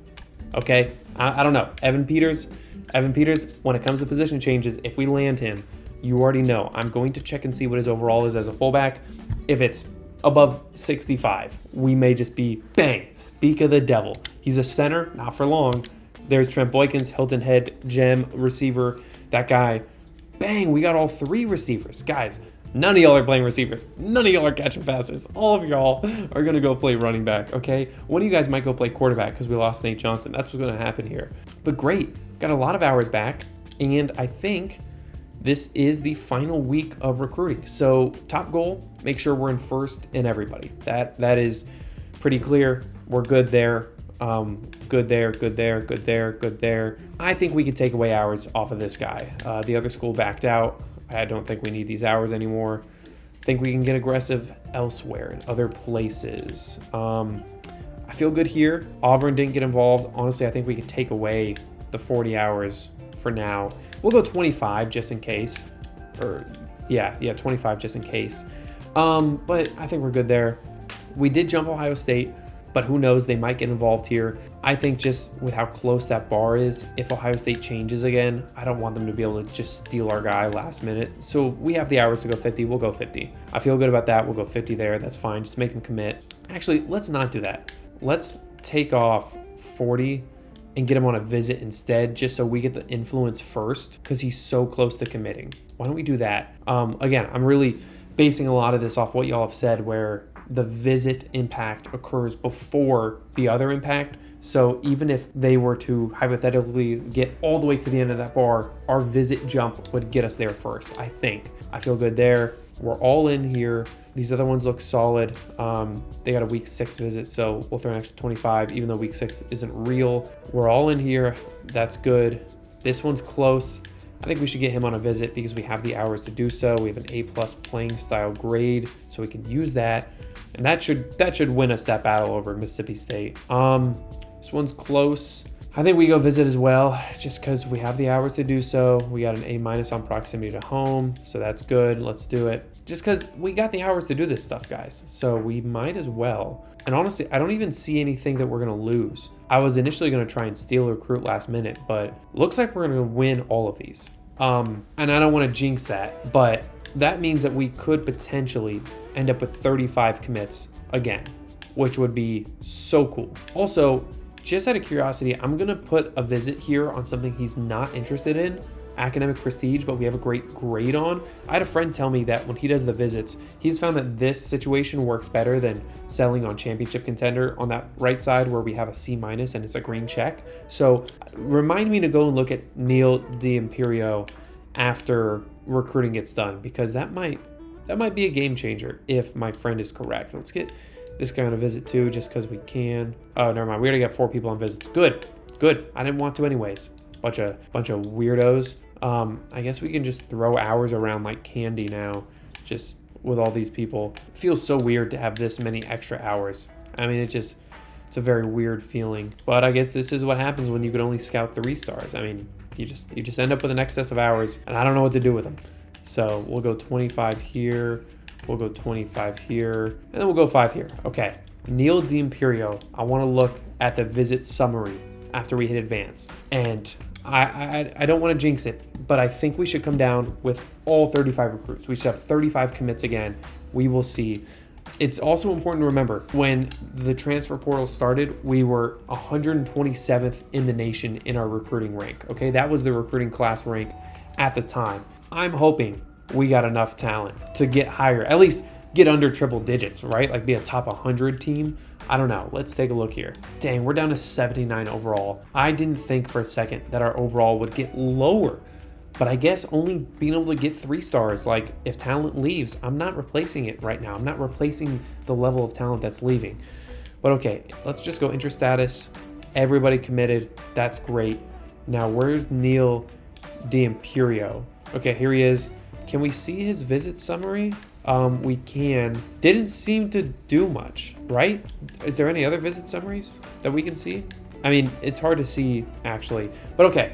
We can show dev traits, and I forgot to show them in the first season. So let me show you the dev traits of all these guys now that we have the ability to do so. Okay, impact tackle, impact guard, elite guard, impact athlete, another impact, one normal guy, Stephen Doris, up to interpretation, 82 speed. He's got good stats though, so I feel good about him. Impact, normal, star, right guard. Evan Peters is an impact guy. Again, we're going to look into his development traits. Impact here, impact, normal, non-gem, star. Wow, it really does seem like the gem things has more to do with dev traits than it does with actual stats. Like, it seems like the dev traits really tend to be heavily impact at the minimum, and then elite / star outside of that. I mean, all those guys are impact.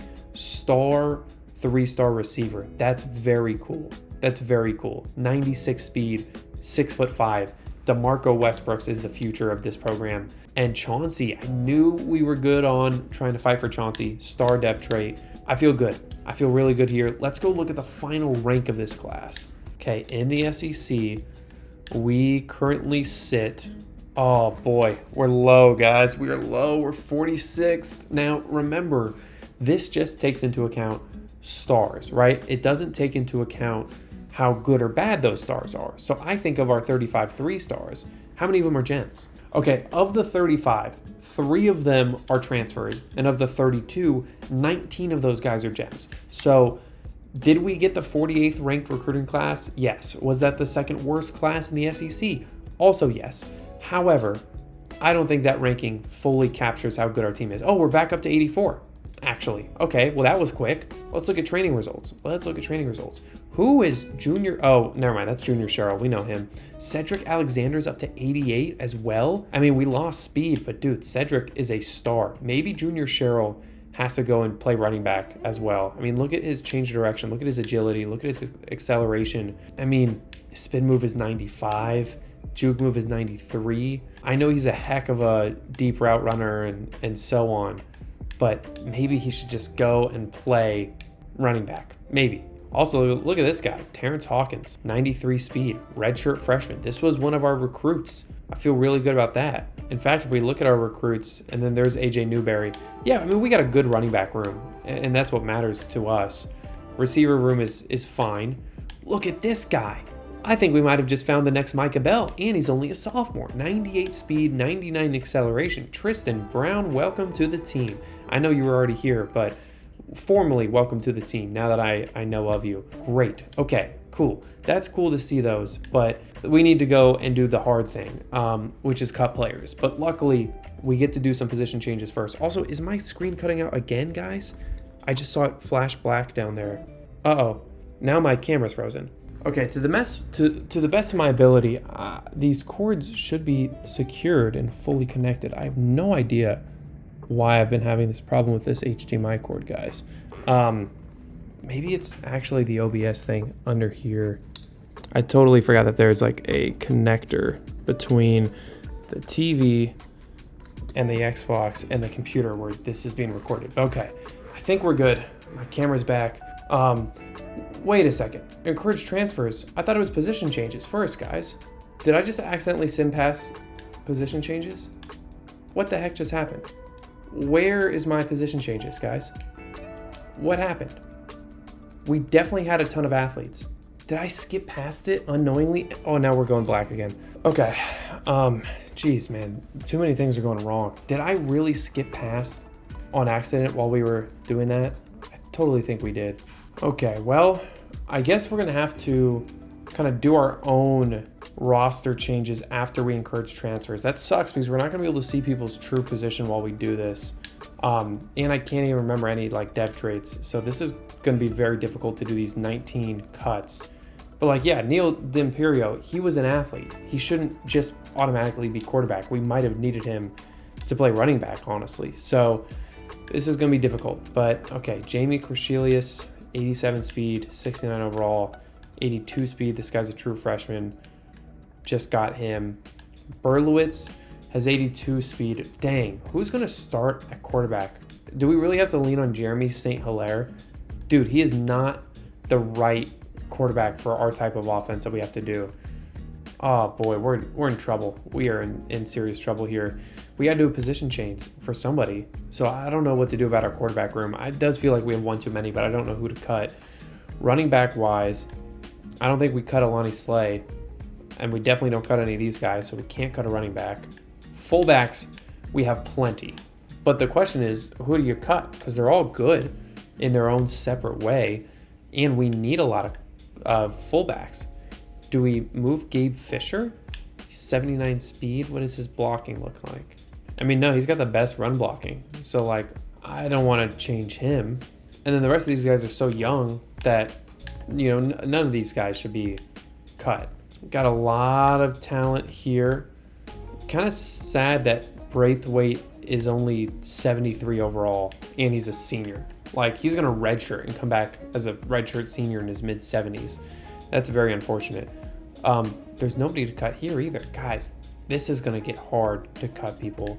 Do we cut this guy, Cameron Johnson? I mean, we got a sophomore starting over him. He's a senior, and he's got a freshman underneath him.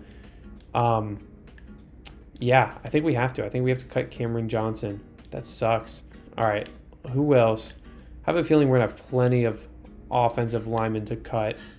Dang, are they all playing guard, guys? What are we doing? What in the world is that?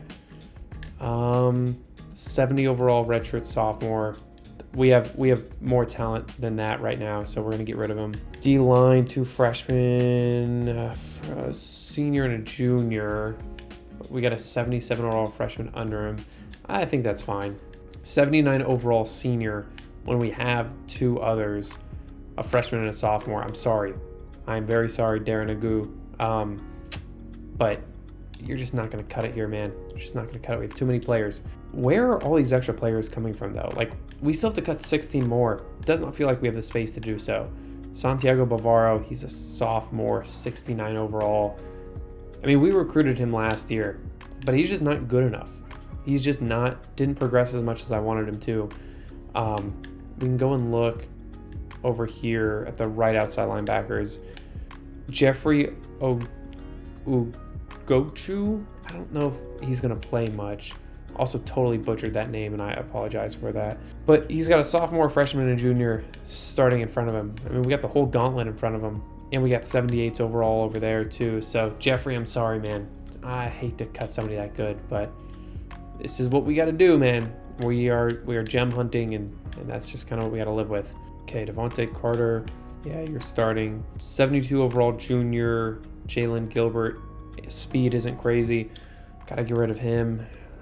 Nick Souza, I recruited the guy, and I think he's better than this 70 overall Kyler McAfee. Because our guys tend to have better dev traits. So I think we're going to get rid of Kyler, the sophomore. We just have so many free safeties. And now strong safety. Look at how good those guys are. That's awesome. Oh, I'm looking at speed. What's wrong with me? I'm looking at speed. Yeah, Steven, 75, we got to get rid of. Okay, kickers and punters. Why do we have 3 kickers? What's wrong with me, man? What's wrong with me? Which one of y'all actually have good kick power? That's all I care about.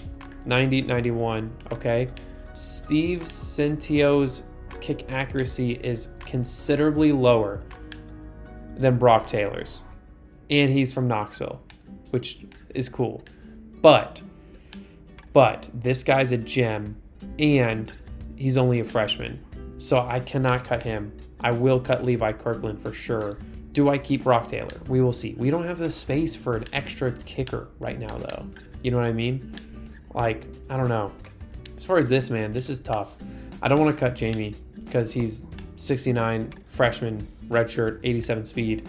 I don't want to cut Blake Berlowitz because he would be our backup right now, and this guy's probably our starter. So we're rolling through the positions again, guys, and I don't see a lot of people to cut. Maybe we cut Joshua North, the sophomore, because we have 2 others that are similar to him. But I don't remember these guys' dev traits, and I can't see it. I think we cut Chester Johns, actually. He's the slowest, and I think I remember him being a higher overall. So let's cut Chester. Kind of sucks to recruit a guy for 1 year. Actually, no, he's a redshirt freshman, so he was already there. The people on that I recruited are either freshmen, sophomores, or redshirt freshmen. Oh, wait, no. Was he red? I'm confusing myself. But okay, Tristan Brown, there he is with 98 speed. It's so cool. Guys, we got to cut 10 more players. Do we have enough space to cut somebody 77 overall on our O-line? Barely, dude. We barely have 5 guys that are better than that. I don't know if we can. I don't know if we should. I don't know if I think it's a good idea. The issue is we get a bunch of offensive linemen, but then they all suck. That's the problem. Like a 68 overall junior and a 69 overall sophomore. I mean, that just sucks, man. I think we got to cut Demarion Thomas. That sucks. Oh, man, I wish I could just keep 90 guys. If we could just keep 90, we'd be in such a better spot. This guy's a junior, 77. Yeah, I think we got to cut the guy. That sucks. No, let's cut Santiago Bavaro. He's not developing the way he should. Let's encourage him. Dang it, dude. Dang it. Maybe we got to be more strict about how many people we bring on, really. Like, maybe we really do. Just because it feels like I did this to myself, you know? I'm sorry, Brock Taylor. I'm really sorry to do it to you on your senior year, man, but we need the space, and he's a freshman with a higher potential. So, all right, we got to cut 3 more guys. 3 more guys. Do we cut Jamie? I don't want to cut Jamie. I don't even remember his dev trait, and he's got 87 speed. You know, I feel like we got to keep him. I want to keep Alani Slay because he's 94 speed, and I think I remember him having a good dev trait. And all these guys are solid. All these guys are solid. Do we get rid of Gabe Fisher because he's just a blocking guy? Yep, fine. I convinced myself. I'm not happy about that. Cannot cut a single receiver. Already cut all the tight ends we could. I think we have to cut Anthony Miles. That sucks, man. 77. That sucks. One more cut. Who is going to be the casualty here, man? 70 overall when you have a 77 above him. Ah, jeez. But there's so much talent here, man. I don't want to have to cut any of these guys. Whoa, who's this guy? Ray Toncho. Oh, 90 speed. 90 speed is pretty cool for the guy, and I recruited him. And he has 73 carrying and 72 catching. Maybe this guy just needs to go play offense. 78 man coverage. Yeah, I don't know, man. This guy doesn't look to be all that great at anything. He's just kind of there. Sorry, Ray. You're only 60 overall. You're out of here. Okay, that was tough to get to 85, especially not being able to change our actual positions, which I'm very mad at, but we're gonna have to do that manually. Okay, let's purchase the motivator. Cool. Then let's go over here and let's do quarterbacks. We need quarterback help, so we'll do that. Okay, let's advance. That was very tough. Probably the toughest encouraged transfers period I've ever had, man. It felt like there was multiple people that we had to cut that were actually going to potentially play a role in this team. But we are at 83 overall. That's pretty good. I'm pretty happy with that. And before we do this, setting up recruiting boards, we gotta change the positions because I wasn't able to. So first things first, I told you, Evan Peters, 62 overall, but he's 81 speed. So let's see what his overall would be as a fullback. Evan Peters, big fella, 56. Come on now. 64. Dude, what was his overall as a center? I don't think it was a size 64. He's playing fullback. All right, we're about to have power. That'll be fun. Okay, receivers.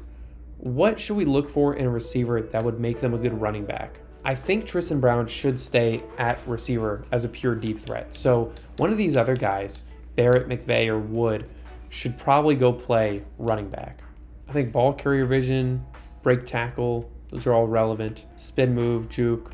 I think Mikael Wood is a good candidate. 95 acceleration.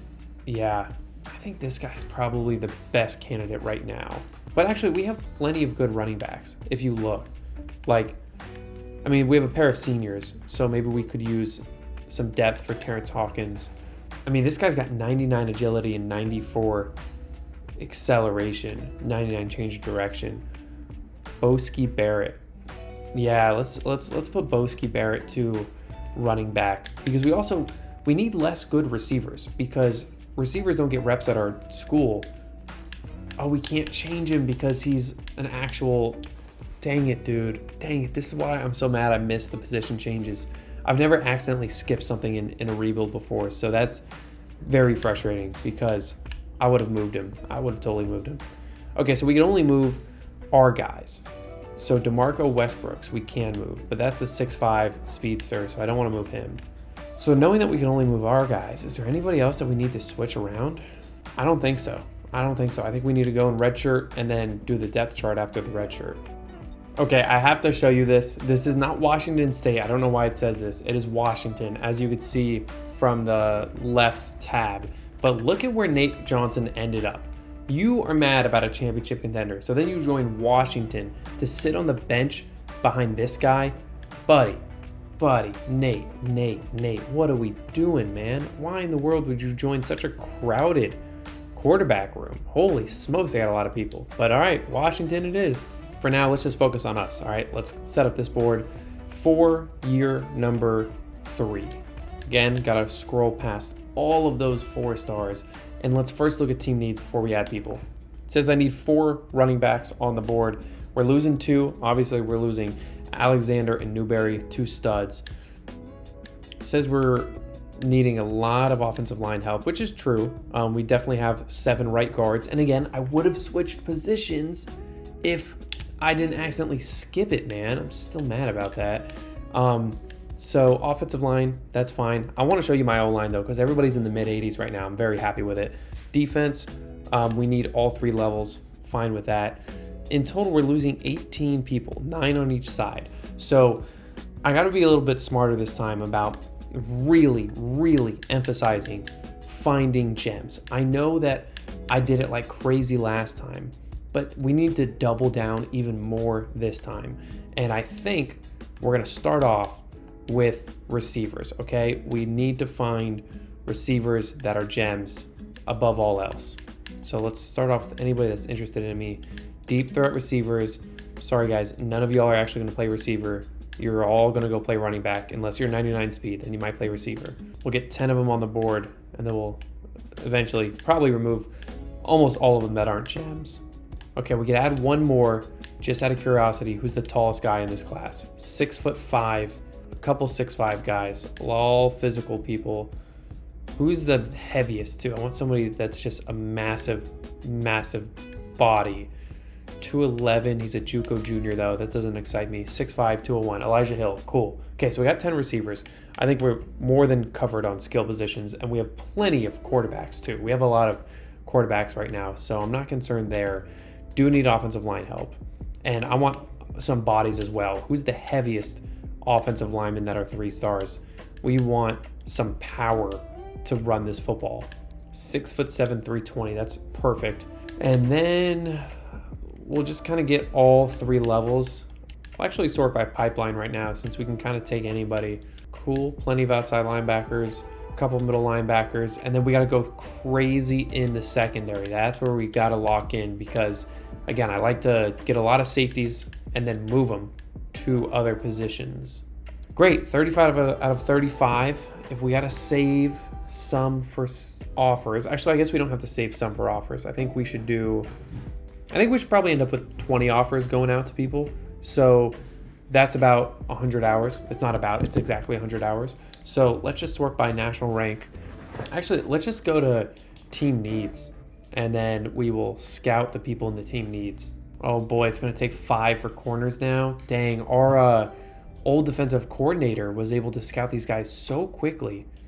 Dang, that's tough. I miss that guy. Okay, let's actually go to receivers first because I know that Kurt Signetti as our offensive coordinator allows us to scout these guys very quickly. Yeah, perfect. Only 30 hours each.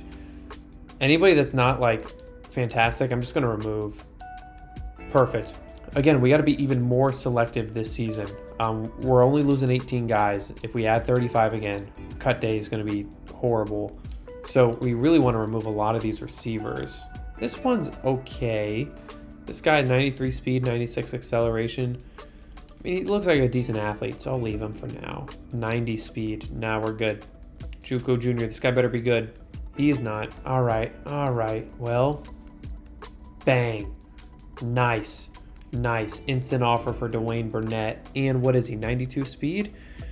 He doesn't strike me as a great receiver, so maybe we could use that dev trait elsewhere over as a running back. Maybe. Okay, last guy we're scouting here. Okay, great. Well, we did a good bit of scouting. We are going to give offers to the rest real quick, and then we'll scout any remaining. And again, I'd rather do this now just because we could only scout like 4 or 5 more guys. There's a good chance that 4 or 5 of these guys are gems anyways. So when we eventually find out that they are gems, like 5 weeks from now, I think we're going to be glad that we gave them all offers. So that's kind of my mindset. All right, well, all 27 guys on our board now have offers, so that's very cool. I feel good there, so let's take the remaining 90 and keep scouting these people.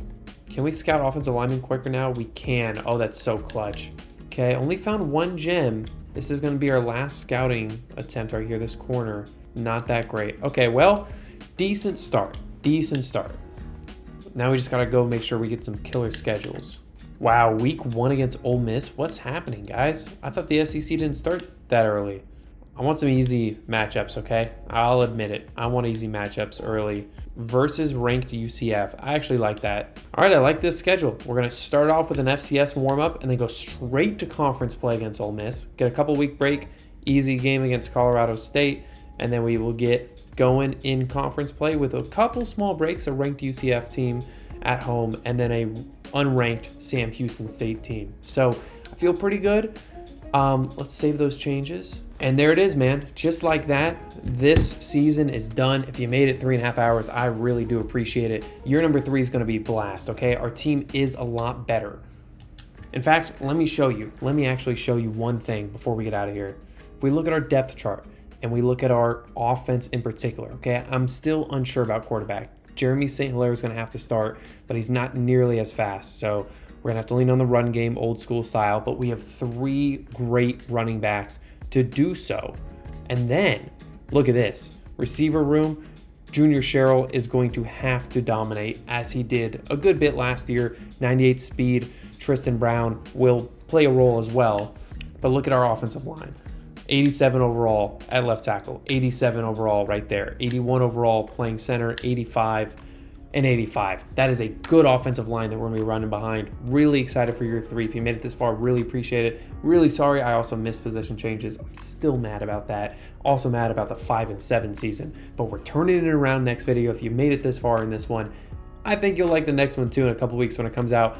I'm going to get out of here. I'll see you soon. I will be posting Ball State videos every other day for all of January, though. We got a big season ahead, so let's go lock in. I will see you then. Peace out.